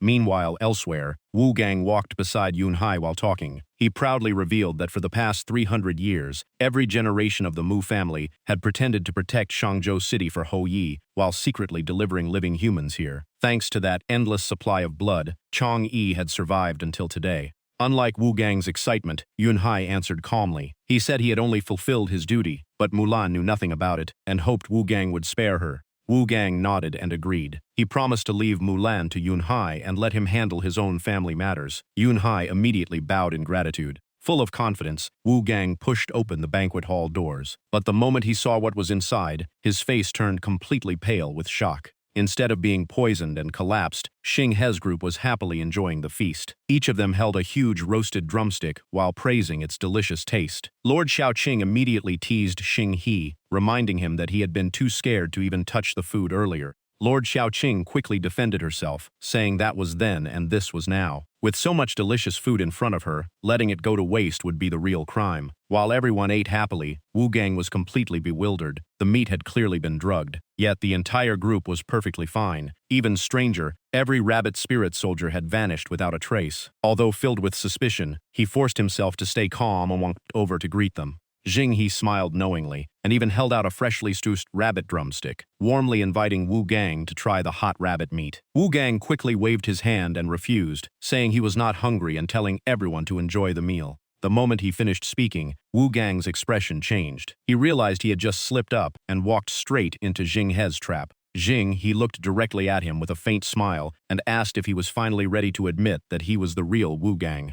Knowing there was no point hiding anymore, Wu Gang did not deny it. He looked at Xing He and asked when his true identity had been exposed. Xing He casually replied that he had noticed something was wrong from their very first meeting. The old man behaved like a child, while the young boy acted like a wise elder. On top of that, the fake name had been far too obvious. Reverse Gang Wu, and it became Wu Gang. What surprised Jing He most was that Wu Gang admitted everything without even trying to deny it. Wu Gang only smiled confidently, believing there was no longer any reason to hide the truth. In his eyes, Jing He and the others were still mere mortals. Even if they learned the entire truth, they could never change their fate. At best, they could only delay their deaths for a little longer. But what bothered Wu Gang the most was the missing rabbit spirit army. Jing He said nothing and simply waved the roasted drumstick in his hand. That small gesture was enough for Wu Gang to understand everything. He realized the human meat had been swapped, and the drumsticks everyone was eating came from his own rabbit spirits. The thought made him grind his teeth in rage. Furious, Wu Gang summoned a small golden axe that floated before him. He declared that he had not killed anyone personally for 300 years, and his axe had long been thirsty for blood. In his eyes, dying by his hand was a rare honor.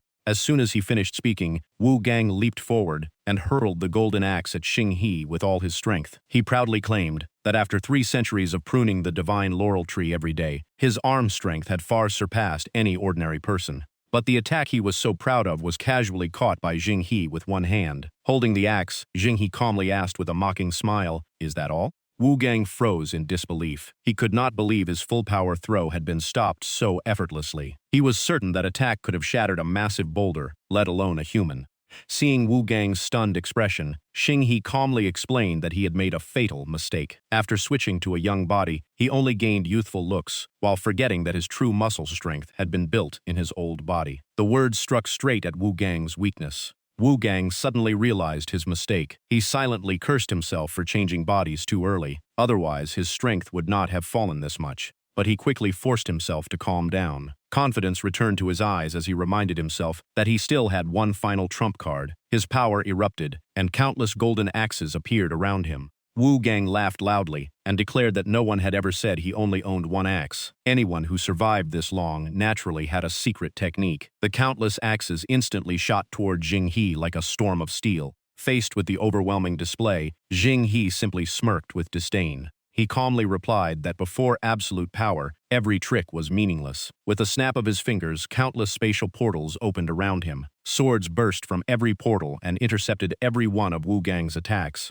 Wu Gang's face turned pale. He could not believe Jing He had used a technique that looked remarkably similar to his own. Before Wu Gang could recover, an enormous shadow appeared behind him. A gigantic foot descended from above, forcing him to spin around in panic. Ling Ling, in her giant form, looked down at Wu Gang with a dangerous smile. She teased that he looked tiny and almost cute, then wondered if one stomp would kill him. Wu Gang stammered in shock, unable to understand why the giant race still existed. As far as he knew, the 10 sons had wiped them out long ago. Before Ling Ling could reply, Lord Xiaoqing stepped forward with a knife in hand. Looking completely fascinated, she said this would be her very first time dissecting a living person. At the same time, Gu Yu, Mulan and Daji all stepped forward together. Gu Yu coldly asked whether Wu Gang had ever been hit by a fist the size of a sandbag. Mulan tightened her grip on her greatsword and repeated his own words, saying her blade had been thirsty for blood for a very long time. Daji gently stroked her sharp claws and smiled, saying they were eager to taste fresh blood as well. Surrounded with no way out, Wu Gang turned deathly pale. Looking at the group, he could only sigh in despair. Compared to them, he felt like the real heroes while they looked far more like villains. He immediately blamed Murong Yun Hai, who had claimed these people were nothing but weak mortals instead of the monsters standing before him. After a few seconds, Wu Gang forced out a smile and admitted he had underestimated his opponents. He warned them that if they cornered him any further, he would have no choice but to use his final trump card. A powerful aura suddenly exploded from Wu Gang. His face darkened as his eyes locked firmly onto Jing He. Jing He only smirked and teasingly asked if Wu Gang still had another secret move left. But what happened next stunned everyone. Wu Gang suddenly dropped to his knees, changed his tone completely, admitted all his mistakes, and begged for mercy. He confessed that he normally relied on the rabbit spirits to do everything for him. Other than swinging an axe, he had no real abilities, and begged the group to spare him. Jing He looked at the sudden change with complete disbelief and asked if Wu Gang had no shame. Wiping away his tears, Wu Gang replied that a true man knew when to bend and when to stand tall. As long as he stayed alive, a little humiliation meant nothing. Besides, he was only in the body of a child now. Hearing that, Jing He could only sneer to himself. What kind of child could live for 300 years? This body clearly had never belonged to Wu Gang in the first place. Before anyone could react, a sword suddenly shot in from behind. Yun-hai controlled the blade and pierced straight through Wu Gang's body. He coughed up blood and collapsed. Xing-he immediately complained that they should not have killed him so soon, because they still could have forced more information out of him. Mu Rong calmly pulled out the blood-stained sword and coldly replied that there was no room for mercy in battle. Once you chose to strike, you had to see it through to the end. Lying in a pool of blood, Wu Gang looked at Mu Rong with resentment and asked why he had betrayed him like this. Mu Rong showed no hesitation. He swung his sword one final time and said that once someone chose this path, there was no turning back. The only ending was to fight until death. Even so, Xing-he seriously questioned Mu Rong for killing Wu Gang without permission and costing them the chance to uncover more clues. Mu Rong calmly wiped the blood from his blade and assured everyone there was no need to worry, because he had already learned everything worth knowing. He explained that after following the river of blood to its source, he discovered every drop flowed beneath the laurel tree. There, Chang-yi lay in an endless sleep, barely clinging to life. According to Mu Rong, the laurel tree was never a sacred tree of purification as Wu Gang had claimed. It was actually a prison built to confine Chang-yi. They secretly kidnapped people from the mortal world and used their blood to nourish the tree. The laurel tree constantly produced moon poison, keeping Chang-yi trapped in an endless coma. Wu Gang then used her blood to raise the rabbit spirits, turning them into an army completely loyal to him. Mu Rong slowly concluded that although Chang-yi had once consumed the elixir of immortality and possessed an almost endless lifespan, 300 years of constant torment had reduced her life to a flickering candle that could go out at any moment. Hearing the truth, Mulan immediately understood everything. No wonder people had been disappearing from Shangshou City for so many years without a trace. They had all been taken to the Moon Palace as living sources of blood. Lord Xiaoqing was relieved to learn that Chang-yi was not the villain and immediately suggested rescuing her. But Mu Rong quickly stopped her, explaining that the moon poison surrounding that place was real. After building up for 3 centuries, anyone who entered carelessly would instantly be consumed by it and trapped in an illusion. Xiaoqing anxiously asked if there was still any way to save Chang-yi. Mu Rong firmly replied that everything in the world had its natural opposite, so there had to be a cure. He went on to explain that although Chang-yi had suffered from moon poison for 300 years, her blood had gradually developed a certain resistance against it. By chance, he had once discovered a pool filled entirely with her blood. Anyone who soaked in that blood pool for a while would gain resistance to moon poison. That was why Wu Gang and the rabbit spirits could repeatedly enter the hidden chamber to collect her blood without being corrupted. After finishing his explanation, Mu Rong respectfully turned to Xing-he and asked what they should do next. After thinking for a moment, Xing-he nodded in agreement with the plan and decided to let the women soak in the blood pool first. Mu Rong immediately volunteered to lead them there. The moment bathing was mentioned, Mulan blushed deeply and wrapped herself around Xing-he's arm. She softly said that if her husband wanted to soak together with everyone, she would not mind, since it would not be the first time they had done so. Lord Xiaoqing's eyes widened in shock as she curiously asked if they had really bathed together before. Mulan eagerly explained that bathing had only been the beginning. That night, she and her husband had stayed up until dawn discussing all kinds of knowledge related to bathing. Xiaoqing looked completely confused, unable to understand how bathing could impose a topic for an entire night. Blushing with embarrassment, Mulan admitted that she had always believed only girls cared about such things, while her husband probably knew very little. But reality surprised her. Her husband not only understood everything, but kept presenting arguments she could not refute. Even after using every bit of knowledge she had, she was ultimately forced to admit defeat. After that night of discussion, Mulan was completely convinced by her husband's knowledge and felt she had learned countless useful things. From that day on, the two became even closer. Hearing the story, he could only sigh to himself, guessing that Lan Er's collection of unusual knowledge had just grown even larger. The more Xiaoqing listened, the more confused she became. In the end, she grew annoyed, convinced Mulan was teasing her on purpose. She immediately turned to Xing-he and playfully said that if he really wanted to, she was willing to study that knowledge together with him as well. Caught between the two girls, he could only remain silent. Just then, Ling Ling showed up, pulled them both away, and coldly declared that if they wanted to learn, she would teach them herself. She reminded herself that last time everyone got involved, only because he had to be saved, and this time she would never let that happen again. Seeing Mu Rong Yun-hai still frozen in place, Ling Ling shouted at him and ordered him to lead the way. Startled by the sudden yell, Yun-hai quickly pointed ahead and hurried to guide the group forward. After everyone left, Daji turned into a fox, jumped onto Xinghe's shoulder, and asked if he was starting to doubt Mu Rongyunhai. Xinghe asked why she thought so, and Daji replied that he used to call him Brother Mu, but not anymore. Xinghe nodded, praised Daji for being so observant, and admitted he had been suspicious for a while. Now his doubts had grown so much that he no longer dared to. One compliment from her master made Daji's tail wag non-stop. Xinghe calmly explained that something had felt wrong ever since he first met Mu Rongyunhai. If he truly wanted to fight the Khan, he should have tried to work with the giant clan. Instead, he knew nothing about them and did not even recognize Ling Ling. That made no sense at all. On top of that, the moment Wu Gang appeared, Mu Rongyunhai killed him without hesitation, even after he had surrendered. Da Ji asked if everything he had said about Change Fairy had been a lie. Xinghe shook his head and said everything Mu Rongyunhai told them was probably true. That answer only confused Da Ji even more. Gu Wu explained that Mu Rongyunhai had told the truth, just not the whole truth. Hiding the most important part was no different from lying. Xinghe suddenly noticed that Da Ji looked more like a little dog, and asked about it. She explained that this form used much less spiritual energy, then quickly added that she was definitely not a dog. Her calm reaction confused Xinghe, because this time she did not get angry after being called a dog. The truth was that Daji kept her fox form on purpose, so everyone would forget she was a girl, giving her more chances to bathe with Xinghe. Just as Daji was secretly pleased with her plan, Ling Ling grabbed her by the neck and dragged her away. She struggled and complained that even she could not escape. Before leaving, Ling Ling turned back and warned Xinghe not to get involved with any more girls while she was gone, or the consequences would be severe. Xinghe hurriedly nodded while pretending he was not scared at all. Right after that, Xinghe suddenly sensed a strange spiritual aura behind him and instantly thought someone was launching a sneak attack. When he turned around, he found Kai Quan standing there. Kai Quan smiled brightly and greeted him like an old friend. Xinghe asked in surprise how he had managed to reach the Moon Palace.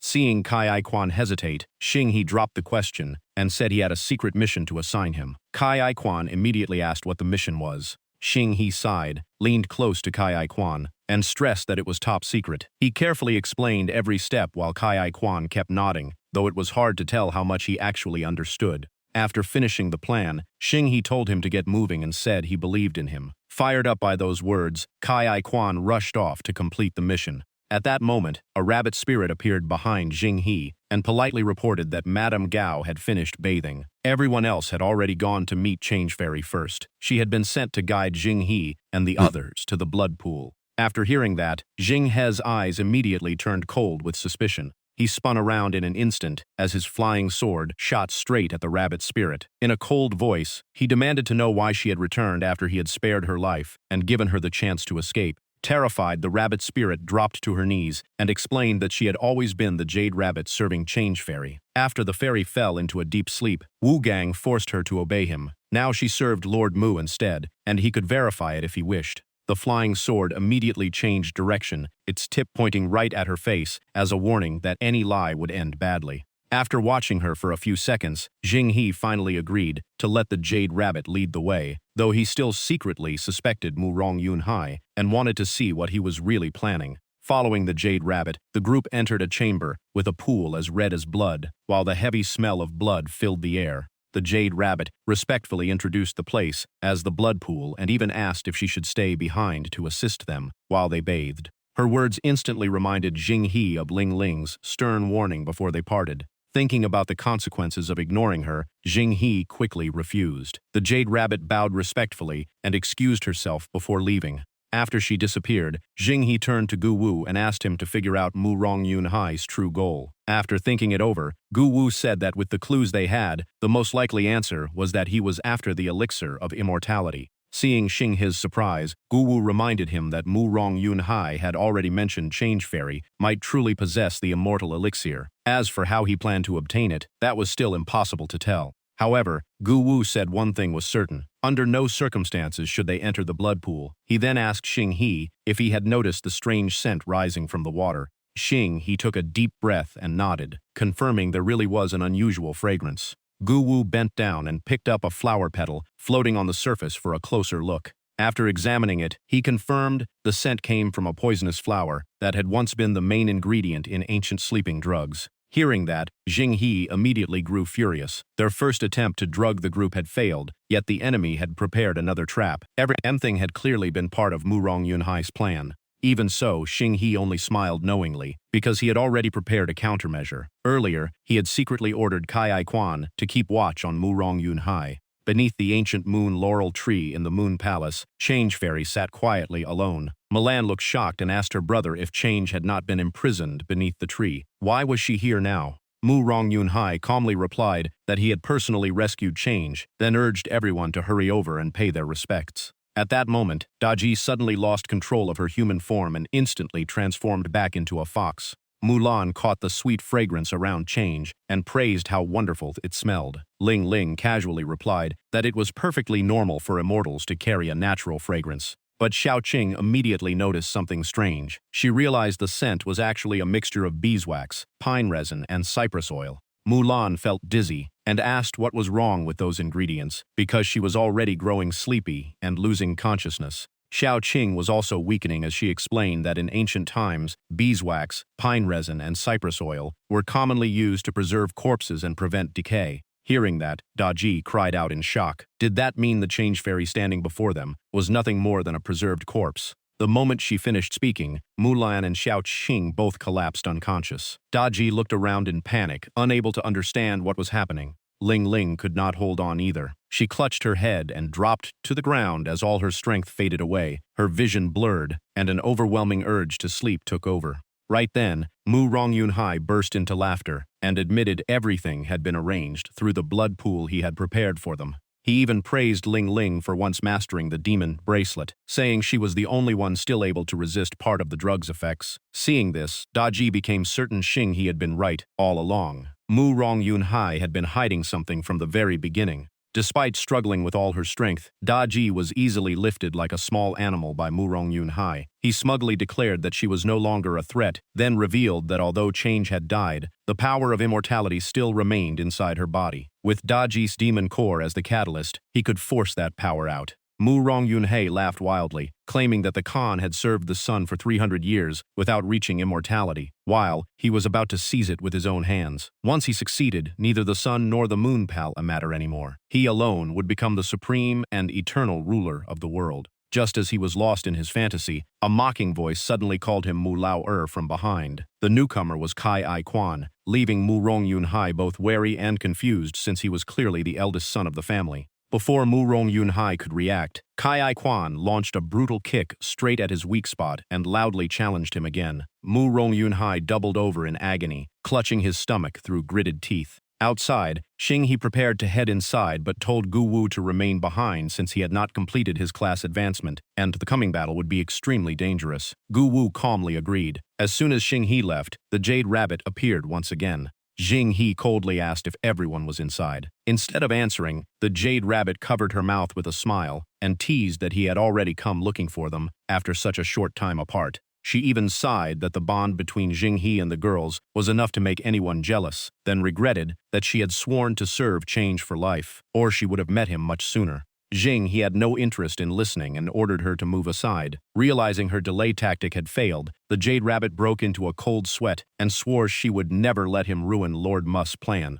Lowering her head, she continued making up stories, claiming the girls had received a great blessing from Change, but had agreed to keep it secret from Xing He. Before she could finish, the dragon scales on Xing He's arm shot out in every direction, piercing toward her from all sides. Xing He coldly stepped past the fallen Jade Rabbit, leaving behind only one sentence: anyone who touched a dragon's reverse scale deserved to die. She dared to stall him so his people could be harmed, so there was no reason to spare her life. The massive doors burst open as Xing He walked inside, and immediately saw the girls being held captive. Ling Ling weakly called his name, finally relieved that he had arrived. Xing He asked where Kai Ai Quan was, since he had sent him ahead to ambush Mu Rong Yunhai. Ling Ling quietly explained that he only managed one sneak attack before being captured. Mu Rong Yunhai stepped out from behind, with his blade pressed against Kai Ai Quan's neck. He sneered, mocking Xing He for sending a fool to ambush him. Looking at the situation, Xing He quietly found it strange. Kai Ai Quan's might not be very bright, but he had once fought the Khan with pure strength. There was no way he could be captured so easily unless Mu Rong Yunhai was hiding another trump card.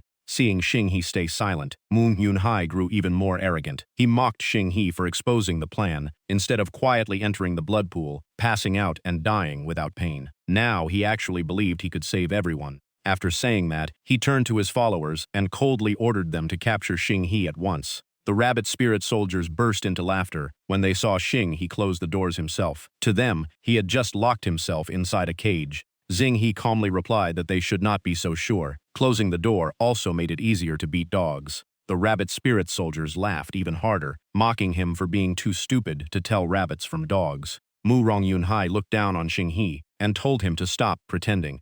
Thanks to the Jade Rabbit, he already knew Xing He's secret ability prevented others from drawing their swords. That was why every soldier had unsheathed their weapons in advance, determined not to repeat Wu Gang's mistake. He even declared that he would cut open Daji right in front of Xing He to take her demon core and see what Xing He could do about it. A rabbit spirit soldier immediately dragged Daji over. Kai Quan, who had been standing still as if he had surrendered, suddenly grabbed Mu Rong Yunhai's arm and laughed. He declared that the best hunter always knew how to become the prey, and now it was time for his secret weapon. The next second, Kai Quan suddenly lifted Mu Rong Yunhai's chin and kissed him with shocking passion.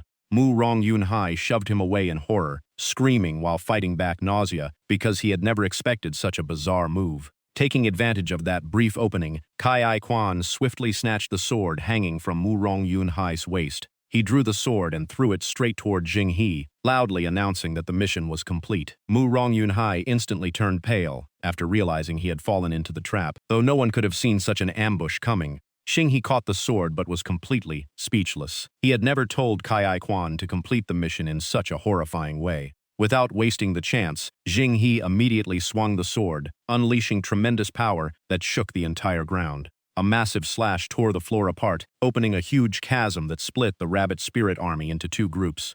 Xing He swung again, but the ordinary sword could not withstand his strength and shattered into countless pieces. After the shock faded, the rabbit spirit soldiers regained their confidence when they saw Xing He's sword break. They laughed, convinced he only looked intimidating. Without a weapon, they believed he had no way to fight back. Xing He slowly raised his hand as killing intent filled his eyes. He calmly asked why they never considered that the sword had simply been too weak to withstand his power. Hearing that, one rabbit spirit soldier flew into a rage, believing the human was openly insulting them. Xing He did not deny it. He stomped the ground and declared that he was insulting them. A bunch of weaklings who could barely keep their footing were not worth fearing. The shockwave from his stomp spread across the chamber, throwing every rabbit spirit soldier off balance before they plunged into the chasm below. Kai Quan ran over, while carrying Daji, and proudly announced that he had safely brought Xing He's dog back. Mu Rong Yunhai clutched his head and screamed, unable to accept what had happened. The Jade Rabbit had claimed Xing He's secret ability only stopped people from drawing their swords, so why had everything turned out completely differently? Xing He floated into the air as countless phantom swords appeared behind him. He calmly explained that the Jade Rabbit had run away too quickly last time to see what came next. This time, Mu Rong Yunhai would witness it himself. With a simple wave of his hand, countless sword rays rained down on Mu Rong Yunhai. But after the attack ended, only a substitute puppet remained where he had been standing. Xing He frowned as he realized Mu Rong Yunhai had escaped with a life-saving artifact. In the end, he had still managed to get away.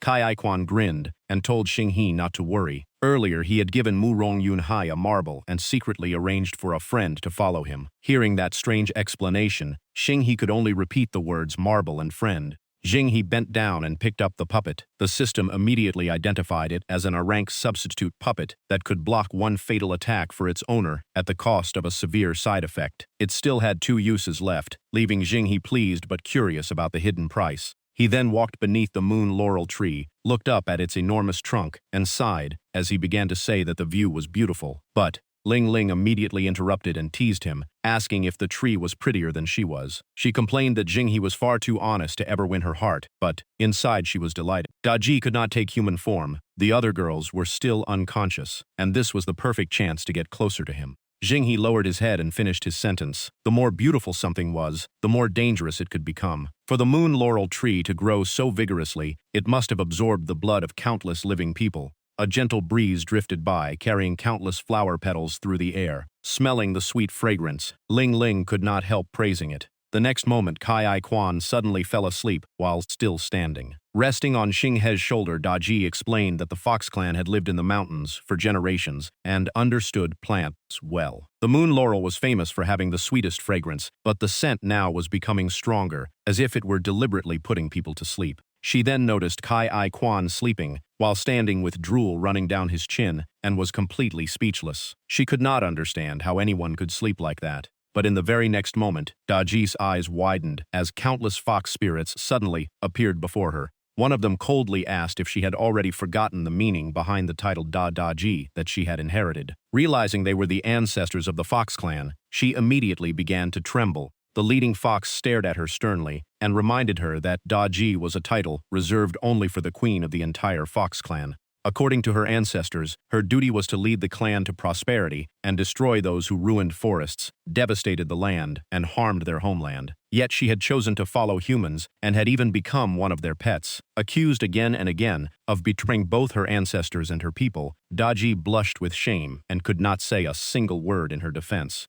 In another illusion, Ling Ling stood in a sea of blood surrounded by countless giant clan skeletons, frozen in horror. The spirit of the deceased clan chief slowly appeared before her and painfully asked why everything had ended this way. The restless spirits blamed Ling Ling for leading them into the assault on Shangzhou City, causing the entire clan to die in agony. They resented that she alone had survived and urged her to join them in death. Crushed by guilt, Ling Ling clutched her head and burst into tears. At the same time, the spirits of everyone Jinghe had ever killed appeared before him. Filled with hatred, they cried that they were innocent, unwilling to die, and had only wanted to change the world in their own way. He quickly realized it was nothing more than an illusion created by the moon laurel tree. He was even a little disappointed because he had expected it to take the form of his older sister. Apparently, for some reason, it could not see memories from the real world. He curled his lips into a mocking smile as the spirits claimed they were innocent and unwilling victims. He called out Gui Diao by name and asked whether he had ever considered the innocent people who suffered and died when he melted an entire city. Then he turned to Ling Shuzu and demanded to know if he had ever asked the villagers whether they wanted to be transformed into fish monsters. He roared that if they knew what pain felt like, they should have stayed buried in their graves. As soon as he finished speaking, his overwhelming aura exploded outward, shattering the entire illusion. Back in reality, Ling Ling and Daji had been tightly bound by the moon laurel's vines. Both were still trapped in their illusions, crying as they called for their clansmen and ancestors. Xing He's eyes turned icy. With a wave of his hand, he sliced through the vines and shouted that a mere tree spirit dared to manipulate people's hearts with illusions. He immediately rushed over to support Ling Ling and Daji, quietly complaining that the two of them always gave him something to worry about. Looking to the side, Xing saw Kai Quan still sleeping peacefully. It left him puzzled. Was Kai Quan completely unaffected by the illusion, or had he simply fallen asleep? As soon as Ling Ling and Daji woke up, they weakly called Xing He's name, clearly still exhausted. He explained in a low voice that the moon laurel tree had absorbed human blood for hundreds of years and had likely developed its own consciousness. It had struck directly at the deepest weaknesses in their hearts.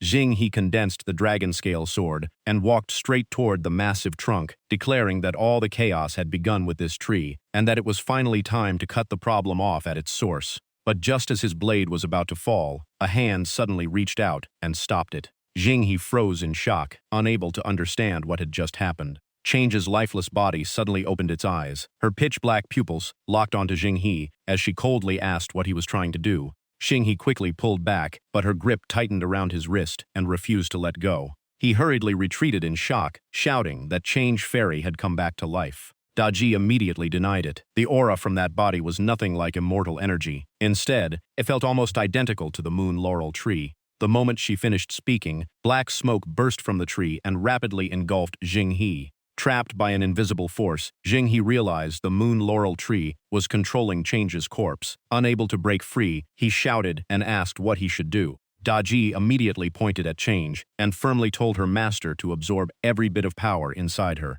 She explained that the fairy's corpse had already been corrupted by the moon laurel's evil power. If Jinghe drained away all the corruption, it would be purified. Since he had already fused with the Xuanyuan sword, its cleansing power was more than enough. Understanding her plan, Jinghe immediately kissed Change to begin the process, silently apologizing for such a disrespectful act. He started drawing the black energy out of her body, while the moon laurel tree sensed the danger and desperately poured even more evil power into her. Seeing Jing He making strange noises as he absorbed the energy, Da Ji immediately suspected he was enjoying it a little too much. Ling Ling also became furious, insisting he had clearly become addicted and was already planning how to punish him. Faced with both of them at once, Jing He quickly pulled away from Change and explained that the strange sound had not come from him. At that moment, the system announced that the host had obtained the SSS rank corpse of Change Fairy. Jing He froze and turned around, only to see Change's body slowly dissolving before merging into the roots of the moon laurel tree.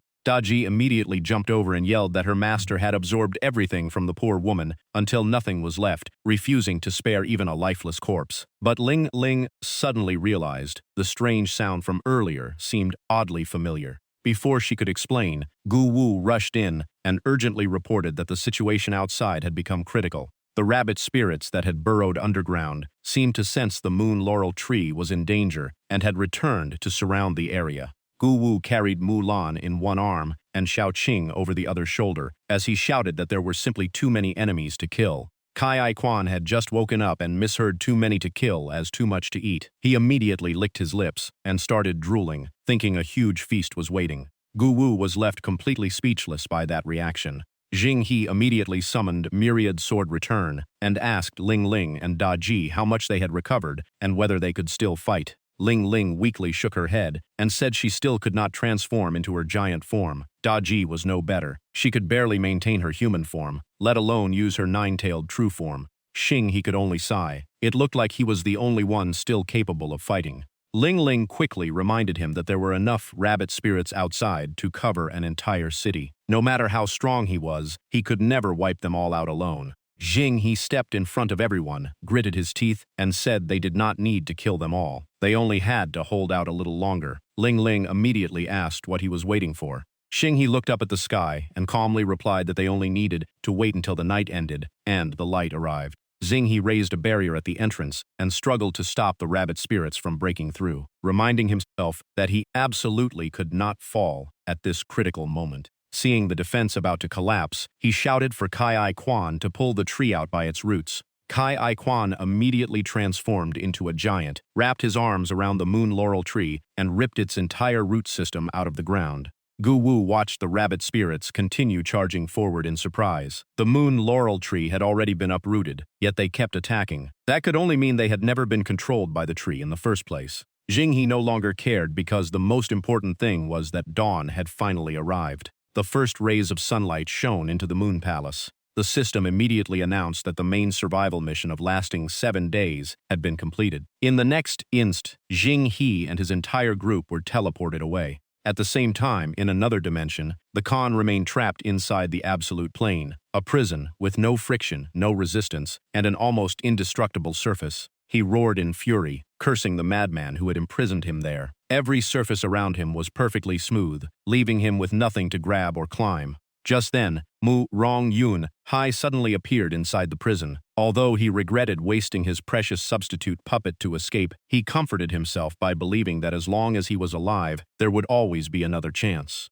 Mu Rong Yun Hai confidently believed the Khan was trapped forever, while Xing He and the others were still stuck inside the moon palace with the moon laurel tree. In his eyes, no one in Shangzhou City remained capable of stopping him. Even though his immortality plan had failed, Mu Rong Yun Hai burst into laughter. As long as he ruled this land, he would stand at the peak of power and enjoy endless wealth and glory. Just as Mu Rong Yun Hai was celebrating, his eyes suddenly landed on a familiar figure. The Khan instantly flew into a rage, roaring that he had finally found the traitor. If he could not kill Xing He yet, he would settle for Mu Rong Yun Hai instead. Mu Rong Yun Hai froze in shock, never expecting the Khan to be trapped here as well. However, only a few seconds later, Mu Rong Yun Hai regained his composure. He sneered that the Khan was trapped simply because he could not escape, while he had special equipment that would get him out. He immediately fired a grappling hook at the wall, but the surface was so perfectly smooth that it could not catch at all. Watching his plan fail, Mu Rong Yun Hai panicked, unable to believe what had just happened.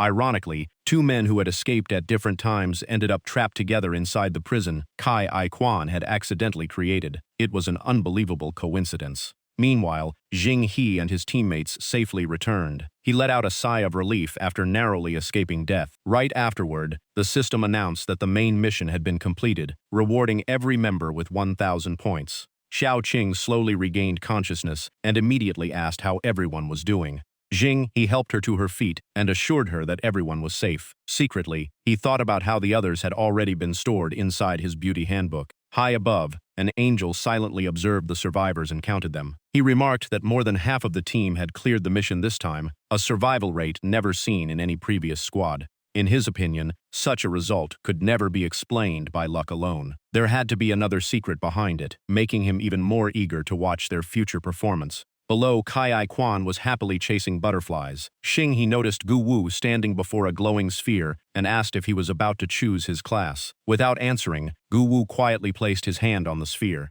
A voice announced that every chosen one who touched the awakening book for the first time would be evaluated based on their mission performance. Gu Wu received a final rating of D, and his genetic transformation was completed. The system then presented his class selection, granting him the unevolved D-rank class called Mysterious Gene Smith. This class could control flames to forge weapons and special items with unique powers. The system also explained that forged equipment was not limited by class rank, but by the creator's skill. Finally, everyone was informed that they had successfully cleared the mission. The next mission would begin in 3 days, and they could now choose either to remain in this world or return to reality. Hearing that, Xiao Qing laughed and patted Gu Wu on the shoulder, teasing him for getting only a D-rank class while she had a rank, and that crazy guy had even reached a rank. Even so, she promised to protect him in future missions. Gu Wu simply smiled quietly while Xing He laughed. Jing He immediately explained that Gu Wu's class was actually incredibly valuable. The ability to forge weapons and special items, even equipment beyond its normal rank, would directly affect the entire team's survival in future missions. Gu Wu could only smile awkwardly and asked Jing He not to put too much pressure on him because he would do his best. Only then did Xiao Qing realize how valuable the class truly was. Jing He nodded and reminded everyone about the moment Gu Wu awakened his class. He asked whether anyone had noticed the phantom spirit that had appeared behind him. Xiao Qing looked confused because she thought everyone displayed the same phenomenon when awakening or using their powers. Hearing that, Gu Wu immediately understood Jing He's point. He guessed Jing He suspected those phantom spirits were directly connected to the mysterious genes. Jing He confirmed that was exactly his theory. Although everyone's class and abilities were completely different, the phantom figures behind them all shared strange similarities and even resembled legendary gods. That conclusion stunned everyone, and they instinctively looked at one another. Seeing their reactions, Jing He smiled because he knew they had reached the same conclusion. Gu Wu then continued, saying he wanted to share his own theory as well. According to Gu Wu, ever since they had been brought into this world, 2 questions had never left his mind. First, who had summoned them here? Second, what was that person's true objective? Although he still could not identify the mastermind, Gu Wu believed he had finally begun to understand that person's ultimate goal. He started his explanation more than 200 years ago, when the Industrial Revolution sparked an explosive leap in human science and technology. From that point on, theology and mysticism were gradually pushed aside by history. Over nearly 3 centuries, faith in the gods steadily faded, while nations devoted themselves almost entirely to scientific and technological progress. But in recent years, the appearance of creatures from other worlds had shaken the very foundation of science as absolute truth. If beings from another world truly existed, then the existence of gods was no longer impossible. Gu Wu boldly proposed that the legendary gods might have truly existed before disappearing for unknown reasons. However, their genes had been preserved through a special method, and the genes awakening everyone's classes today were likely part of that legacy. If that theory was correct, then being summoned and forced into missions across different worlds was nothing more than a selection process. The ultimate goal was probably to cultivate an entirely new generation of gods. The angel watching from above smiled with interest. He had not expected this group to uncover so many secrets already. Their future performances were becoming even more exciting. Back in the real world, a mechanical voice announced that Mr. Yun had returned.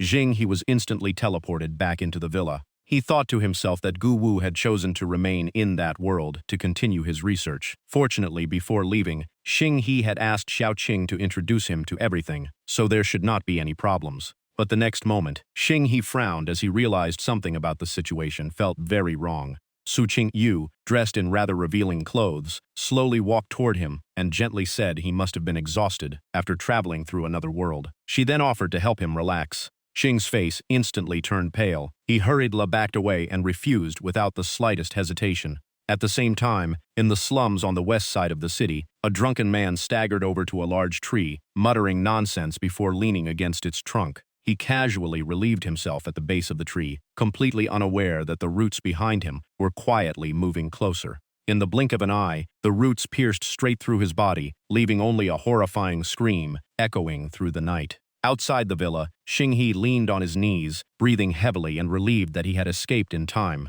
Daji appeared and asked why he had run away when Su Yu only wanted to help him relax. Xinghe immediately argued that the last time she had left him unconscious for 2 whole days. She clearly wanted to drain him dry, not take care of him. Daji giggled and admitted that the previous disaster had mainly happened because she had joined in as well. This time, she promised to take only a little of her master's spiritual energy. Xinghe turned even paler after hearing that and immediately pushed her away. Daji kept clinging to him and begging, while Xinghe scolded her for having no self-control. He even said she should just stay in her fox form forever instead of turning human again.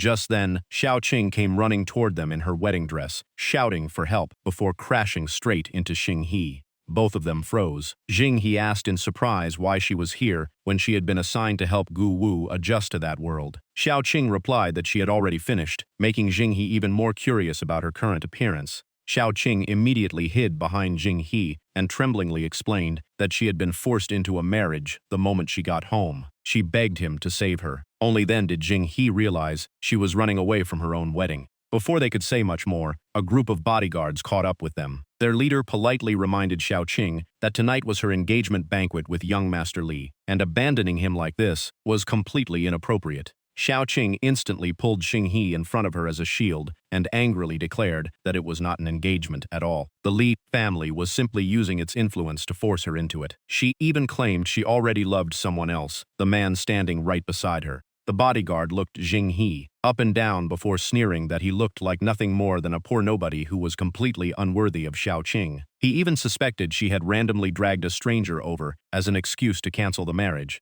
He then coldly reminded her that the Li family practically ruled the entire city. Even if she did not care about herself, she should at least think about the consequences her family would suffer. Hearing the threat, Xiaoqing hesitated for a moment, but still firmly declared that no matter what they said, she would never give in. He quietly asked why she was still afraid of ordinary people when she had already awakened a class. Xiaoqing helplessly explained that her abilities were not suited for direct combat. Seeing the two of them whispering to each other, the bodyguard lost his temper and shouted that they were acting as if he did not even exist. Xiaoqing secretly stuck out her tongue and quietly thought that maybe this was the perfect chance to make things official with Xinghe. She was quite pleased with her quick thinking. Running out of patience, the bodyguard charged forward to seize her, shouting that being chosen by young Master Li was a rare blessing and she should stop acting ungrateful. But before his hand could even touch Xiaoqing, Xinghe calmly reached out and stopped it. Xinghe smiled faintly and casually replied that if marrying young Master Li was really such a blessing,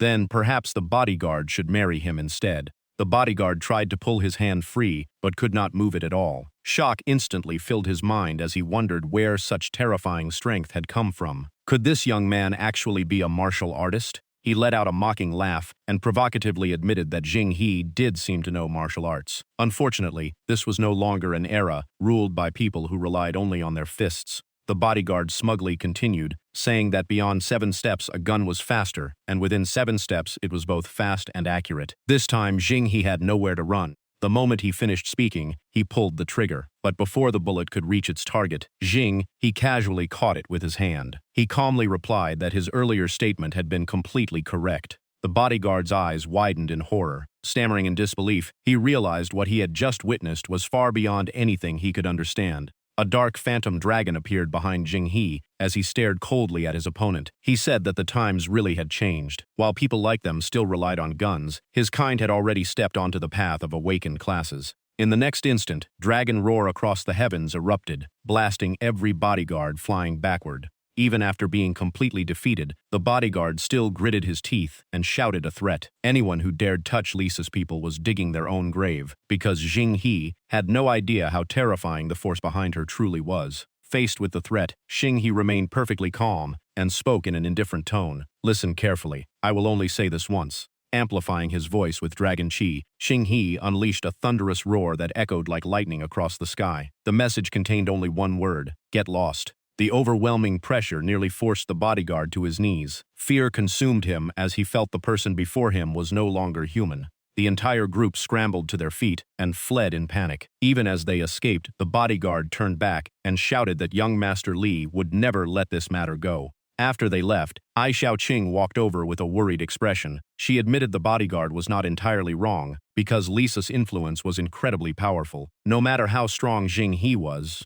still alone, and this time he had truly made a dangerous enemy. Even so, she sincerely thanked Jing He for standing up to help her. Meanwhile, Jing He could only complain inwardly. She was the one who got into trouble, dragged him into it, and now he had no way out. Only then did Ai Xiaoqing look around and suddenly realized they were standing outside the Su family villa. She had never expected that, in her panic, she would accidentally run all the way here. She glanced at Jing He with a meaningful smile and teased that she had heard the eldest daughter of the Su family was both beautiful and gentle. Was he here to pursue her as well? Secretly, she grumbled that Jing He had only just returned and was already interested in another woman. She had to make him give up. With that thought, she switched to a provoking tone and said that someone like President Su was not a person anyone could simply meet. Even the entire Ai family might fail to arrange an audience, let alone Jing He alone. He should give up now to avoid disappointment, though luckily she had already thought of a way to help him. Jing He asked in confusion how she planned to help, but Ai Xiaoqing immediately interrupted him and told him to leave everything to her. If the Li family found him here, they might as well put on a show and claim he belonged to the Ai family.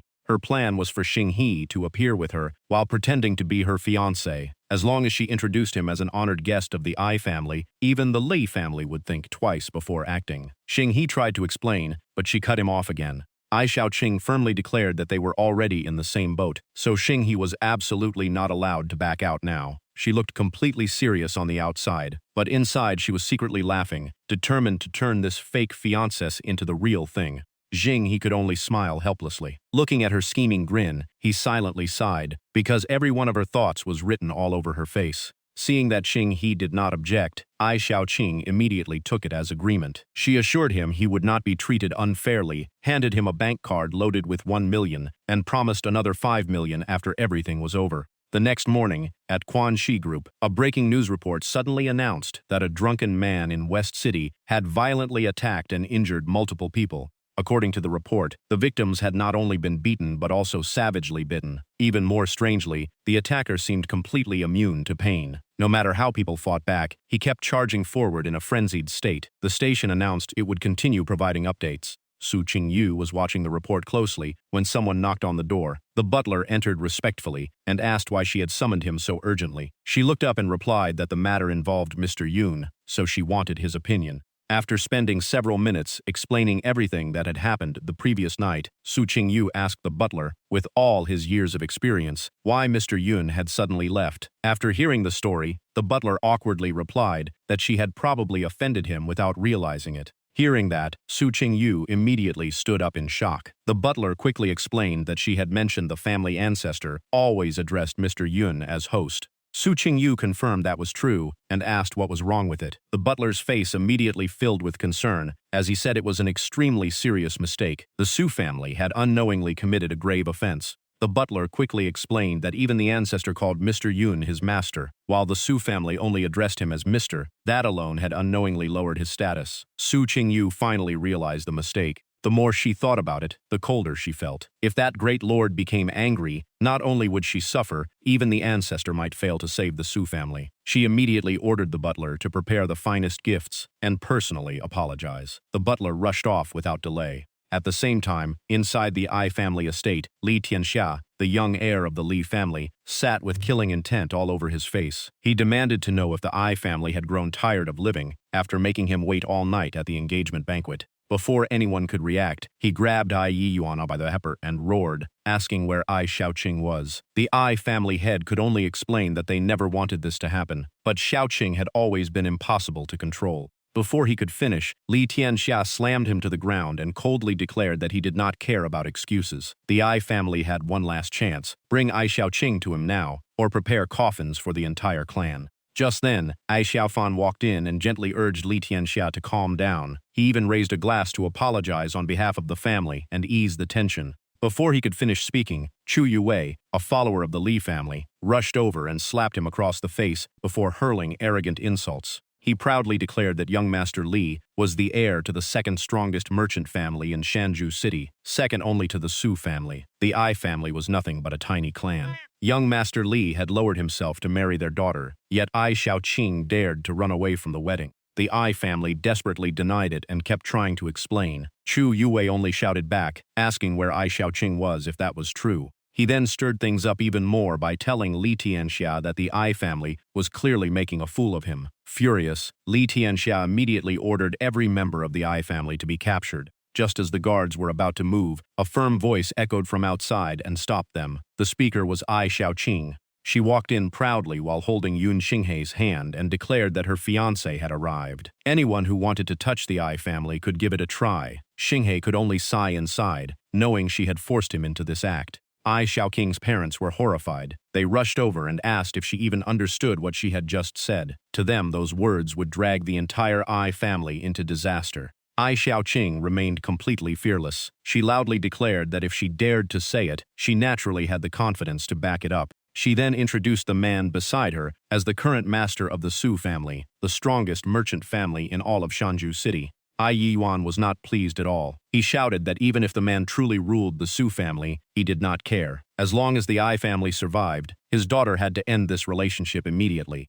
But the moment he finished speaking, he froze and asked if he had heard correctly. He suspected his daughter was trying to fool the entire family. Meanwhile, Xinghe quietly asked Ai Xiaoqing if they had only agreed to pretend he was an honored guest of the Su family. Why had she suddenly promoted him into the master of the Su family? She quickly explained that being an honored guest was not enough to scare the Li family, so she had to upgrade his identity for now and asked him to play along. Watching them whisper together, Chu Yuwei immediately shouted and demanded to know what they were secretly discussing. He also cursed Ai Xiaoqing for daring to betray Li Tianxia. He then turned to flatter Li Tianxia, saying Ai Xiaoqing was never worthy of becoming young masterless wife and was only fit to be a servant. He even ordered the entire Ai family to kneel and personally offer Ai Xiaoqing to Li Tianxia if they wanted to stay alive. But while he was still acting arrogantly, his expression suddenly froze after seeing something completely unexpected. Ai Xiaofan calmly walked straight toward him. Chu Yuwei kept yelling, asking if he had gone crazy. If he was told to kneel, why was he walking forward instead? Without another word, Ai Xiaofan slapped him hard across the face and coldly asked if he had been the one who hit him earlier. Even Ai Xiaoqing was stunned. She stared at her younger brother in confusion as an uneasy feeling suddenly rose inside her. Chu Yuwei held his face in disbelief. He could not believe that someone from the Ai family had actually slapped him in front of everyone. Before he could recover, another slap landed on his face. Ai Xiaofan shouted that he was not worthy of calling him by name and had to address him as young Master Ai. Seeing his companion get beaten, Zikuei immediately jumped out and shouted that Ai Xiaofan had gone insane for daring to attack young Master Chu. He then turned to question Ai Yiwan, asking why he was not controlling his son. Did the Ai family truly want their entire clan wiped out? But Ai Yuan reacted very differently. He coldly replied that if his son could be beaten, then his son had every right to hit back. As soon as he finished speaking, he casually slapped Zikuei across the face and sternly reminded him that as the head of the Ai family, he deserved proper respect instead of being called by name.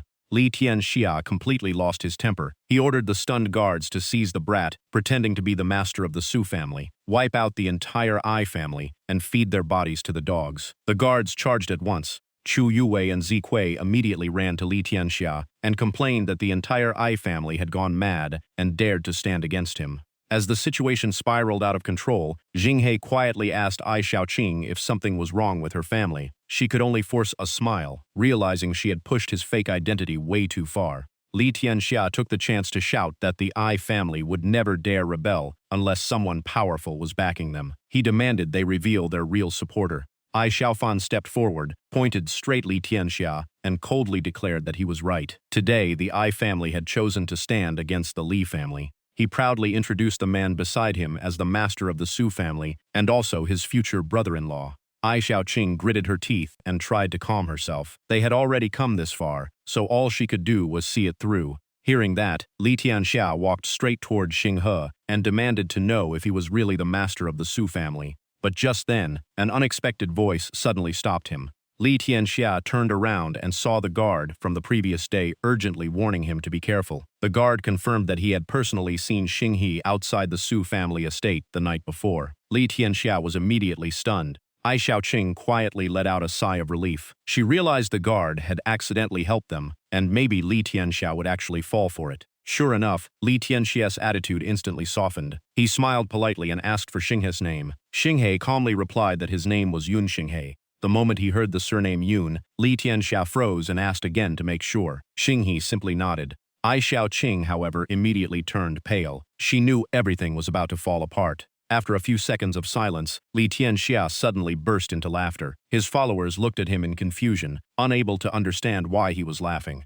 He then punched the guard who had warned him and cursed him for being so foolish. It was obvious they had all been tricked. Li Tianxia stepped right up to Xing He and exposed him. Xing He had just admitted his surname was Yun, not Su, so what right did he have to claim he ruled the Su family? The Ai family, who had been acting boldly moments ago, instantly panicked. They all blamed Ai Xiaoqing for dragging everyone into disaster. Even her parents and younger brother wondered what crime they had committed to deserve this. Just as Ai Xiaoqing had no idea how to explain, someone outside announced that Su Qingyu had arrived. Everyone in the hall immediately turned toward the entrance. Su Qingyu walked in with the cold presence of the chairwoman of the Quan Shi group. Behind her were members of the Su family carrying 9 sets of priceless gifts, as they announced they had come to congratulate the couple on their engagement. Zake was completely confused about why Su Qingyu had appeared. Chu Yue sneered and assumed she had come to congratulate Li Tianxia, not some nobody. Li Tianxia quickly walked over with a bright smile and politely said it was an honor for the Li family that President Su had come, especially with so many valuable gifts.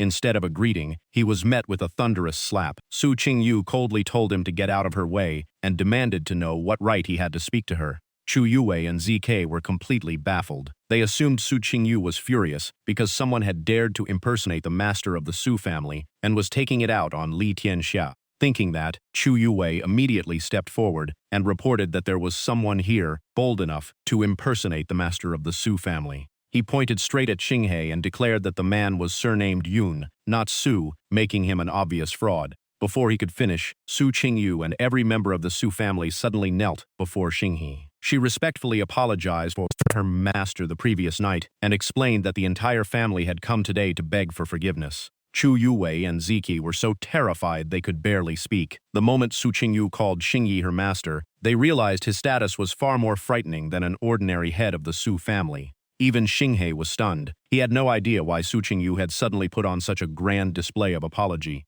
Li Tianxia held his swollen face and unwillingly stepped forward to question Su Qingyu. He refused to believe she had not come to celebrate his engagement. Su Qingyu did not bother explaining. She slapped him again and coldly replied that he was not worthy of receiving her gifts. Chu Yue hurried over to support Li Tianxia. Furious, Li Tianxia shouted back that no matter how powerful the Su family was, they had no right to humiliate the Li family like this. Before he could finish, Su Qingyu slapped him again. She mocked him for still barking when his father was nothing more than a deputy executive at the Quanxi group and the entire Li family was just a dog raised by the Su family. Li Tianxi did not dare fight back. He could only clutch his face, cry out for his father, and beg for help. At that moment, a group of people rushed in from outside. Leading them were Wen Tianqiang, the underground king of Shanju City, and Li Ergu, Li Tianxia's father. The moment he entered, Li Ergu loudly assured his son that he had arrived. Li Tianxia immediately rushed over, hugged his father's leg, and tearfully accused Xingge, Su Qingyu,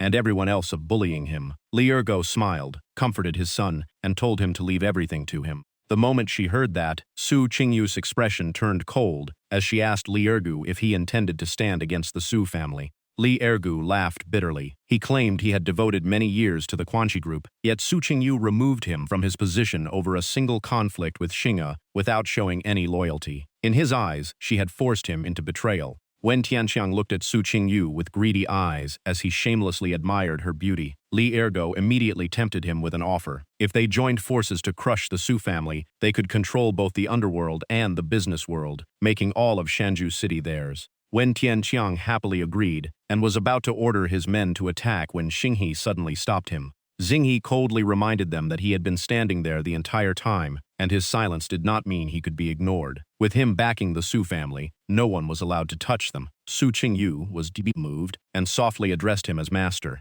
The gangsters ignored his warning and charged together, mocking him for thinking one man could stop them. Wen Tianqiang immediately ordered Xinghe to be hacked to pieces and fed to the dogs. But before they could get close, a military force poured in from outside. Gu Yu appeared with an icy voice and declared that he wanted to see who was brave enough to touch Xinghe. He immediately ordered everyone present to be taken under control. The soldiers answered in unison, and the overwhelming pressure silenced the entire hall. Gu Yu walked past Xinghe with a laugh and said he had arrived just in time. Only then did Xinghe realize Gu Yu was actually a general, which explained why he had always stayed so calm. Li Tianxia's brief moment of confidence vanished as a rifle was pressed against his head. His mind completely collapsed as he wondered who Xinghe really was. Not only had he made the Su family kneel, but even the military had personally come to protect him. As the soldiers tied him up, Wen Tianxiang angrily cursed Li Ergu and his son for dragging him into this disaster. Li Ergu could only stammer that he never expected things to end like this. Both men were quickly escorted away under the soldiers' commands. After everything settled down, Jing asked why Gu Yu had shown up at the perfect moment. Gu Yu looked surprised and asked if Jinghe had not watched Today's news. Hearing that only made Jinghe even more confused. As Gu Yu prepared to leave, he explained that riots had broken out across many parts of Shanju City. He had been leading troops to suppress them, happened to pass by, noticed Xinghe in trouble, and decided to help. The mission was not over, so he had to leave immediately. Watching Gu Yu depart, Xinghe was still confused about the riots. Su Qingyu stepped forward, surprised that her master seemed completely unaware of what was happening. Jing immediately asked for an explanation. She told him that the previous night, a brutal assault had taken place, and the police had quickly arrived and captured the attacker. But that was only the beginning. Similar attacks soon spread everywhere. The attackers did not just beat people. They crazily bit into their victims and even devoured their flesh and blood. Hearing this, even Ai Xiaoqing could not hide her shock at such horrifying brutality. Su Qingyu continued by saying those attackers laughed like maniacs and had almost completely lost both reason and the ability to feel pain. As long as they were still alive, no matter how badly they were injured, they kept attacking. Even worse, anyone they bit soon developed the same condition. At this rate, Shanju City would fall into chaos. After hearing the description, Jinghe immediately thought of zombies from the movies because the situation sounded exactly like the start of a zombie outbreak. Su Qingyu smiled and shared even better news. The Su family had finally found a way to treat Xinghe's sister. Jinghe was instantly overwhelmed. He grabbed her hand and asked if it was true. Su Qingyu nodded with confidence, but said the patient had to be taken overseas for treatment. She explained that she had used every connection she had to reach a foreign medical team. They had treated a nearly identical case before, and one of their members claimed to be a Tier 3 gene evolution apostle who had cured a teammate with the same condition. The moment Jinghe heard the titles Tier 3 Gene Evolution and Apostle, he fell into deep thought. He suspected that person might also be a class holder. He suddenly realized that if someone had suffered the same illness as his sister, then she might have been connected to the world of class holders before. But he quickly pushed the thought aside. He could only stay in the real world for 3 days, and there was no time to waste. He immediately urged everyone to begin preparing. Saving his sister could not be delayed any longer. Su Qingyu watched him leave and respectfully promised to arrange everything at once. The next day, at Beijiang Airport in Shanju City, every preparation for the overseas transfer had been completed. Su Qingyu pointed toward the doctors pushing a hospital bed and told Xinghe that his sister had arrived safely. The flight tickets, caregivers, and every detail after departure had already been arranged. Jinghe and Ai Xiaoqing walked over, but something immediately felt wrong. They were only sending one patient overseas, so why were there 2 hospital beds? Su Qingyu looked equally confused and asked if Xinghe knew who was lying on the other bed. She had assumed it was someone he arranged as a caregiver, but no matter how they tried, the person refused to wake up, so they brought him to the airport anyway. Just as everyone was still confused, Kaie Guan suddenly jumped up from the bed and fired a party popper, startling every doctor nearby. Ignoring the dark looks from Jinghe's group, he happily waved, laughed loudly, and greeted Jinghe like an old friend as if nothing had happened. At that very moment, a terrified scream suddenly came from behind them, warning everyone not to touch that area. A mutated man came charging forward while pushing a hospital bed, laughing like a madman. He kept saying the rotten flesh he had just bitten was unbelievably soft. Behind him, more monsters were wildly attacking anyone still alive. Desperate screams for help echoed throughout the chaotic airport. Those who had just been bitten quickly lost control and immediately turned toward Jinghe's group. Laughing hysterically, they urged each other to tear apart everyone still standing. Seeing the danger closing in, Jinghe immediately raised his hand to activate Dragon Scale transformation. But Kai Guan suddenly stopped him before he could make a move. He tore open his shirt, revealing a body covered in countless scars, then proudly stepped forward and told Jinghe to leave these monsters to him. Facing an entire horde alone, Kai Guan boldly declared that even if thousands stood in his way, he would charge through by himself. Watching his back, Jinghe suddenly remembered that back at the hospital, Kai Guan had always stayed quietly beside his sister's bed. During their first dungeon, he had also awakened his class and reached Tier 2 gene evolution. A shocking possibility suddenly formed in Jinghe's mind. Kai Guan might have once belonged to his sister's chosen squad, and both of them had suffered the same tragic incident.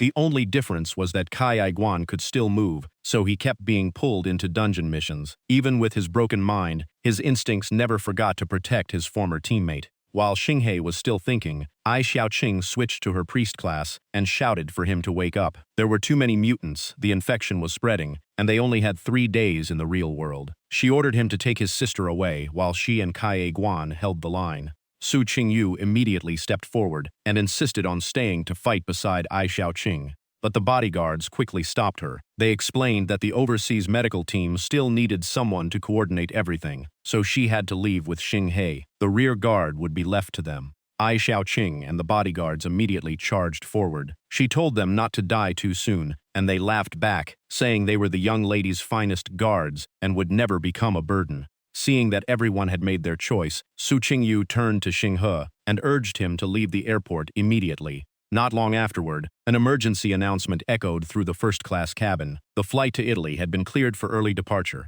because of an unexpected incident at the airport, and every passenger was ordered to fasten their seatbelt. Sitting beside the window, Su Qingyu could not hide her concern. She quietly asked whether Ai Xiaoqing would survive. Xinghe remained silent and gave no answer. The plane quickly lifted off, while below, the mutant outbreak continued spreading across the entire airport. Watching the chaos grow smaller through the window, Xinghe became even more confused. He could not understand why such a terrifying disaster had suddenly struck the real world. But a moment later, something outside the window instantly changed his expression. Floating high in the sky was the laurel tree from the Guanghan Immortal Palace. Xinghe could not understand why something from another world had appeared in reality. He quickly recalled the message after clearing the previous mission. The so-called ending had only meant they failed to stop the invasion from the other world. Only now did he realize that everything had begun when the laurel tree crossed into reality. At the same time, horrifying screams suddenly erupted from the economy cabin. Several passengers mutated without warning and began biting each other, turning the cabin into a bloodbath. Su Qingyu turned around in panic. Xinghe's expression immediately turned cold as he realized the disaster had followed them onto the plane. Just as the situation reached its worst, the system interface suddenly turned red and announced a new mission in the real world. Continue surviving. According to the mission, every mutant killed would reward points. If the invasion from the other world was successfully stopped, all participants would receive a final hidden reward. Everyone in Shanju City had been pulled into the mission, and a secret objective still remained undiscovered. Before anyone could react, the aircraft suddenly shook violently. One engine burst into flames, throwing the plane off balance as it plunged toward the ground with a deafening roar.